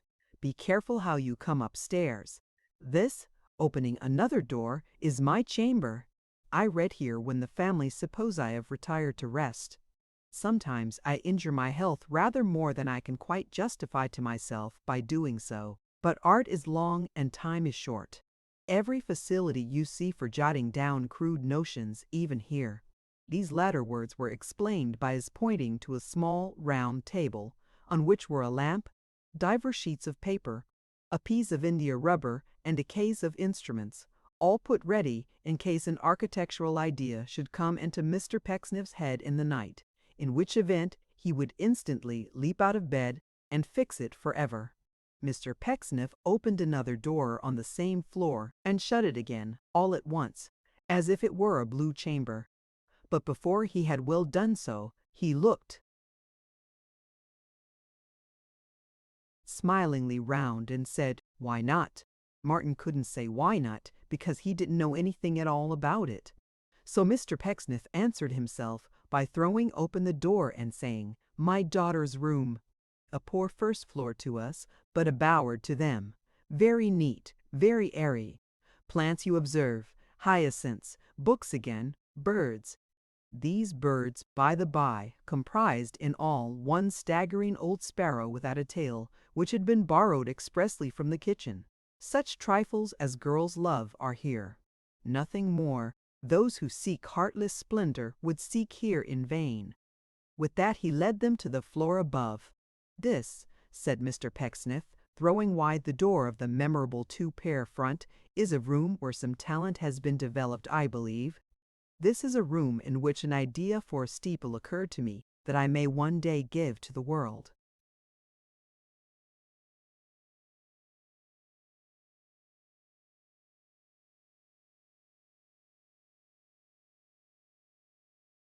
"We work here, my dear Martin. Some architects have been bred in this room. A few, I think, Mr. Pinch?" Tom fully assented, and what is more, fully believed it. "You see," said Mr. Pecksniff, passing the candle rapidly from roll to roll of paper, "some traces of our doings here. Salisbury Cathedral from the north, from the south, from the east, from the west, from the southeast, from the northwest. A bridge, an almshouse, a jail, a church, a powder magazine, a wine cellar, a portico, a summer house, an ice house, plans, elevations, sections, every kind of thing. And this," he added, having by this time reached another large chamber on the same story, with 4 little beds in it, "this is your room, of which Mr. Pinch here is the quiet sharer. A southern aspect, a charming prospect. Mr. Pinch's little library, you perceive, everything agreeable and appropriate. If there is any additional comfort you would desire to have here at any time, pray mention it."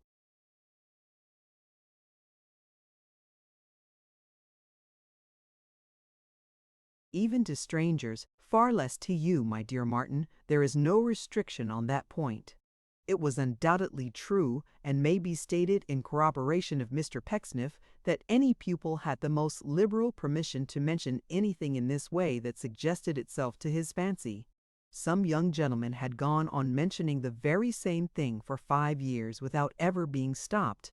"The domestic assistants," said Mr. Pecksniff, "sleep above, and that is all." After which, and listening complacently as he went to the encomiums passed by his young friend on the arrangements generally, he led the way to the parlor again. Here a great change had taken place, for festive preparations on a rather extensive scale were already completed, and the 2 Miss Pecksniffs were awaiting their return with hospitable looks. There were 2 bottles of currant wine, white and red, a dish of sandwiches, very long and very slim, another of apples, another of Captain's biscuits, which are always a moist and jovial sort of viand, a plate of oranges cut up small and gritty, with powdered sugar, and a highly geological homemade cake. The magnitude of these preparations quite took away Tom Pinch's breath, for though the new pupils were usually let down softly, as one may say, particularly in the wine department, which had so many stages of declension that sometimes a young gentleman was a whole fortnight in getting to the pump. Still, this was a banquet, a sort of Lord Mayor's feast in private life, a something to think of and hold on by afterwards. To this entertainment, which apart from its own intrinsic merits had the additional choice quality that it was in strict keeping with the night, being both light and cool, Mr. Pecksniff besought the company to do full justice. "Martin," he said, "will seat himself between you two, my dears, and Mr. Pinch will come by me. Let us drink to our new inmate, and may we be happy together."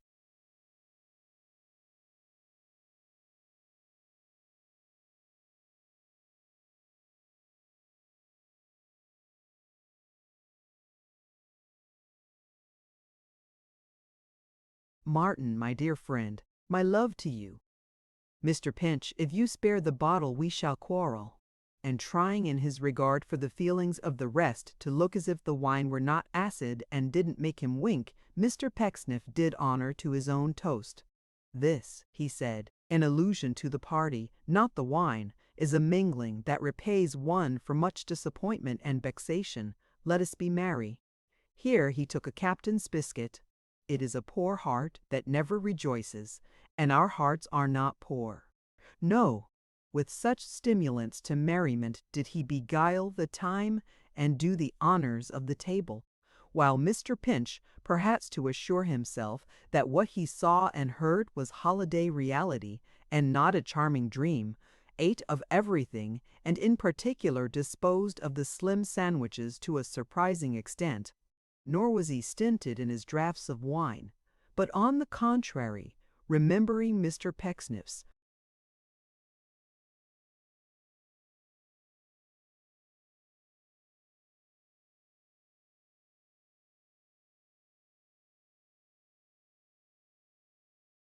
speech, attacked the bottle with such vigor that every time he filled his glass anew, Miss Charity, despite her amiable resolves, could not repress a fixed and stony glare, as if her eyes had rested on a ghost. Mr. Pecksniff also became thoughtful at those moments, not to say dejected, but as he knew the vintage, it is very likely he may have been speculating on the probable condition of Mr. Pinch upon the morrow and discussing within himself the best remedies for colic. Martin and the young ladies were excellent friends already, and compared recollections of their childish days to their mutual liveliness and entertainment. Miss Mercy laughed immensely at everything that was said, and sometimes, after glancing at the happy face of Mr. Pinch, was seized with such fits of mirth as brought her to the very confines of hysterics. But for these bursts of gaiety, her sister, in her better sense, reproved her, observing, in an angry whisper, that it was far from being a theme for jest, and that she had no patience with the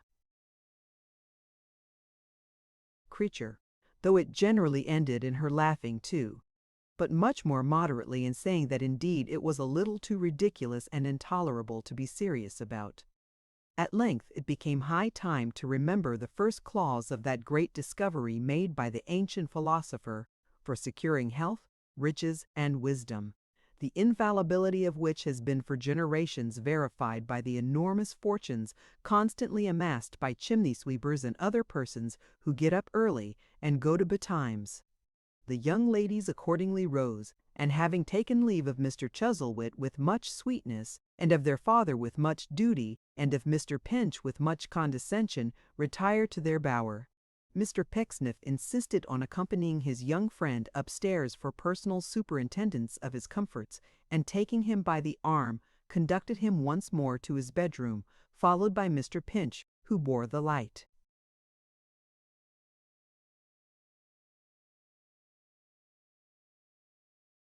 "Mr. Pinch," said Pecksniff, seating himself with folded arms on one of the spare beds, "I don't see any snuffers in that candlestick. Will you oblige me by going down and asking for a pair?" Mr. Pinch, only too happy to be useful, went off directly. "You will excuse Thomas Pinch's want of polish, Martin," said Mr. Pecksniff, with a smile of patronage and pity, as soon as he had left the room. "He means well. He is a very good fellow, sir." "Oh, yes," said Mr. Pecksniff. "Yes, Thomas Pinch means well. He is very grateful. I have never regretted having befriended Thomas Pinch." "I should think you never would, sir."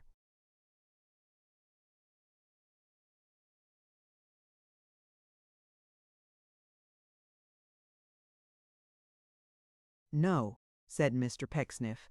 "No, I hope not. Poor fellow, he is always disposed to do his best, but he is not gifted. You will make him useful to you, Martin, if you please. If Thomas has a fault, it is that he is sometimes a little apt to forget his position, but that is soon checked. Worthy soul, you will find him easy to manage. Good night." "Good night, sir." By this time Mr. Pinch had returned with the snuffers. "And good night to you, Mr. Pinch," said Pecksniff, "and sound sleep to you both. Bless you, bless you," invoking this benediction on the heads of his young friends with great fervor. He withdrew to his own room, while they, being tired, soon fell asleep. If Martin dreamed at all, some clue to the matter of his visions may possibly be gathered from the after pages of this history. Those of Thomas Pinch were all of holidays, church organs, and seraphic Pecksniffs. It was some time before Mr. Pecksniff dreamed at all, or even sought his pillow, as he sat for full 2 hours before the fire in his own chamber, looking at the coals and thinking deeply. But he too slept and dreamed at last. Thus in the quiet hours of the night, one house shuts in as many incoherent and incongruous fancies as a madman's head.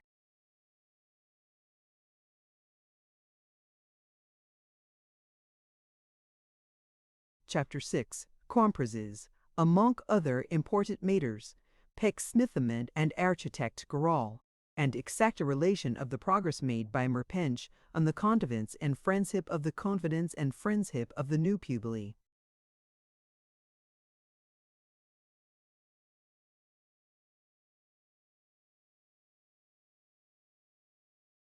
It was morning, and the beautiful Aurora, of whom so much hath been written, said, and sung, did, with her rosy fingers, nip and tweak Miss Pecksniff's nose.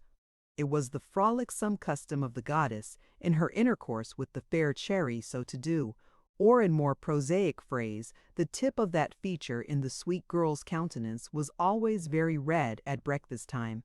For the most part, indeed, it wore, at that season of the day, a scraped and frosty look, as if it had been rasped, while a similar phenomenon developed itself in her humor, which was then observed to be of a sharp and acid quality, as though an extra lemon, figuratively speaking, had been squeezed into the nectar of her disposition, and had rather damaged its flavor. This additional pungency on the part of the fair young creature led, on ordinary occasions, to such slight consequences as the copious dilution of Mr. Pinch's tea, or to his coming off uncommonly short in respect of butter, or to other the like results. But on the morning after the installation banquet, she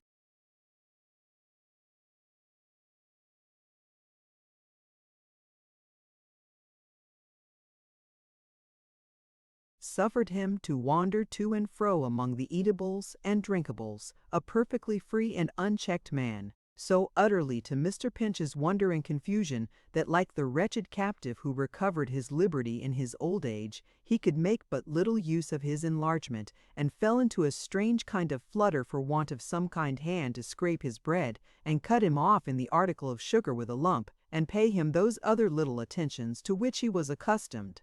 There was something almost awful, too, about the self-possession of the new pupil, who troubled Mr. Pecksniff for the loaf, and helped himself to a rasher of that gentleman's own particular and private bacon, with all the coolness in life. He even seemed to think that he was doing quite a regular thing, and to expect that Mr. Pinch would follow his example, since he took occasion to observe of that young man that he didn't get on. A speech of so tremendous a character that Tom cast down his eyes involuntarily, and felt as if he himself had committed some horrible deed and heinous breach of Mr. Pecksniff's confidence.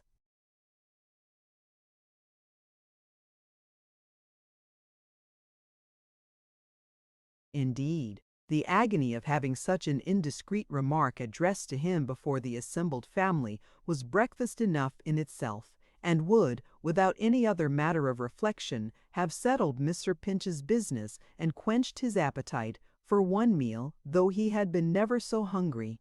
The young ladies, however, and Mr. Pecksniff likewise, remained in the very best of spirits in spite of these severe trials, though with something of a mysterious understanding among themselves. When the meal was nearly over, Mr. Pecksniff smilingly explained the cause of their common satisfaction. "It is not often," he said, "Martin, that my daughters and I desert our quiet home to pursue the giddy round of pleasures that revolves abroad, but we think of doing so today." "Indeed, sir," cried the new pupil.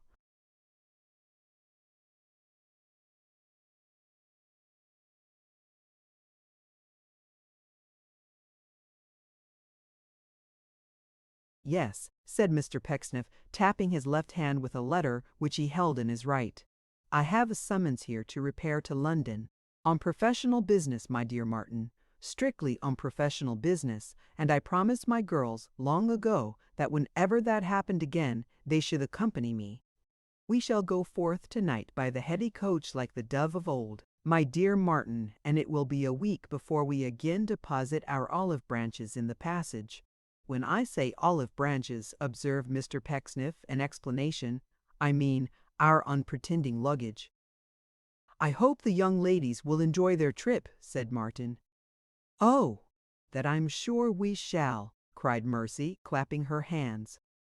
"Good gracious, Cherry, my darling, the idea of London, ardent child," said Mr. Pecksniff, gazing on her in a dreamy way. "And yet there is a melancholy sweetness in these youthful hopes. It is pleasant to know that."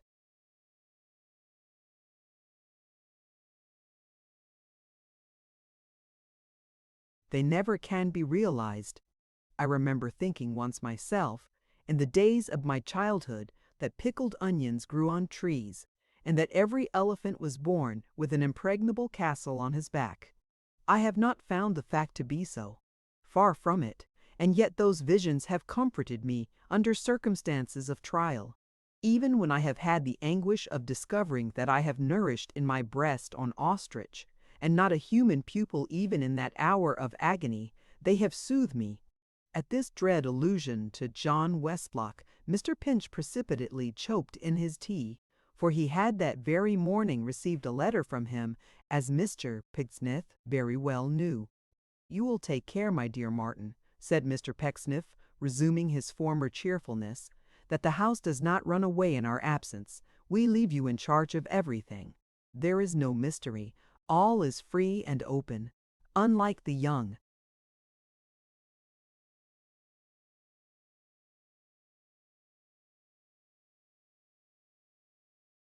man in the Eastern tale who is described as a one-eyed almanac, if I am not mistaken, Mr. Pinch." "A one-eyed calendar, I think, sir," faltered Tom. "They are pretty nearly the same thing, I believe," said Mr. Pecksniff, smiling compassionately, "or they used to be in my time. Unlike that young man, my dear Martin, you are forbidden to enter no corner of this house, but are requested to make yourself perfectly at home in every part of it. You will be jovial, my dear Martin, and will kill the fatted calf if you please."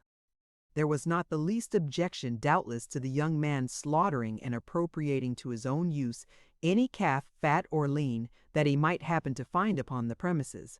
But as no such animal chanced at that time to be grazing on Mr. Pecksniff's estate, this request must be considered rather as a polite compliment than a substantial hospitality.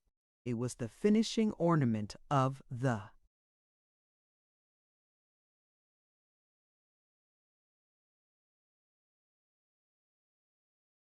conversation, for when he had delivered it, Mr. Pecksniff rose and led the way to that hotbed of architectural genius, the two-pair front. "Let me see," he said, searching among the papers, "how you can best employ yourself, Martin, while I am absent. Suppose you were to give me your idea of a monument to a Lord Mayor of London, or a tomb for a sheriff, or your notion of a cow-house to be erected in a nobleman's park."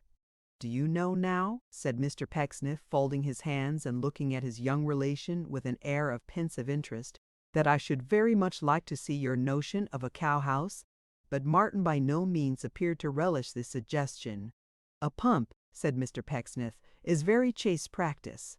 I have found that a lamp-post is calculated to refine the mind and give it a classical tendency. An ornamental turnpike has a remarkable effect upon the imagination. What do you say to beginning with an ornamental turnpike?" "Whatever Mr. Pecksniff pleased," said Martin doubtfully. "Stay," said that gentleman. "Come, as you're ambitious and are a very neat draftsman, you shall You shall try your hand on these proposals for a grammar school, regulating your plan, of course, by the printed particulars." "Upon my word now," said Mr. Pecksniff merrily, "I shall be very curious to see what you make of the grammar school. Who knows but a young man of your taste might hit upon something, impracticable and unlikely in itself, but which I could put into shape? For it really is, my dear Martin, it really is in the finishing touches alone that great experience and long study in these matters tell." "Ha, ha, ha, ha! Now it really will be," continued Mr. Pecksniff, clapping his young friend on the back in his droll humor, "an amusement to me to see what you make of the grammar school." Martin readily undertook this task, and Mr. Pecksniff forthwith proceeded to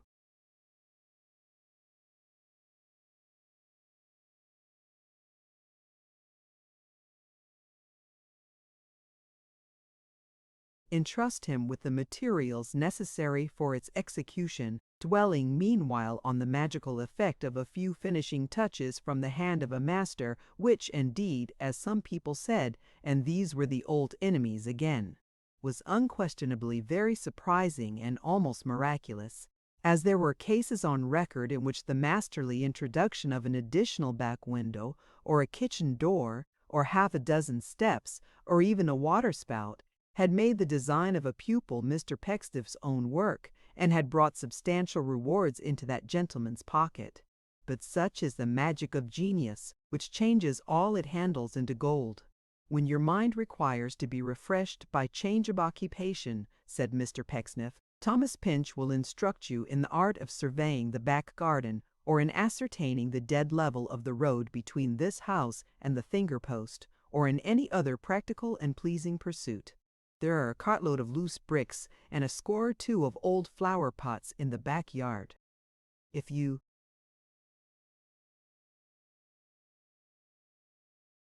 could pile them up, my dear Martin, into any form which would remind me on my return, say, of St. Peter's at Rome, or the Mosque of St. Sophia at Constantinople, it would be at once improving to you and agreeable to my feelings. And now," said Mr. Pecksniff in conclusion, "to drop, for the present, our professional relations and advert to private matters, I shall be glad to talk with you in my own room while I pack up my portmanteau." Martin attended him, and they remained in secret conference together for an hour or more, leaving Tom Pinch alone. When the young man returned, he was very taciturn and dull, in which state he remained all day, so that Tom, after trying him once or twice with indifferent conversation, felt a delicacy in obtruding himself upon his thoughts, and said no more. He would not have had leisure to say much, had his new friend been ever so loquacious. For first of all, Mr. Pecksniff called him down to stand upon the top of his portmanteau and represent ancient statues there until such time as it would consent to be locked, and then Miss Charity called him to come and court her trunk, and then Miss Mercy sent for him to come and mend her box, and then he wrote the fullest possible cards for all the luggage, and then he volunteered to carry it all downstairs, and after that to see it safely carried on a couple of barrows to the old finger-post at the end of the lane, and then to mind it till the coach came up. In short, his day's work would have been a pretty heavy one for a porter, but his thorough good will made nothing of it, and as he sat upon the luggage at last, waiting for the Pecksniffs, escorted by the new pupil, to come down the lane, his heart was light with the hope of having pleased his benefactor. "I was almost afraid," said Tom, taking a letter from his pocket and wiping his face, for he was hot with bustling about though it was a cold day, "that I shouldn't have had time to write it, and that would have been a thousand pities, postage from such a distance being a serious consideration when one's not rich."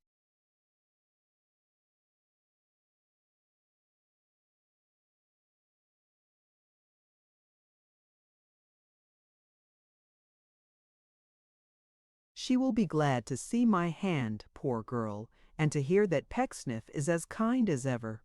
I would have asked John Westlock to call and see her, and tell her all about me by word of mouth. But I was afraid he might speak against Pecksniff to her, and make her uneasy. Besides, they are particular people where she is, and it might have rendered her situation uncomfortable if she had had a visit from a young man like John. Poor Ruth! Tom Pinch seemed a little disposed to be melancholy for half a minute or so, but he found comfort very soon and pursued his ruminations thus. I'm a nice man, I don't think. As John used to say, John was a kind, merry-hearted fellow.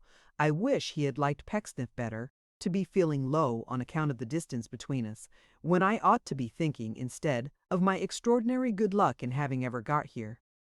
I must have been born with a silver spoon in my mouth, I am sure, to have ever come across Pecksniff, and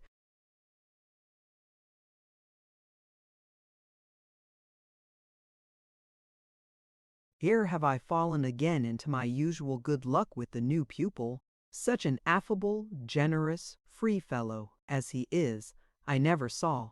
Why, we were companions directly, and he a relation of Pecksniff's too, and a clever, dashing youth who might cut his way through the world as if it were a cheese. Here he comes while the words are on my lips, said Tom, walking down the lane as if the lane belonged to him. In truth, the new pupil, not at all disconcerted by the honor of having Miss Mercy Pecksniff on his arm, or by the affectionate adieu of that young lady, approached as Mr. Pinch spoke, followed by Miss Charity and Mr. Pecksniff. As the coach appeared at the same moment, Tom lost no time in entreating the gentleman last mentioned to undertake the delivery of his letter. "Oh," said Mr. Pecksniff, glancing at the superscription, "for your sister, Thomas.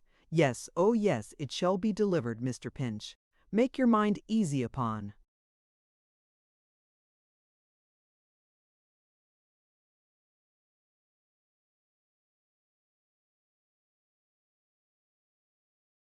That score, she shall certainly have it, Mr. Pinch.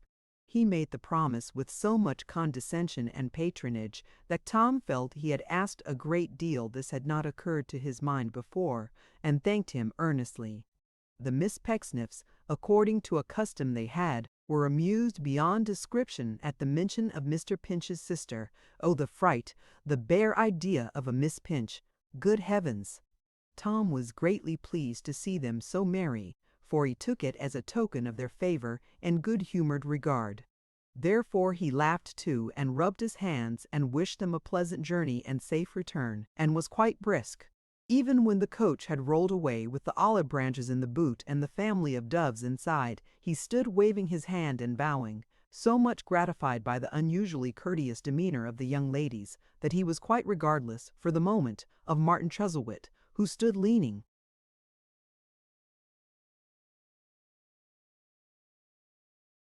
thoughtfully against the finger-post, and who, after disposing of his fair charge, had hardly lifted his eyes from the ground.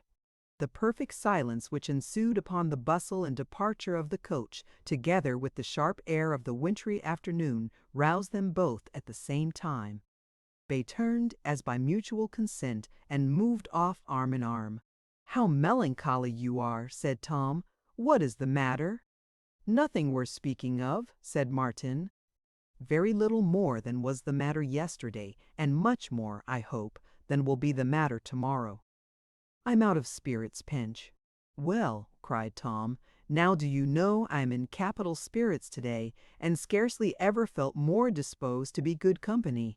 It was a very kind thing in your predecessor John to write to me, was it not?" "Why, yes," said Martin carelessly. "I should have thought he would have had enough to do to enjoy himself, without thinking of you, Pinch."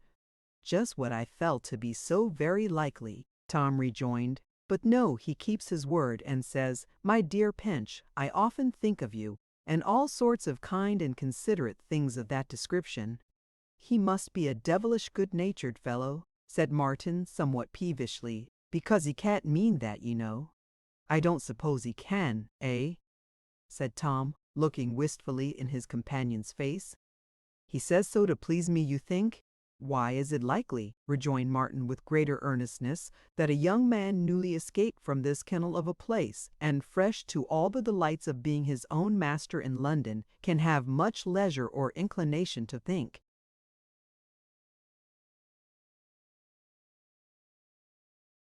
favorably of anything or anybody he has left behind him here? I put it to you, Pinch, is it natural?"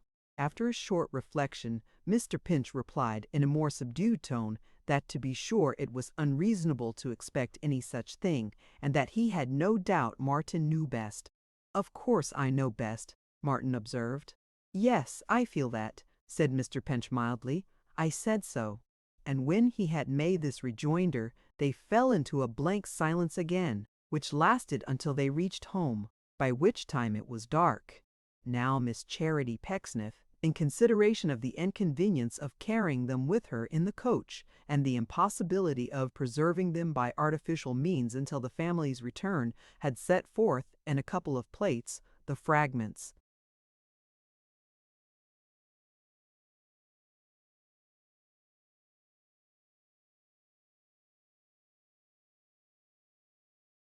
of yesterday's feast, in virtue of which liberal arrangement they had the happiness to find awaiting them in the parlor 2 chaotic heaps of the remains of last night's pleasure, consisting of certain filmy bits of oranges, some mummied sandwiches, various disrupted masses of the geological cake, and several entire captain's biscuits.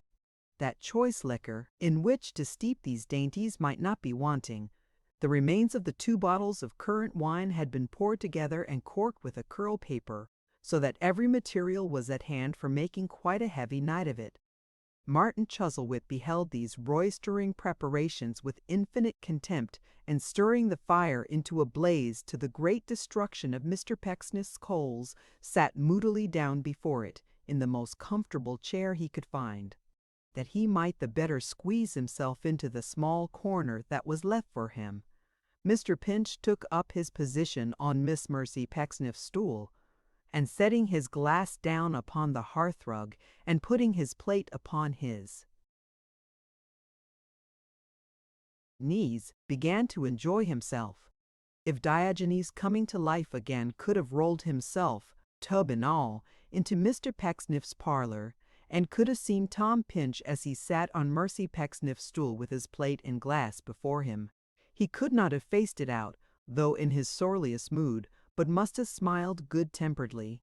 The last urtimacet, a probables is feeble, hortientipi, and force wadits, with which he swallowed the thin wine by drops and smacked his lips as though it were so rich and generous that to lose an atom of its fruity flavor were a sin, the look with which he paused sometimes, with his glass in his hand, proposing silent toast to senver-toast to himself, and the anxious shade that came upon his contented face when wandering round the room, exulting in his invadedness, his glance and McCarthying at the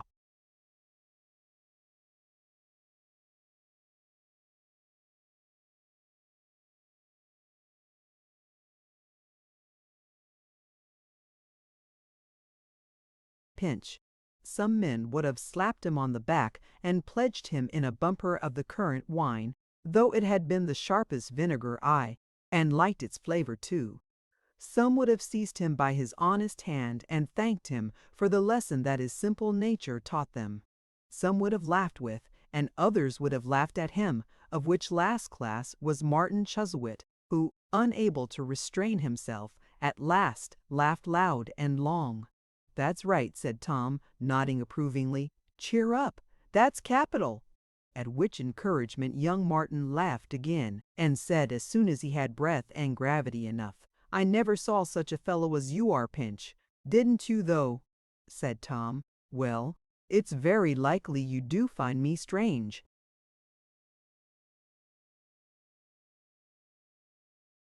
"Because I have hardly seen anything of the world, and you have seen a good deal, I dare say." "Pretty well for my time of life," rejoined Martin, drawing his chair still nearer to the fire, and spreading his feet out on the fender.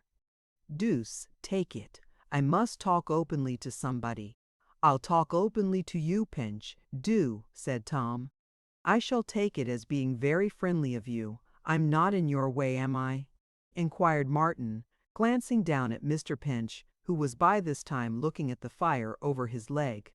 "Not at all," cried Tom. "You must know then, to make short of a long story," said Martin, beginning with a kind of effort, as if the revelation were not agreeable to him, "that I have been bred up from childhood with great expectations, and have always been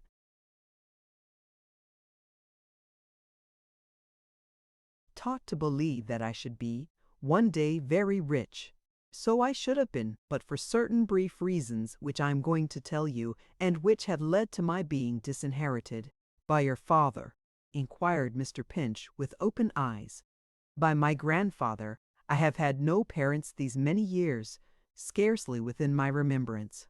"Neither have I," said Tom, touching the young man's hand with his own and timidly withdrawing it again.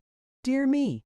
Why, as to that, you know, Pinch," pursued the other, stirring the fire again, and speaking in his rapid, off-hand way, "it's all very right and proper to be fond of parents when we have them, and to bear them in remembrance after they're dead, if you have ever known anything of them. But as I never did know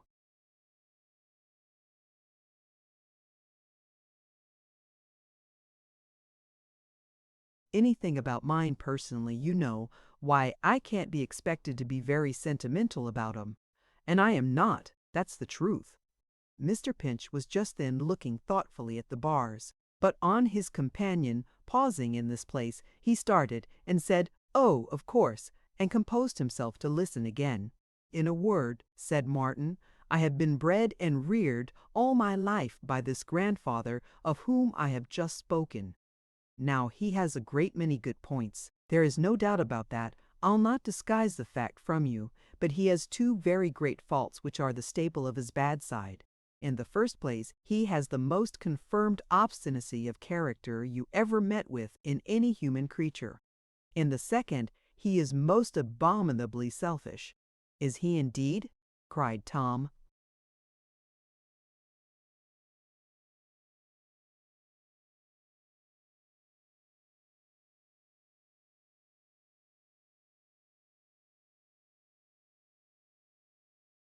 "In those two respects," returned the other, "there never was such a man.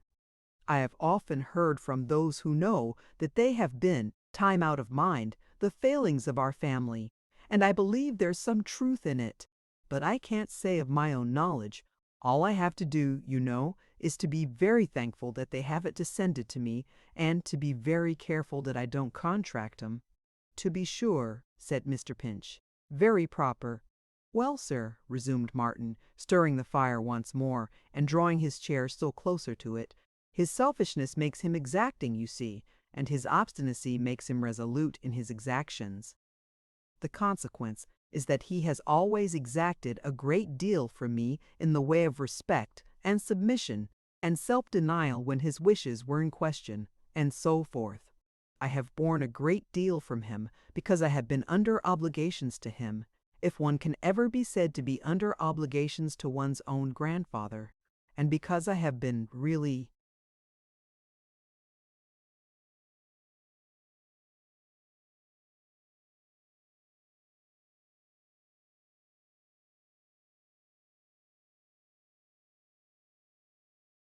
attached to him.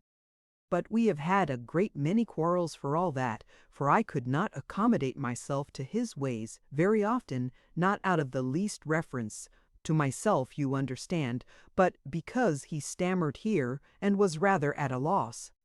Mr. Pinch, being about the worst man in the world to help anybody out of a difficulty of this sort, said nothing. "Well, as you understand me," resumed Martin quickly, "I needn't hunt for the precise expression I want. Now I come to the cream of my story, and the occasion of my being here. I am in love, Pinch." Mr. Pinch looked up into his face with increased interest. "I say I am in love. I am in love with one of the most beautiful girls the sun ever shone upon, but she is wholly and entirely dependent upon the pleasure of my grandfather, and if he were to know that she favored my passion, she would lose her home and everything she possesses in the world. There is nothing very selfish in that love, I think." "Selfish!" cried Tom. You have acted nobly. To love her as I am sure you do, and yet in consideration for her state of dependence, not even to disclose. What are you talking about, Pinch? Said Martin pettishly. Don't make yourself ridiculous, my good fellow. What do you mean by not disclosing? I beg your pardon, answered Tom. I thought you meant that, or I wouldn't have said it. If I didn't tell her I loved her, where would be the use of my being in love? Said Martin. Unless to keep myself in a perpetual state of worry and vexation? That's true, Tom answered. Well, I can guess what she said when you told.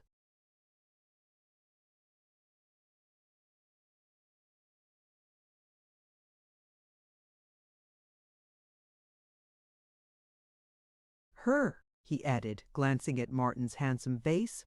Why, not exactly, Pinch, he rejoined with a slight frown, because she has some girlish notions about duty and gratitude and all the rest of it, which are rather hard to fathom, but in the main you are right. Her heart was mine, I found. Just what I supposed, said Tom. Quite natural.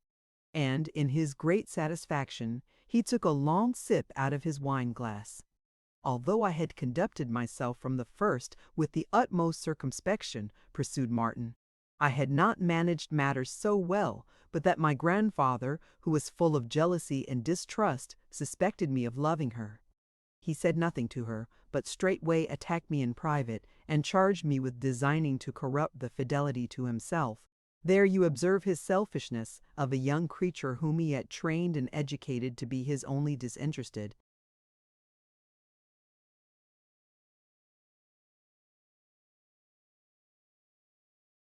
and faithful companion, when he should have disposed of me in marriage to his heart's content.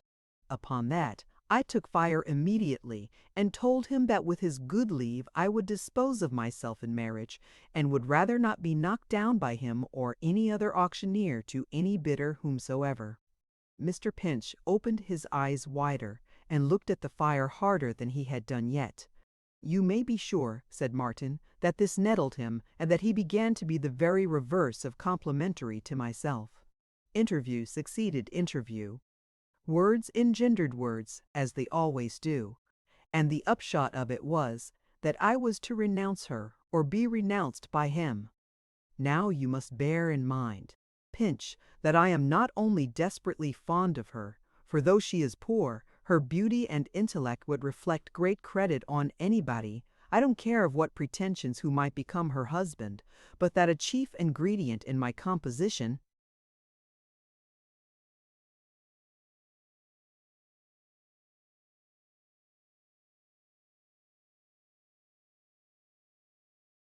is a most determined obstinacy, suggested Tom in perfect good faith. But the suggestion was not so well received as he had expected, for the young man immediately rejoined with some irritation, "What a fellow you are, Pinch!" "I beg your pardon," said Tom. "I thought you wanted a word." "I didn't want that word," he rejoined. "I told you obstinacy was no part of my character, did I not? I was going to say, if you had given me leave, that a chief ingredient in my composition is a most determined firmness." "Oh!" cried Tom, screwing up his mouth and nodding. "Yes, yes, I see. And being firm," pursued Martin, "of course I was not going to yield to him or—"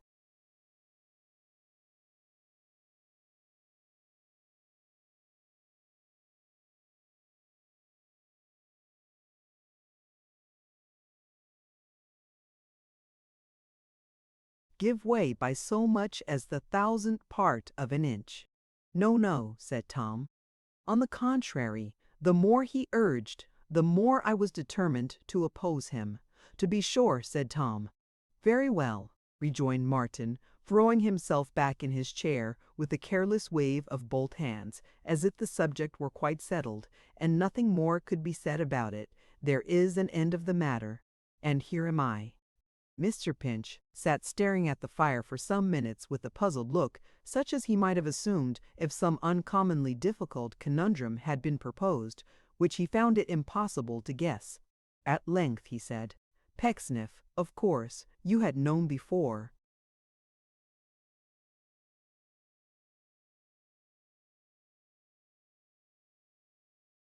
only by name. No, I had never seen him, for my grandfather kept not only himself but me aloof from all his relations. But our separation took place in a town in the adjoining country. From that place I came to Salisbury, and there I saw Pecksniff's advertisement, which I answered, having always had some natural taste, I believe, in the matters to which it referred, and thinking it might suit me. As soon as I found it to be his, I was doubly bent on coming to him if possible, on account of his being such an excellent man, interposed Tom, rubbing his hands. So he is. You are quite right. Why, not so much on that account, if the truth must be spoken, returned Martin, as because my grandfather has an inveterate dislike to him, and after the old man's arbitrary treatment of me, I had a natural desire to run as directly counter to all his opinions as I could. Well, as I said before, here I am. My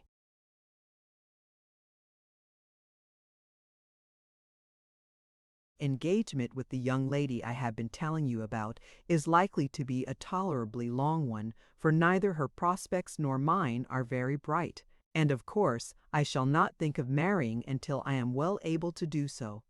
It would never do, you know, for me to be plunging myself into poverty and shabbiness and love in one room, up 3 pair of stairs, and all that sort of thing. To say nothing of her, remarked Tom Pinch in a low voice. Exactly so, rejoined Martin, rising to warm his back and leaning against the chimney-piece. To say nothing of her. At the same time, of course it's not very hard upon her to be obliged to yield to the necessity of the case. First, because she loves me very much, and secondly, because I have sacrificed a great deal on her account, and might have done much better, you know. It was a very long time before Tom said certainly, so long that he might have taken a nap in the interval, but he did say it at last.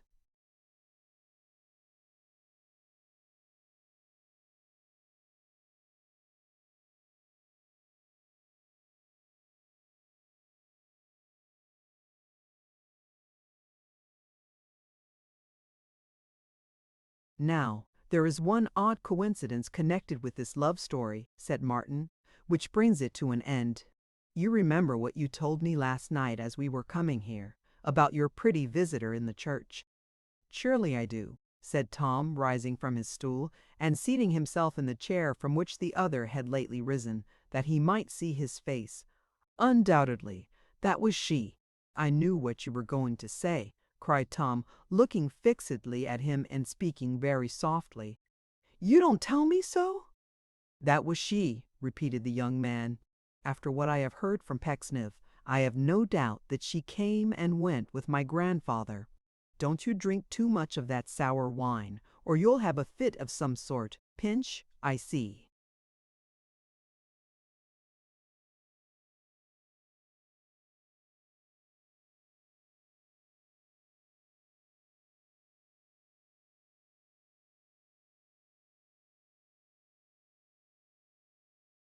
It is not very wholesome, I am afraid, said Tom, setting down the empty glass he had for some time held.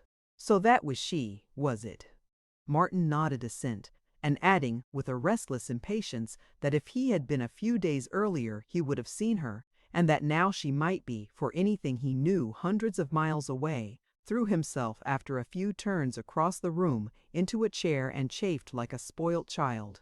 Tom Pinch's heart was very tender, and he could not bear to see the most indifferent person in distress, still less one who had awakened an interest in him, and who regarded him either in fact, or as he supposed with kindness, and in a spirit of lenient construction. Whatever his own thoughts had been a few moments before, and to judge from his face they must have been pretty serious, he dismissed them instantly, and gave his young friend the best counsel and comfort that occurred to him.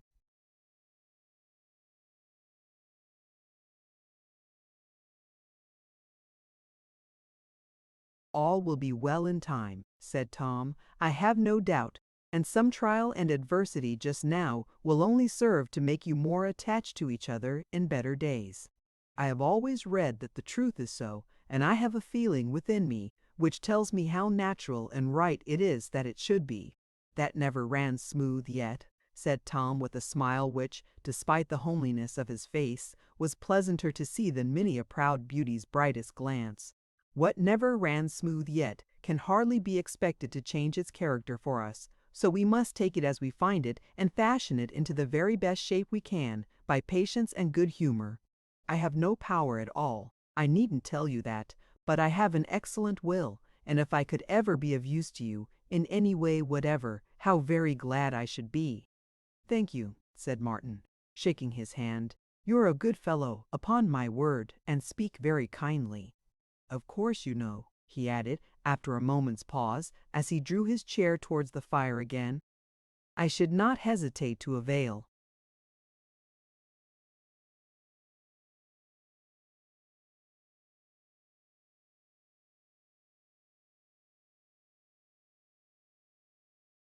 myself of your services if you could help me at all, but mercy on us." Here he rumpled his hair impatiently with his hand, and looked at Tom as if he took it rather ill that he was not somebody else. "You might as well be a toasting fork or a frying pan, Pinch, for any help you can render me." "Except in the inclination," said Tom gently. "Oh, to be sure, I meant that of course. If inclination went for anything, I shouldn't want help. I tell you what you may do, though, if you will, and at the present moment too." "What is that?" demanded Tom. "Read to me." "I shall be delighted," cried Tom, catching up the candle with enthusiasm. "Excuse my leaving you in the dark a moment, and I'll fetch a book directly." "What will you like, Shakespeare?" "Aye," replied his friend, yawning and stretching himself.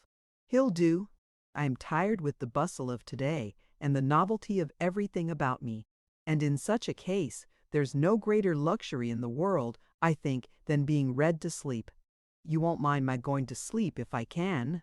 "Not at all," cried Tom. "Then begin as soon as you like. You needn't leave off when you see me getting drowsy unless you feel tired, for it's pleasant to wake gradually to the sounds again." "Did you ever try that?"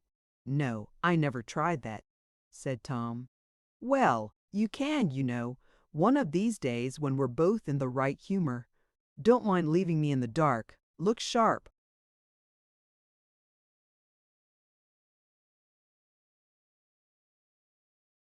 Mr. Pinch lost no time in moving away, and in a minute or two returned with one of the precious volumes from the shelf beside his bed. Martin had in the meantime made himself as comfortable as circumstances would permit, by constructing before the fire a temporary sofa of 3 chairs, with Mercy's stool for a pillow, and lying down at full length upon it. "Don't be too loud, please," he said to Pinch. "No, no," said Tom. "You're sure you're not cold?" "Not at all," cried Tom. "I am quite ready then." Mr. Pinch accordingly, after turning over the leaves of his book with as much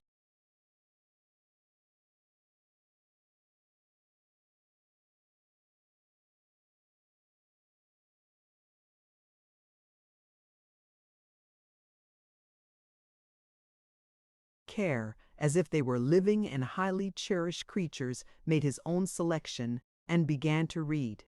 Before he had completed 50 lines, his friend was snoring.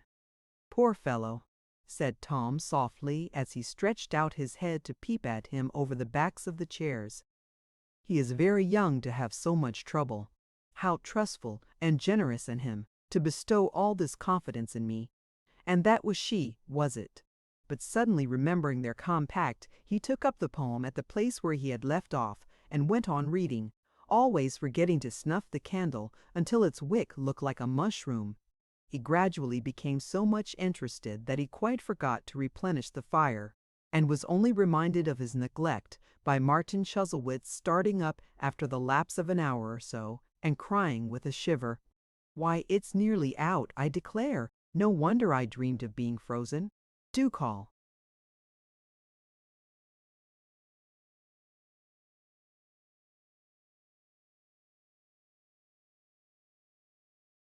"For some coals.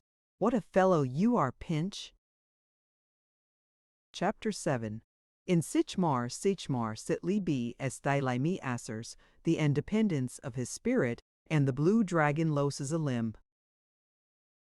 Martin began to work at the grammar school next morning with so much vigor and expedition that Mr. Pinch had new reason to do homage to the natural endowments of that young gentleman, and to acknowledge his infinite superiority to himself.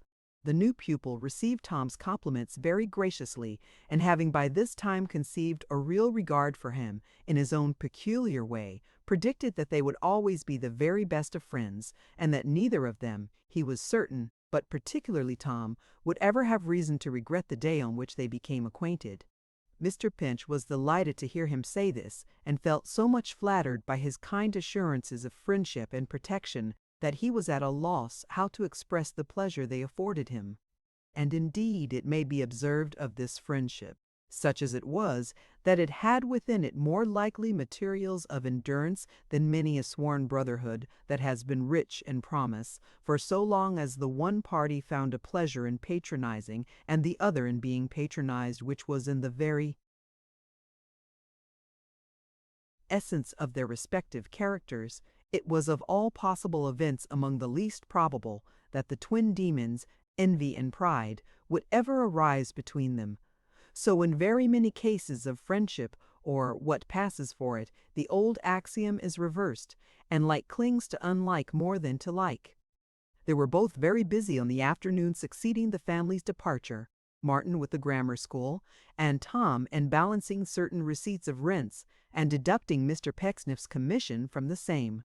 In which abstruse employment he was much distracted by a habit his new friend had of whistling aloud while he was drawing, when they were not a little startled by the unexpected obtrusion into that sanctuary of genius, of a human head which, although a shaggy and somewhat alarming head in appearance, smiled admirably.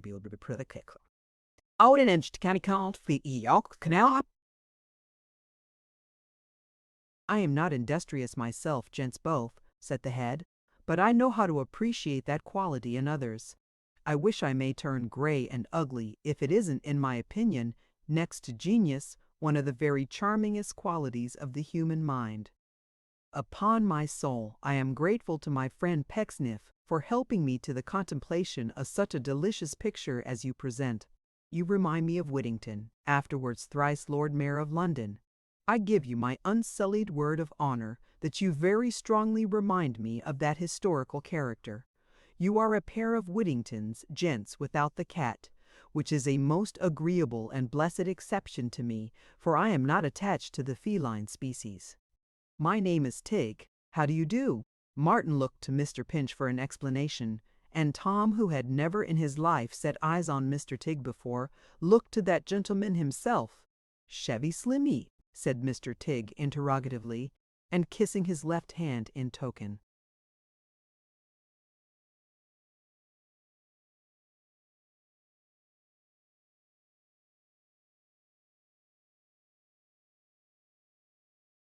Of friendship. You will understand me when I say that I am the accredited agent of Chevy Slime, that I am the ambassador from the court of Chiv. Ha ha, heyday, asked Martin, starting at the mention of a name he knew. Pray, what does he want with me? If your name is Pinch, Mr. Tig began. It is not, said Martin, checking himself. That is Mr. Pinch. If that is Mr. Pinch, cried Tig, kissing his hand again, and beginning to follow his head into the room, he will permit me to say that I greatly esteem and respect his character, which has been most highly commended to me by my friend Pecksniff, and that I deeply appreciate his talent for the organ, notwithstanding that I do not, if I may use the expression, grind myself. If that is Mr. Pinch, I will venture to express a hope that I see him well, and that he is suffering no inconvenience from the easterly wind. Thank you, said Tom. I am very well. That is a comfort, Mr. Tig rejoined. Then, he added, shielding his lips with the palm of his hand, and applying them close to Mr. Pinch's ear, I have come for the letter. For the letter, said Tom aloud. What letter? The letter, whispered Tig in the same cautious manner as before, which my friend Pecksniff addressed to Chevy Slime, Esquire, and left with you. He didn't leave any letter with me, said Tom. Hush, cried the other, It's all the same thing, though not so delicately done by my friend Pecksniff as I could have wished. The money.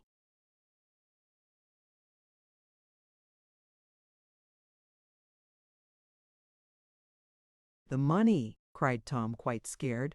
Exactly so, said Mr. Tigg, with which he rapped Tom twice or thrice upon the breast and nodded several times, as though he would say that he saw they understood each other, that it was unnecessary to mention the circumstance before a third person, and that he would take it as a particular favor if Tom would slip the amount into his hand as quietly as possible. Mr. Pinch, however, was so very much astounded by this to him inexplicable deportment that he at once openly declared there must be some mistake, and that he had been entrusted with no commission whatever having any reference to Mr. Tigg or to his friend either. Mr. Tigg received this declaration with a grave request that Mr. Pinch would have the goodness to make it again, and on Tom's repeating it in a still more emphatic and unmistakable manner, checked it off, sentence for sentence, by nodding his head solemnly at the end of each. When it had come to a close for the second time, Mr. Tigg sat himself down in a chair and addressed the young man as follows. Then I tell you what it is, gents both. There is at this present moment in this very place a perfect constellation of talent and genius who is involved through what I cannot but designate as the culpable negligence of my friend Pecksniff, in a situation as tremendous, perhaps, as the social intercourse of the 19th century will readily admit of. There is actually at this instant, at the Blue Dragon in this village, an alehouse, observe, a common, paltry, low-minded, clod-hopping, pipe-smoking alehouse, an individual of whom it may be said, in the language of the poet, that nobody but himself can in any way come up to him, who is detained there for his bill. For his bill? I repeat it, for his bill. Now, said Mr. Tigg, we have heard of Fox's Book of Martyrs, I believe, and we have heard of the Court of Requests and the Star Chamber. But I fear the contradiction of no man alive or dead, when I assert that my friend Chevy Slime,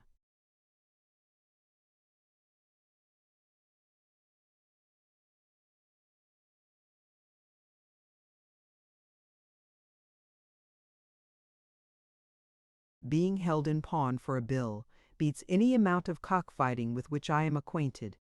Martin and Mr. Pinch looked first at each other and afterwards at Mr. Tigg, who with his arms folded on his breast surveyed them, half in despondency and half in bitterness. Don't mistake me, gents both, he said, stretching forth his right hand. If it had been for anything but a bill, I could have borne it, and could still have looked upon mankind with some feeling of respect. But when such a man as my friend Slime is detained for a score, a thing in itself essentially mean, a low performance on a slate, or possibly chalked upon the back of a door, I do feel that there is a screw of such magnitude loose somewhere, that the whole framework of society is shaken, and the very first principles of things can no longer be trusted.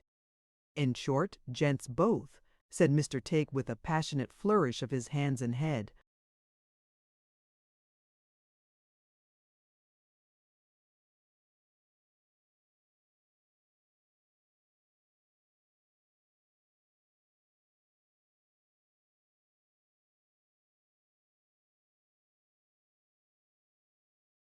when a man like Slame is detained for such a thing as a bill, I reject the superstitions of ages and believe nothing. I don't even believe that I don't believe. Curse me if I do. I am very sorry, I am sure, said Tom after a pause. But Mr. Pecksniff said nothing to me about it, and I couldn't act without his instructions. Wouldn't it be better, sir, if you were to go to wherever you came from yourself, and remit the money to your friend? How can that be done, when I am detained also? Said Mr. Tigg. And when, moreover, owing to the astounding, and I must add, guilty negligence of my friend Pecksniff, I have no money for coach hire. Tom thought of reminding the gentleman who, no doubt in his agitation, had forgotten it, that there was a post office in the land, and that possibly if he wrote to some friend or agent for a remittance, it might not be lost upon the road, or at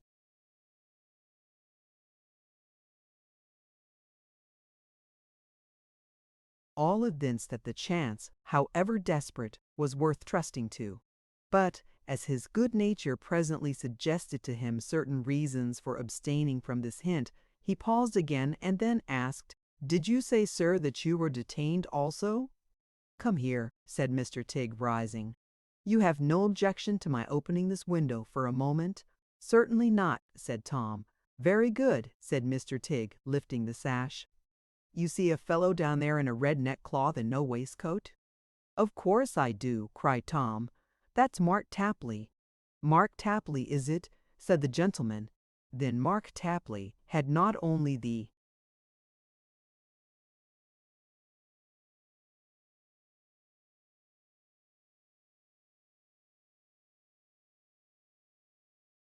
great politeness to follow me to this house, but is waiting now to see me home again. And for that attention, sir," added Mr. Tigg, stroking his moustache, "I can tell you that Mark Tapley had better in his infancy have been fed to suffocation by Mrs. Tapley than preserved to this time." Mr. Pinch was not so dismayed by this terrible threat, but that he had voice enough to call to Mark to come in, and upstairs, a summons which he so speedily obeyed that almost as soon as Tom and Mr. Tigg had drawn in their heads and closed the window again, he, the denounced, appeared before them. "Come here, Mark," said Mr. Pinch. "Good gracious me, what's the matter between Mrs. Lupin and this gentleman?" "What gentleman, sir?" said Mark. "I don't see no gentleman here, sir, excepting you and the new gentleman," to whom he made a rough kind of bow. "And there's nothing wrong between Mrs. Lupin and either of you, Mr. Pinch, I am sure." "Nonsense, Mark," cried Tom. "You see Mr. Tigg," interposed that gentleman. "Wait a bit, I shall crush him soon." "All in good time, oh him," rejoined Mark, with an air of careless defiance. "Yes, I see him. I could see him a little better if he'd shave himself and get his hair cut." Mr. Tigg shook his head with a ferocious look and smote himself once upon the breast. "It's no use," said Mark. "If you knock ever so much in that quarter, you'll get no answer. I know better. There's nothing there but padding, and a greasy sort it is." "Nay, Mark," urged Mr. Pinch, interposing to prevent hostilities, "tell me what I ask you. You're not out of temper, I hope?"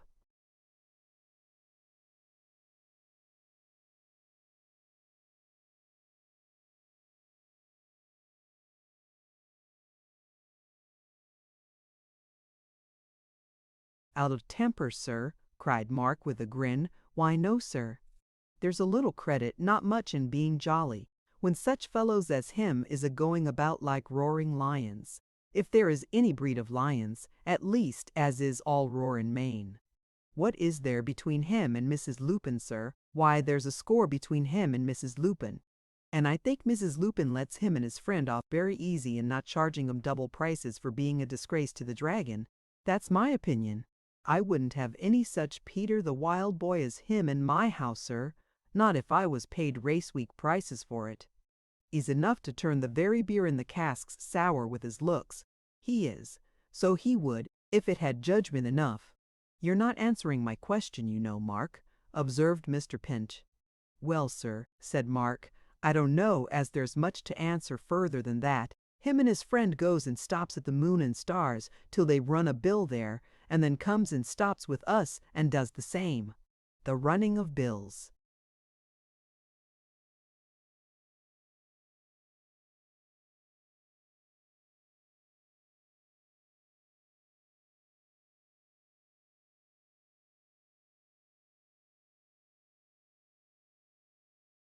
"Is common enough, Mr. Pinch.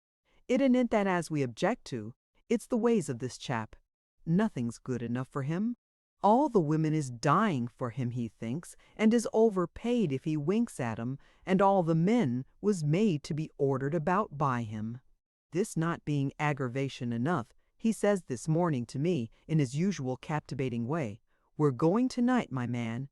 'Are you, sir?' says I. 'Perhaps you'd like the bill got ready, sir.' 'Oh, no, my man,' he says, 'you needn't mind that. I'll give Pecksniff orders to see to that.' In reply to which, the Dragon makes answer, 'Thank'ee, sir. You're very kind to honor us so far, but as we don't know any particular good of you, and you don't travel with luggage, and Mr. Pecksniff and at home, which perhaps you mayn't happen to be aware of, sir, we should prefer something more satisfactory. And that's where the matter stands. And I ask, said Mr. Tapley, pointing in conclusion to Mr. Tigg with his hat, any lady or gentleman possessing ordinary strength of mind to say whether he's a disagreeable-looking chap or not.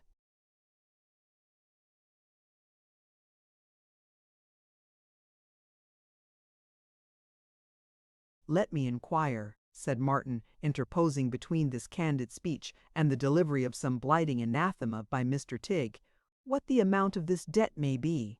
In point of money, sir, very little, answered Mark, only just turned of £3, but it anent that, it's the yes, you told us so before, said Martin.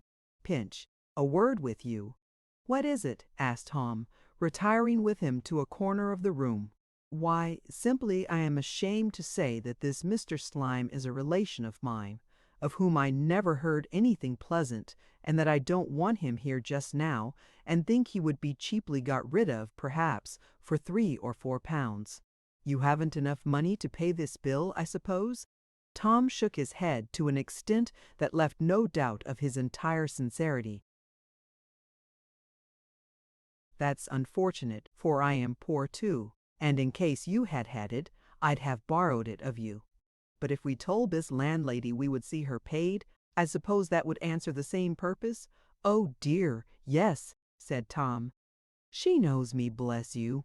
Then let us go down at once and tell her so, for the sooner we are rid of their company, the better. As you have conducted the conversation with this gentleman hitherto, perhaps you'll tell him what we purpose doing, will you? Mr. Pinch, complying, at once imparted the intelligence to Mr. Tigg, who shook him warmly by the hand in return, assuring him that his faith in anything and everything was again restored. It was not so much, he said, for the temporary relief of this assistance that he prized it, as for its vindication of the high principle that nature's nobs felt with nature's nobs, and that true greatness of soul sympathized with true greatness of soul all the world over. It proved to him, he said, that like him they admired genius even when it was coupled with the alloy occasionally visible in the metal of his friend Slim, and on behalf of that friend he thanked them as warmly and heartily as if the cause were his own. Being cut short in these speeches by a general move towards the stairs, he took possession at the street door of the lapel of Mr. Pinch's coat, as a security against further interruption, and entertained that gentleman with some highly improving discourse until they reached the Dragon, whither they were closely followed by Ncorporec. The rosy hostess scarcely needed Mr. Pinch's word as a preliminary to the release of her two visitors, of whom she was glad to be rid on any terms. Indeed, their brief detention had originated mainly with Mr. Tapley, who entertained a constitutional dislike to gentlemen out at elbows who flourished on false pretenses, and had conceived a particular aversion to Mr. Tigg and his friend as choice specimens of the species. The business in hand thus easily settled, Mr.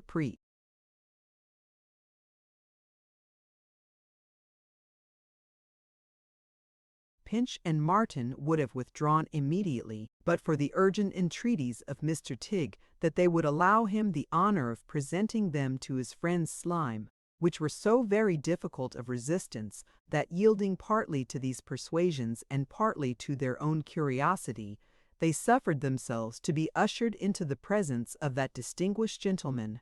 He was brooding over the remains of yesterday's decanter of brandy, and was engaged in the thoughtful occupation of making a chain of rings on the top of the table with the wet foot of his drinking-glass. Wretched and forlorn as he looked, Mr. Slime had once been in his way the choicest of swaggerers, putting forth his pretensions boldly as a man of infinite taste and most undoubted promise. The stock in trade requisite to set up an amateur in this department of business is very slight and easily got together.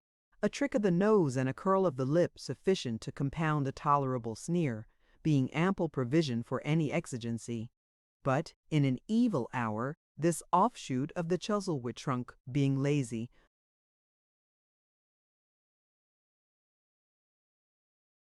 and ill qualified for any regular pursuit, and having dissipated such means as he ever possessed, had formally established himself as a professor of taste for a livelihood, and finding, too late, that something more than his old amount of qualifications was necessary to sustain him in this calling, had quickly fallen to his present level, where he retained nothing of his old self but his boastfulness and his bile, and seemed to have no existence separate or apart from his friends. And now so abject and so pitiful was he at once, so maudlin, insolent, beggarly, and proud, that even his friend and parasite standing erect beside him swelled into a man by contrast. "Chiv," said Mr. Tigg, clapping him on the back, "my friend Pecksniff not being at home, I have arranged our trifling piece of business with Mr. Pinch and friend. Mr. Pinch and friend, Mr. Chevy Slime. Chiv, Mr. Pinch and friend. These are agreeable circumstances in which to be introduced to strangers," said Chevy Slime, turning his bloodshot eyes towards Tom Pinch. "I am the most miserable man in the world, I believe." Tom begged he wouldn't mention it, and finding him in this condition, retired after an awkward pause, followed by Martin. But Mr. Tigg so urgently conjured them, by coughs and signs, to remain in the shadow of the door, that they stopped there. "I swear," cried Mr. Slime, giving the table an imbecile blow with his fist, and then feebly leaning his head upon his hand, while some drunken drops oozed from his eyes, "that I am the wretchedest creature on record. Society is in conspiracy against me. I'm the most literary man alive. I'm full of scholarship. I'm full of genius. I'm full of information. I'm full of novel views on every subject, yet look at my condition. I'm at this moment obliged to 2 strangers for a tavern bill."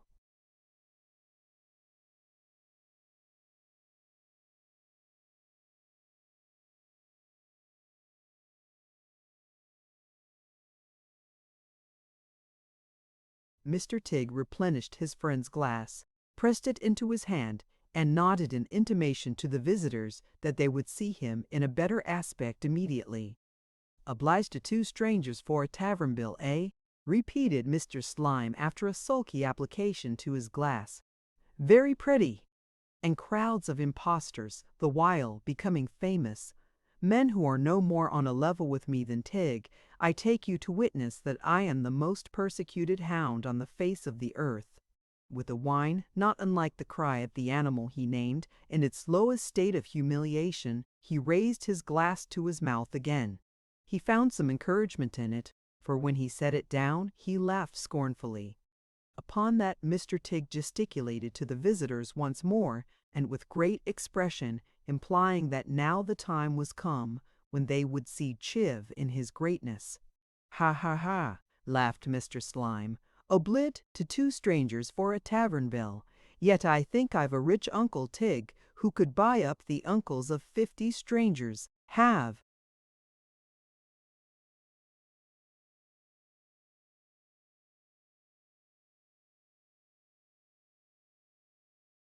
I, or have I not? I come of a good family, I believe. Do I, or do I not?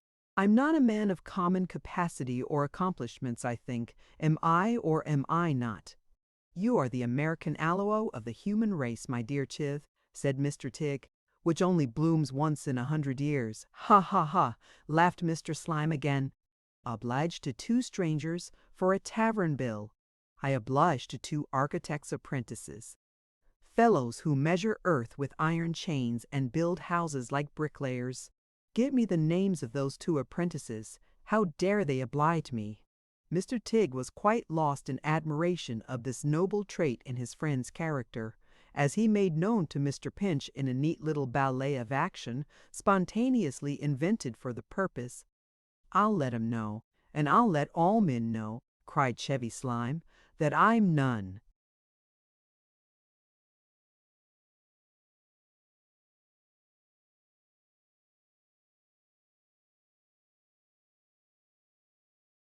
Of the mean, groveling, tame characters they meet with commonly.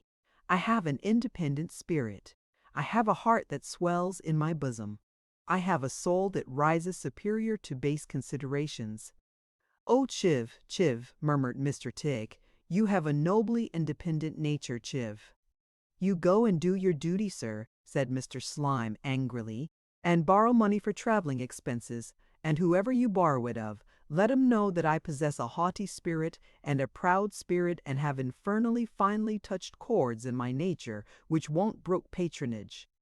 Do you hear? Tell him I hate him, and that that's the way I preserve my self-respect, and tell him that no man ever respected himself more than I do." He might have added that he hated two sorts of men: all those who did him favors, and all those who were better off than himself, as in either case their position was an insult to a man of his stupendous merits. But he did not, for with the apt closing words above recited, Mr. Slime, of too haughty a stomach to work, to beg, to borrow, or to steal, yet mean enough to be worked or borrowed, begged or stolen for, by any catspaw that would serve his turn, too insolent to lick the hand that fed him in his need, yet cur enough to bite and tear it in the dark. With these apt closing words, Mr. Slime fell forward with his head upon the table, and so declined into a Socrates sleep. "Was there ever," cried Mr. Tigg, joining the young men at the door and shutting it carefully behind him, "such an independent spirit as is possessed by that extraordinary creature? Was there ever such a Roman as our friend Chiv? Was there ever a man of such a purely classical turn of thought, and of such a toga-like simplicity of nature? Was there ever a man with such a flow of eloquence? Might he not, gents both, I ask, have sat upon a tripod in the ancient times and prophesied to a perfectly unlimited extent if previously supplied with?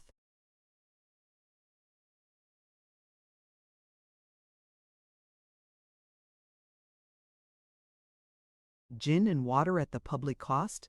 Mr. Pinch was about to contest this latter position with his usual mildness, when observing that his companion had already gone downstairs, he prepared to follow him. "You are not going, Mr. Pinch," said Tigg. "Thank you," answered Tom. "Yes."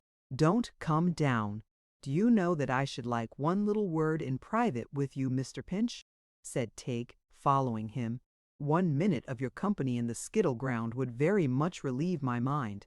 Might I beseech that favor?" "Oh, certainly," replied Tom, "if you really wish it." So he accompanied Mr. Tigg to the retreat in question, on arriving at which place that gentleman took from his hat what seemed to be the fossil remains of an antediluvian pocket.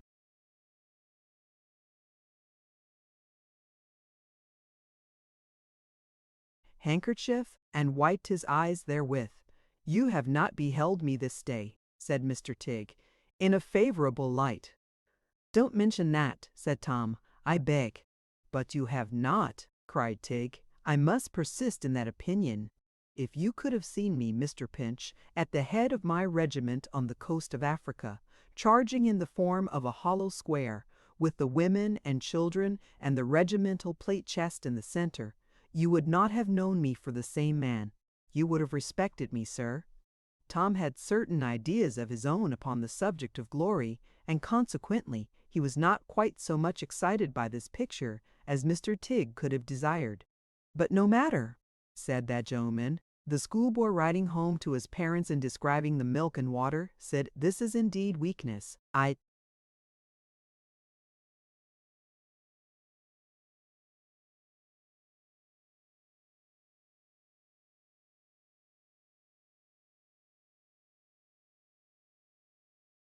repeat that assertion in reference to myself at the present moment, and I ask your pardon. Sir, you have seen my friend Slim?" "No doubt," said Mr. Pinch. "Sir, you've been impressed by my friend Slime?" "Not very pleasantly, I must say," answered Tom, after a little hesitation. "I am grieved, but not surprised," cried Mr. Tigg, detaining him with both hands, "to hear that you have come to that conclusion, for it is my own. But, Mr. Pinch, though I'm a rough and thoughtless man, I can honor mind. I honor mind in following my friend. To you, of all men, Mr. Pinch, I have a right to make appeal on mind's behalf when it has not the art to push its fortune in the world. And so, sir, not for myself, who have no claim upon you, but for my crushed, my sensitive and independent friend, who has I ask the loan of 3/2 crowns. I ask you for the loan of 3/2 crowns, distinctly and without a blush. I ask it almost as a right, and when I add that they will be returned by post this week, I feel that you will blame me for that sordid stipulation. Mr. Pinch took from his pocket an old-fashioned red leather purse with a steel clasp which had probably once belonged to his deceased grandmother. It held 1/2 sovereign and no more. All Tom's worldly wealth until next quarter day. "Stay," cried Mr. Tigg, who had watched this proceeding keenly. "I was just about to say that for the convenience of posting you had better make it gold." "Thank you. A general direction, I suppose, to Mr. Pinch at Mr. Pecksniff's will that find you?" "That'll find me," said Tom. "You had better put Esquire to Mr. Pecksniff's name, if you please. Direct to me, you know, at Seth Pecksniff's, Esquire." "At Seth Pecksniff's, Esquire," repeated Mr. Tigg, taking an exact note of it with a stump of pencil. "We said this week, I believe?" "Yes, or Monday will do," observed Tom. "No, no, I beg your pardon. Monday will not do," said Mr. Tigg. "If we stipulated for this week, Saturday is the latest day. Did we stipulate for this week?" "Since you are so particular about it," said Tom, "I think we did." Mr. Tigg added this condition to his memorandum: read the entry over to himself with a severe frown, and that the transaction might be the more correct and businesslike, appended his initials to the whole. That done, he assured Mr. Pinch that everything was now perfectly regular, and, after squeezing his hand with great fervor, departed.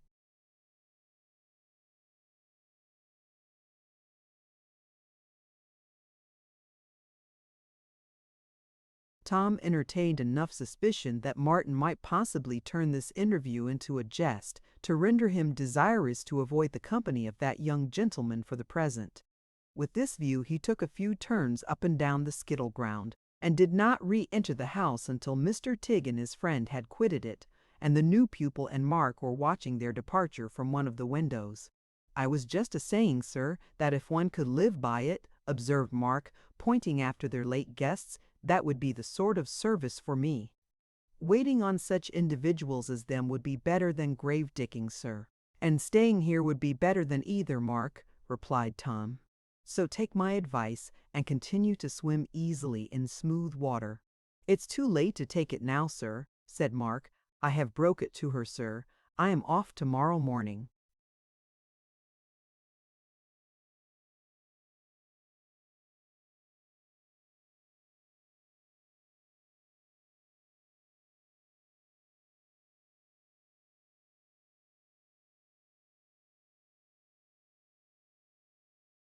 "Off!" cried Mr. Pinch. "Where to?" "I shall go up to London, sir." "What to be?" asked Mr. Pinch. "Well, I don't know yet, sir." Nothing turned up that day. I opened my mind to you as was at all likely to suit me. All them trades I thought of was a deal too jolly. There was no credit at all to be got in any of 'em. I must look for a private service, I suppose, sir. I might be brought out strong, perhaps, in a serious family. Mr. Pinch. Perhaps you might come out rather too strong for a serious family's taste, Mark. "That's possible, sir. If I could get into a wicked family, I might do myself justice, but the difficulty is to make sure of one's ground, because a young man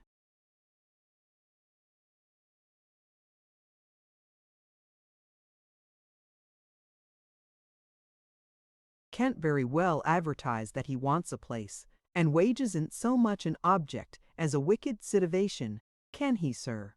"Why, no," said Mr. Pinch, "I don't think he can." "An envious family," pursued Mark with a thoughtful face, "or a quarrelsome family, or a malicious family, or even a good out-and-out mean family, would open a field of action as I might do something in. The man as would have suited me of all other men was that old gentleman as was took ill here, for he really was a trying customer. Howsever, I must wait and see what turns up, sir, and hope for the worst." "You are determined to go, then," said Mr. Pinch. "My box is gone already, sir, by the wagon, and I'm going to walk on tomorrow morning and get a lift by the day coach when it overtakes me. So I wish you goodbye, Mr. Pinch, and you too, sir, and all good luck and happiness." They both returned his greeting laughingly and walked home arm in arm, Mr. Pinch imparting to his new friend as they went such further particulars of Mark Tapley's whimsical restlessness as the reader is already acquainted with. In the meantime Mark, having a shrewd notion that his mistress was in very low spirits and that he could not exactly answer for the consequences of any lengthened tee in the bar, kept himself obstinately out of her way all the afternoon and evening. In this piece of generalship he was very much assisted by the great influx of company into the taproom, for the news of his intention having gone abroad, there was a perfect throng there all the evening, and much drinking of healths and clinking of mugs. At length the house was closed for the night, and there being now no help for it, Mark put the best face he could upon the matter and walked doggedly to the bar door.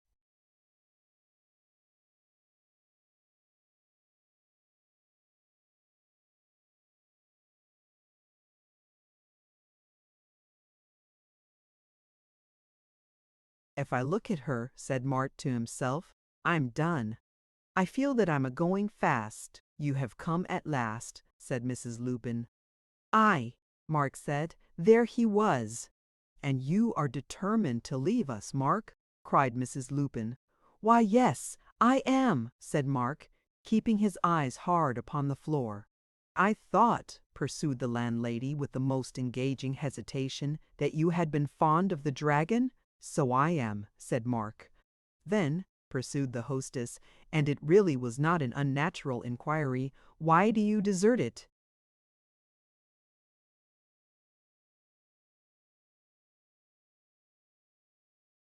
But as he gave no manner of answer to this question, not even on its being repeated, Mrs. Lupin put his money into his hand and asked him not unkindly, quite the contrary, what he would take. It is proverbial that there are certain things which flesh and blood cannot bear. Such a question as this, propounded in such a manner, at such a time, and by such a person, proved at least, as far as Mark's flesh and blood were concerned, to be one of them. He looked up in spite of himself directly, and having once looked up, there was no looking down again. For of all the tight, plump, buxom, bright-eyed, dimple-faced landladies that ever shone on earth, there stood before him then, bodily in that bar, the very pink and pineapple. "Why, I tell you what," said Mark, throwing off all his constraint in an instant and seizing the hostess round the waist, at which she was not at all alarmed, for she knew what a good young man he was. "If I took what I liked most, I should."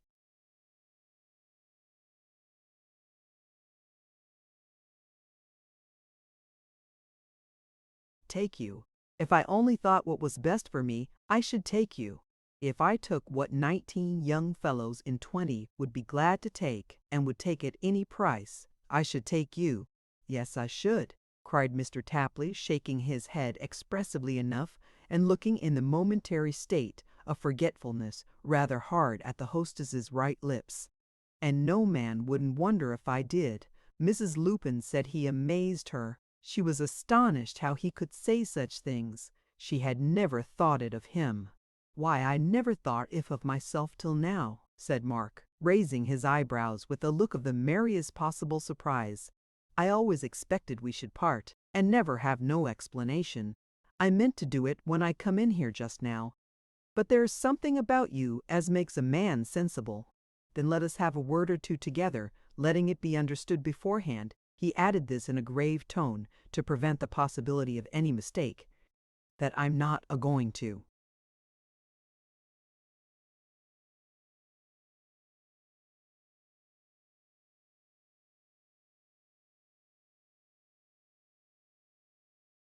Make no love, you know.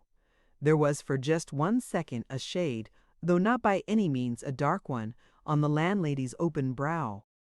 but it passed off instantly in a laugh that came from her very heart. "Oh, very good," she said. "If there is to be no love-making, you had better take your arm away." "Lord, why should I?" cried Mark. "It's quite innocent." "Of course it's innocent," returned the hostess, "or I shouldn't allow it." "Very well," said Mark. "Then let it be." There was so much reason in this that the landlady laughed again, suffered it to remain, and bade him say what he had to say, and be quick about it. But he was. "And impudent fellow," she added. "Ha ha, I almost think I am," cried Mark, "though I never thought so before. Why, I can say anything tonight." "Say what you're going to say if you please, and be quick," returned the landlady, "for I want to get to bed." "Why then, my dear good soul," said Mark, "and a kinder woman than you are never drawed breath, let me see the man as says she did." "What would be the likely consequence of us two being—" "Oh, nonsense," cried Mrs. Lupin. "Don't talk about that any more."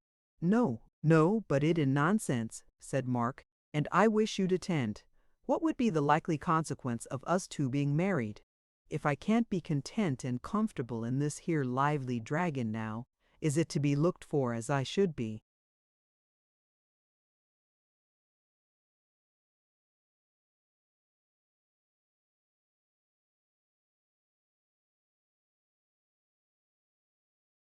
Then, by no means.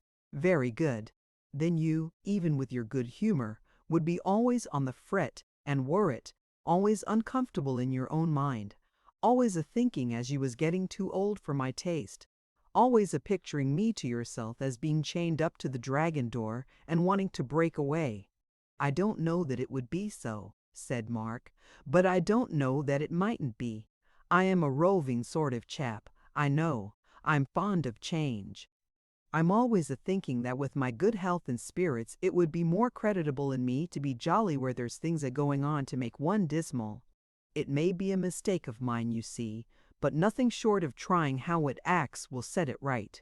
Then end it best that I should go, particular when your free way has helped me out to say all this, and we can part as good friends as we have ever been since first I entered this here noble dragon, which," said Mr. Tapley in conclusion, "has my good word and my good wish to the day of my death." The hostess sat quite silent for a little time, but she very soon put both her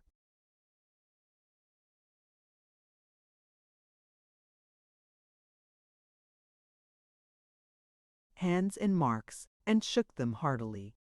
"For you are a good man," she said, looking into his face with a smile, which was rather serious for her, "and I do believe have been a better friend to me tonight than ever I have had in all my life." "Oh, as to that, you know," said Mark, "that's nonsense. But love my heart alive," he added, looking at her in a sort of rapture. "If you are that way disposed, what a lot of suitable husbands there is as you may drive distracted." She laughed again at this compliment, and once more shaking him by both hands and bidding him, if he should ever want a friend, to remember her, turned gaily from the little bar and up the dragon staircase.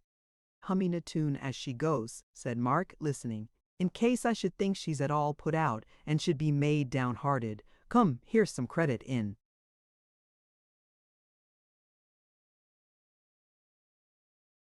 Being jolly at last, with that piece of comfort very ruefully uttered, he went, in anything but a jolly manner, to bed. He rose early next morning, and was afoot soon after sunrise. But it was of no use. The whole place was up to see Mark Tapley off. The boys, the dogs, the children, the old men, the busy people, and the idlers, there they were, all calling out, "Good-bye, Mark," after their own manner, and all sorry he was going. Somehow he had a kind of sense that his old mistress was peeping from her chamber window, but he couldn't make up his mind to look back. "Good-bye one, good-bye all," cried Mark, waving his hat on the top of his walking-stick as he strode at a quick pace up the little street. "Hardy chaps them wheelwrights, hurrah! Here's the butcher's dog a-coming out of the garden down, old fellow, and Mr. Pinch a-going to his organ. Good-bye, sir."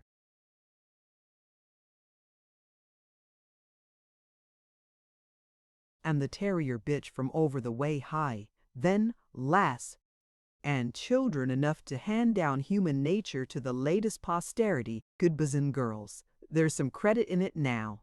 I'm a coming out strong at last. These are the circumstances that would try a ordinary mind. But I'm uncommon jolly, not quite as jolly as I could wish to be, but very near. Goodbye, goodbye.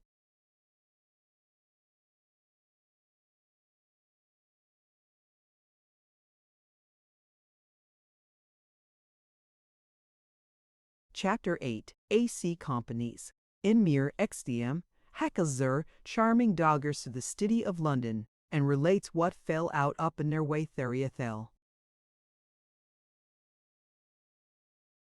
When Mr. Pecksniff and the two young ladies got into the heavy coach at the end of the lane, they found it empty, which was a great comfort, particularly as the outside was quite full, and the passengers looked very frosty. For as Mr. Pecksniff justly observed when he and his daughters had burrowed their feet deep in the straw, wrapped themselves to the chin, and pulled up both windows, it is always satisfactory to feel, in keen weather, that many other people are not as warm as you are. And this, he said, was quite natural, and a very beautiful arrangement, not confined to coaches, but extending itself into many social ramifications. For, he observed, if everyone were warm and well fed, we should lose the satisfaction of admiring the fortitude with which certain conditions of men bear cold and hunger. And if we were no better off than anybody else, what would become of our sense of gratitude, which, said Mr. Pecksniff with tears in his eyes, as he shook his fists at a beggar who wanted to get up behind, is one of the holiest feelings of our common nature.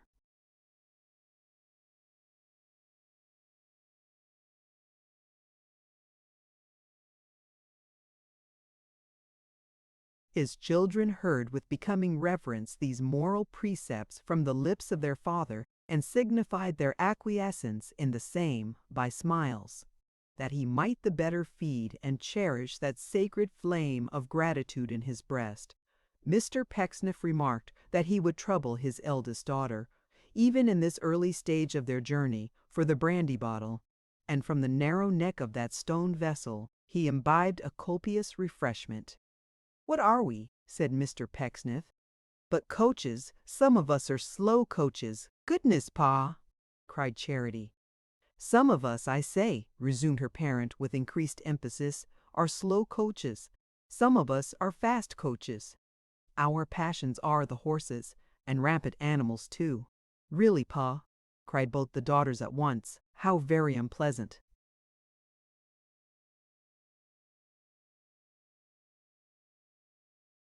"And rampant animals, too," repeated Mr. Pecksniff with so much determination that he may be said to have exhibited at the moment a sort of moral rampancy himself, "and virtue is the drag. We start from the mother's arms, and we run to the dust shovel." When he had said this, Mr. Pecksniff, being exhausted, took some further refreshment. When he had done that, he corked the bottle tight, with the air of a man who had effectually corked the subject also, and went to sleep for 3 stages. The tendency of mankind when it falls asleep in coaches is to wake up cross, to find its legs in its way, and its corns in aggravation.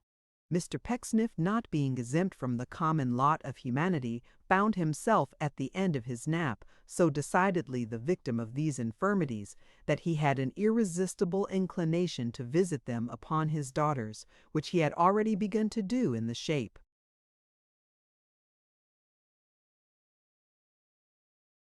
of divers random kicks and other unexpected motions of his shoes, when the coach stopped, and after a short delay the door was opened. "Now mind," said a thin sharp voice in the dark. "I and my son go inside because the roof is full, but you agree only to charge us outside prices. It's quite understood that we won't pay more, is it?" "All right, sir," replied the guard. "Is there anybody inside now?" inquired the voice. "3 passengers," returned the guard. "Then I ask the 3 passengers to witness this bargain, if they will be so good," said the voice. "My boy, I think we may safely get in." In pursuance of which opinion 2 people took their seats in the vehicle, which,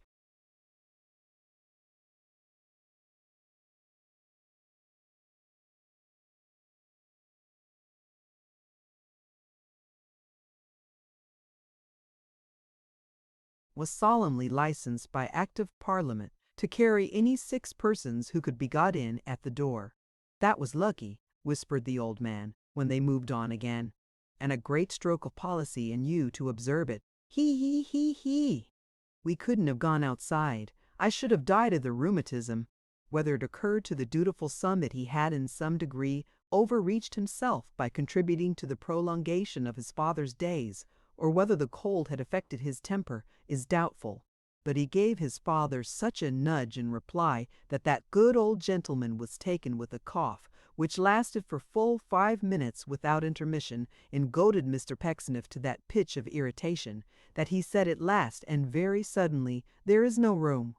There is really no room in this coach for any gentleman with a cold in his head." "Mine," said the old man after a moment's pause, "is upon my chest, Pecksniff." The voice and manner together, now that he spoke out, the composure of the speaker, the presence of his son, and his knowledge of Mr. Pecksniff, afforded a clue to his identity which it was impossible to mistake. "I thought," said Mr. Pecksniff, returning to his usual mildness, "that I addressed a stranger.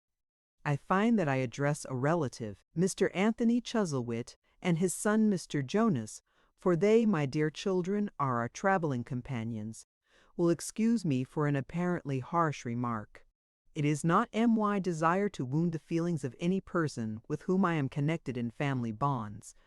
I may be a hypocrite," said Mr. Pecksniff cuttingly, "but I am not a brute."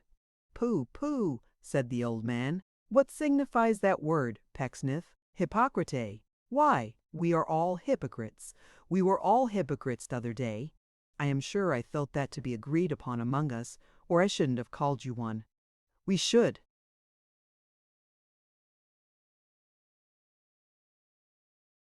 not have been there at all if we had not been hypocrites. The only difference between you and the rest was, shall I tell you the difference between you and the rest now, Pecksniff?" "If you please, my good sir, if you please."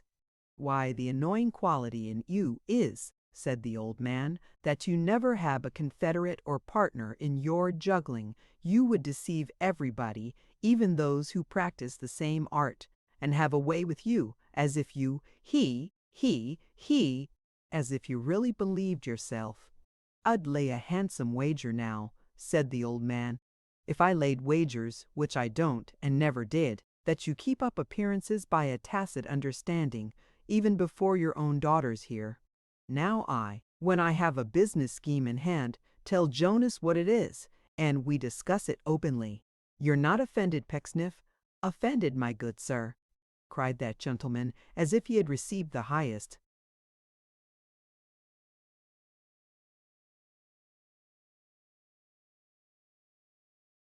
compliments that language could convey. "Are you traveling to London, Mr. Pecksniff?" asked the son. "Yes, Mr. Jonas, we are traveling to London." "We shall have the pleasure of your company all the way, I trust?" "Oh, Ecode, you had better ask father that," said Jonas. "I am not a-going to commit myself." Mr. Pecksniff was, as a matter of course, greatly entertained by this retort. His mirth having subsided, Mr. Jonas gave him to understand that himself and parent were in fact traveling to their home in the metropolis, and that, since the memorable day of the great family gathering, they had been tarrying in that part of the country, watching the sale of certain eligible investments which they had had in their copartnership when they came down, for it was their custom. Mr. Parent, Jonas said, whenever such a thing was practicable, to kill 2 birds with 1 stone, and never to throw away sprats, but as bait for whales. When he had communicated to Mr. Pecksniff these pithy scraps of intelligence, he said that if it was all the same to him, he would turn him over to father and have a chat with the gals, and in furtherance of this polite scheme, he vacated his seat adjoining that gentleman and established himself in the opposite corner, next to the fair Miss Mercy. The education of Mr. Jonas had been conducted from his cradle on the strictest principles of the main chance. The very first word he learnt to spell was gain, and the second, when he got into 2 syllables, money.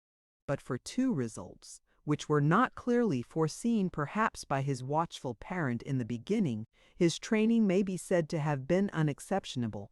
One of these flaws was that, having been long taught by his father to overreach everybody, he had imperceptibly acquired a love of overreaching that venerable monitor himself.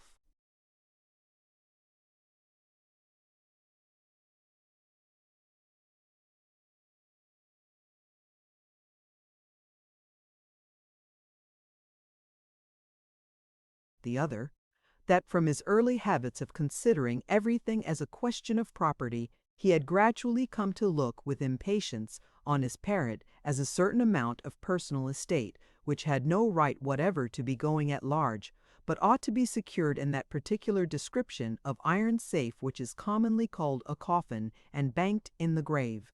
"Well, cousin," said Mr. Jonas, "because we are cousins, you know, a few times removed, so you're going to London?" Miss Mercy replied in the affirmative, pinching her sister's arm at the same time, and giggling excessively. "Lots of beaux in London, cousin," said Mr. Jonas, slightly advancing his elbow. "Indeed, sir," cried the young lady. "They won't hurt us, sir, I dare say." And having given him this answer with great demureness, she was so overcome by her own humor that she was fain to stifle her merriment in her sister's shawl. "Mary," cried that more prudent damsel, "really I am ashamed of you. How can you go on so?" "You wild thing," at which Miss Mary only laughed the more, of course. "I saw wildness in her eye t'other day," said Mr. Jonas, addressing Charity. "But you're the one to sit solemn. I say, you were regularly prim, cousin." "Oh, the old-fashioned fright!" cried Mary in a whisper. "Cherry, my dear, upon my word you must sit next him. I shall die outright if he talks to me any more. I shall, positively." To prevent which fatal consequence, the buoyant creature skipped out of her seat as she spoke, and squeezed her sister into the place from which she had risen. "Don't mind crowding me," cried Mr. Jonas. "I like to be crowded by gals. Come upito."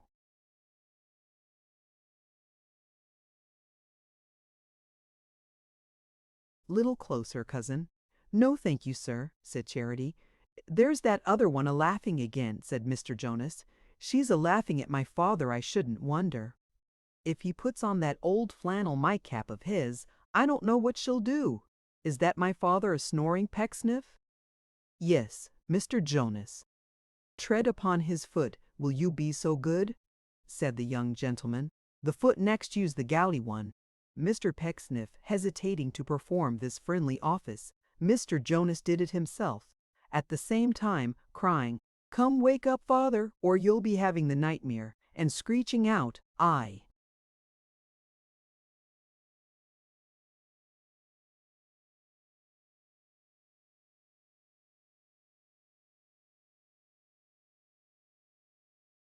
"No. Do you ever have the nightmare, cousin?" he asked his neighbor with characteristic gallantry as he dropped his voice again. "Sometimes," answered Charity. "Not often." "The other one," said Mr. Jonas after a pause. "Does she ever have the nightmare?" "I don't know," replied Charity. "You had better ask her." "She laughs so," said Jonas. "There's no talking to her. Only hark, how she's a-going on now. You're the sensible one, cousin." "Tut, tut," cried Charity. "Oh, but you are." "You know you are. Mercy is a little giddy," said Miss Charity, "but she'll sober down in time."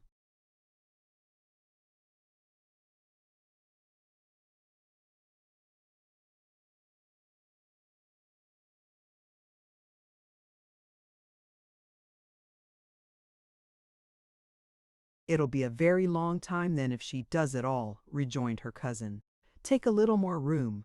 "I am afraid of crowding you," said Charity, but she took it notwithstanding, and after one or two remarks on the extreme heaviness of the coach and the number of places it stopped at, they fell into a silence which remained unbroken by any member of the party until supper time. Although Mr. Jonas conducted Charity to the hotel and sat himself beside her at the board, it was pretty clear that he had an eye to the other one also, for he often glanced across at Mercy and seemed to draw comparisons between the personal appearance of the two, which were not unfavorable to the superior plumpness of the younger sister. He allowed himself no great leisure for this kind of observation, however, being busily engaged with the supper, which, as he whispered in his fair companion's ear, was a contract business, and therefore this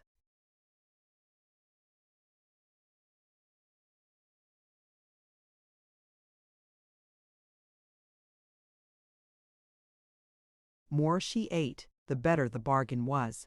His father and Mr. Pecksniff, probably acting on the same wise principle, demolished everything that came within their reach, and by that means acquired a greasy expression of countenance, indicating contentment, if not repletion, which it was very pleasant to contemplate.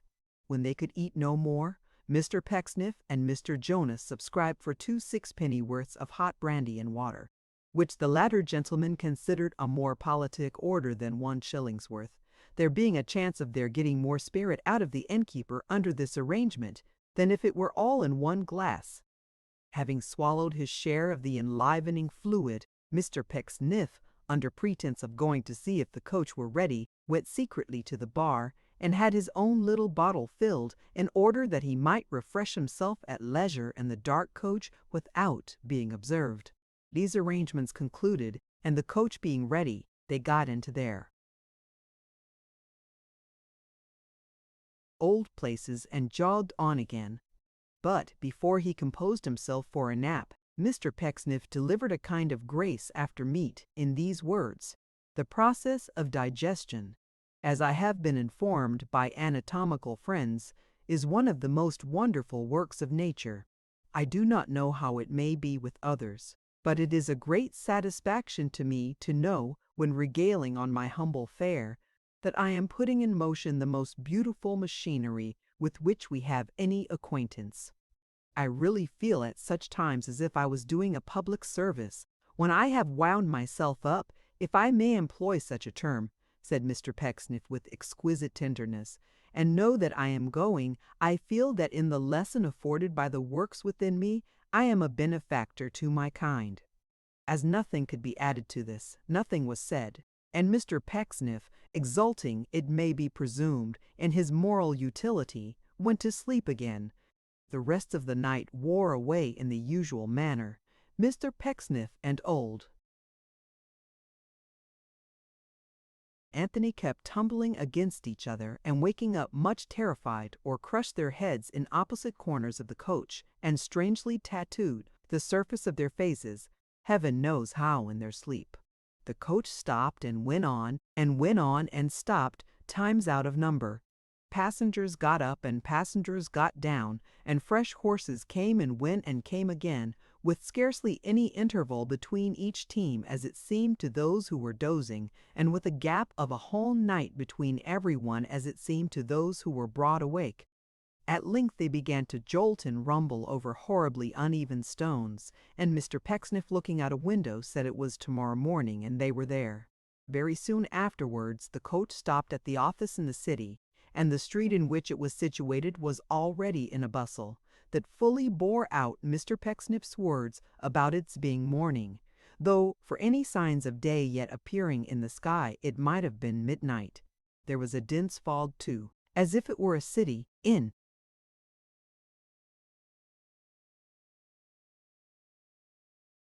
the clouds, which they had been traveling to all night up a magic beanstalk, and there was a thick crust upon the pavement like oil cake, which one of the outsides mad no doubt said to another, his keeper, of course, was snow.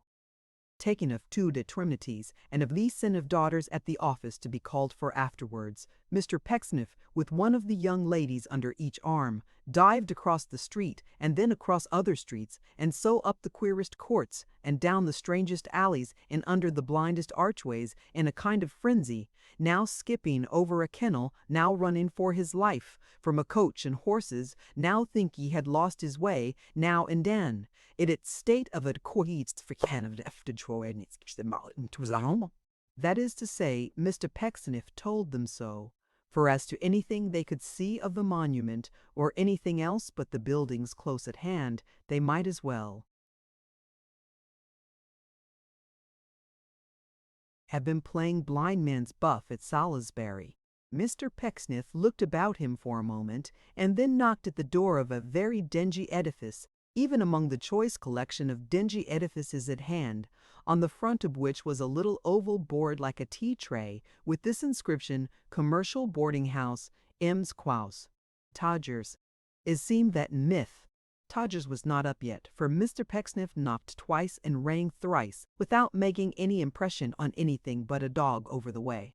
At last a chain and some bolts were withdrawn with a rusty noise, as if the weather had made the very fastenings hoarse, and a small boy with a large red head and no nose to speak of, and a very dirty Wellington boot on his left arm, appeared, who, being surprised, rubbed the nose just mentioned with the back of a shoe brush, and said nothing. "Still abed, my man?" asked Mr. Pecksniff.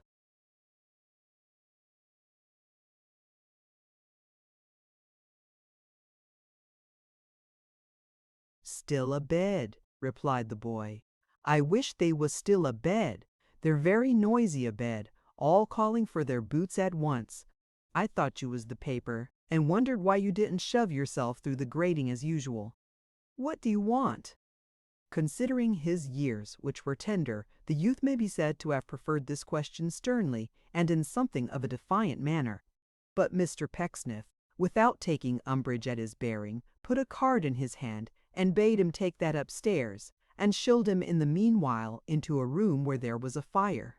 "Or if there's one in the eating parlor," said Mr. Pecksniff, "I can find it myself." So he led his daughters, without waiting for any further introduction, into a room on the ground floor, where a tablecloth, rather a tight and scanty fit, in reference to the table it covered, was already spread for breakfast, displaying a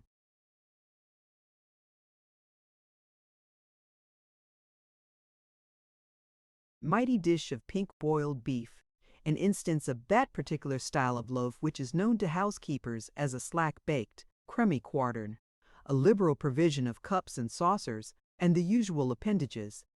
Inside the fender were some half-dozen pairs of shoes and boots, of various sizes, just cleaned and turned with the soles upwards to dry, and a pair of short black gaiters, on one of which was chalked in sport, it would appear, by some gentleman who had slipped down for the purpose, pending his toilet and gone up again, Jenkins's particular, while the other exhibited a sketch in profile, claiming to be the portrait of Jenkins himself.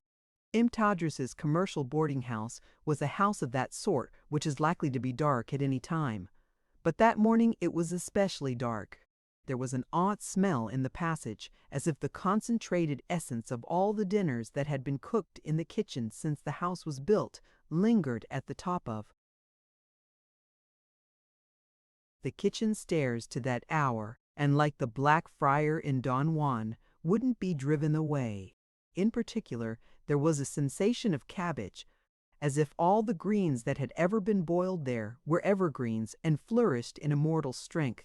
The parlor was wainscoted, and communicated to strangers a magnetic and instinctive consciousness of rats and mice. The staircase was very gloomy and very broad, with balustrades so thick and heavy that they would have served for a bridge. In a somber corner on the first landing stood a gruff old giant of a clock, with a preposterous coronet of 3 brass balls on his head, whom few had ever seen, none ever looked in the face, and who seemed to continue his heavy tick for no other reason than to warn heedless people from running into him accidentally. It had not been papered or painted, hadn't Todgers's, within the memory of man. It was very black, begrimed and mouldy, and at the top of the staircase was an old, disjointed, rickety, ill-favored skylight, patched and mended in all kinds of ways, which looked distrustfully.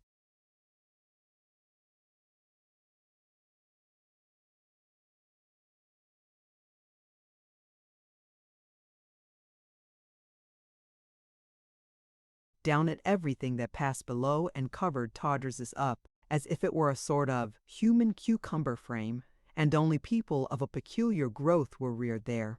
Mr. Pecksniff and his fair daughters had not stood warming themselves at the fire 10 minutes when the sound of feet was heard upon the stairs, and the presiding deity of the establishment came hurrying in.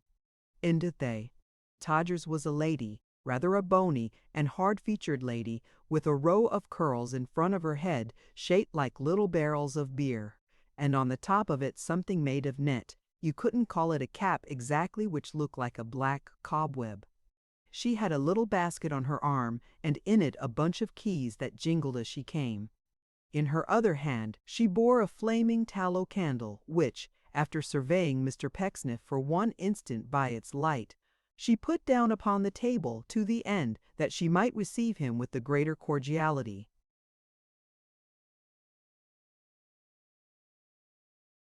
"Mr. Pecksniff," cried Mrs. Todgers, "welcome to London. Who would have thought of such a visit as this, after so many years? How do you do, Mr. Pecksniff?"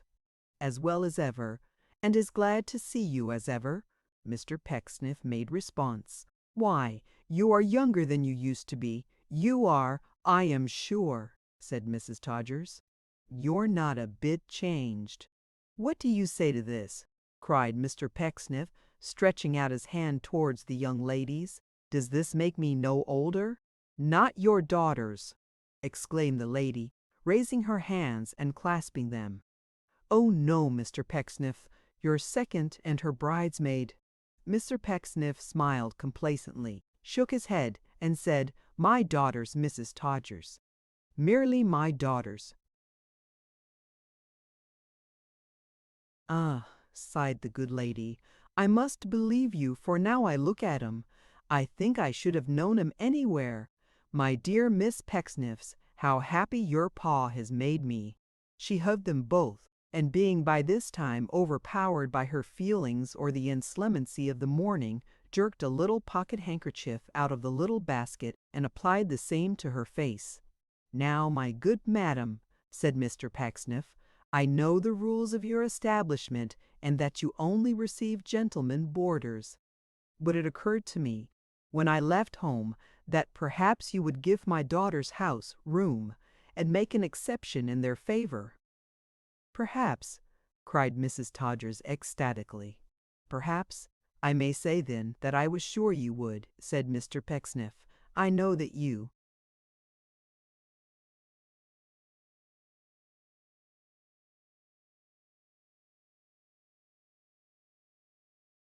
have a little room of your own, and that they can be comfortable there without appearing at the general table."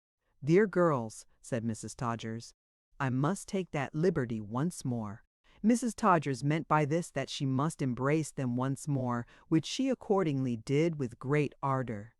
But the truth was that the house being full, with the exception of one bed, which would now be occupied by Mr. Pecksniff, she wanted time for consideration, and so much time too, for it was a knotty point, how to dispose of them, that even when this second embrace was over, she stood for some moments gazing at the sisters, with affection beaming in one eye, and calculation shining out of the other. "I think I know how to arrange it," said Mrs. Todgers at length. "A sofa bedstead in the little third room which opens from my own parlor." "Oh, you dear girls!"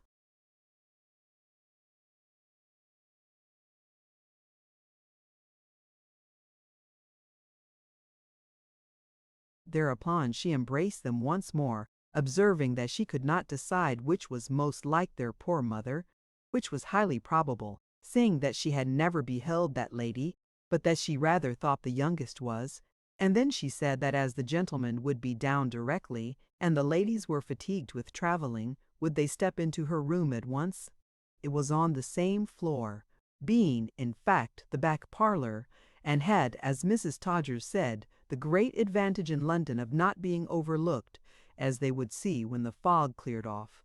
Nor was this a vainglorious boast, for it commanded at a perspective of 2 feet a brown wall with a black cistern on the top. The sleeping apartment designed for the young ladies was approached from this chamber by a mightily convenient little door, which would only open when fallen against by a strong person. It commanded from a similar point of sight another angle of the wall, and another side of the cistern. "Not the damp side," said Mrs. Todgers.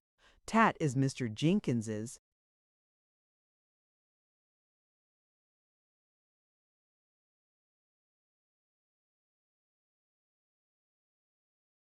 In the first of these sanctuaries a fire was speedily kindled by the youthful porter, who, whistling at his work in the absence of Mrs. Todgers, not to mention his sketching figures on his corduroys with burnt firewood, and being afterwards taken by that lady in the fact, was dismissed with the box on his ears.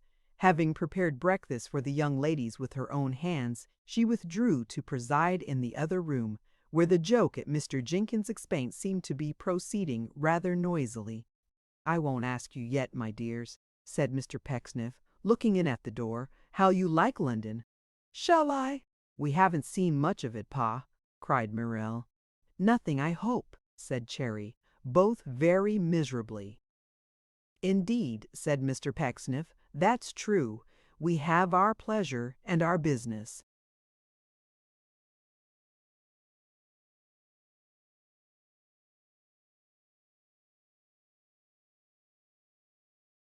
2. Before us. All in good time, all in good time. Whether Mr. Pecksniff's business in London was as strictly professional as he had given his new pupil to understand, we shall see, to adopt that worthy man's phraseology, all in good time.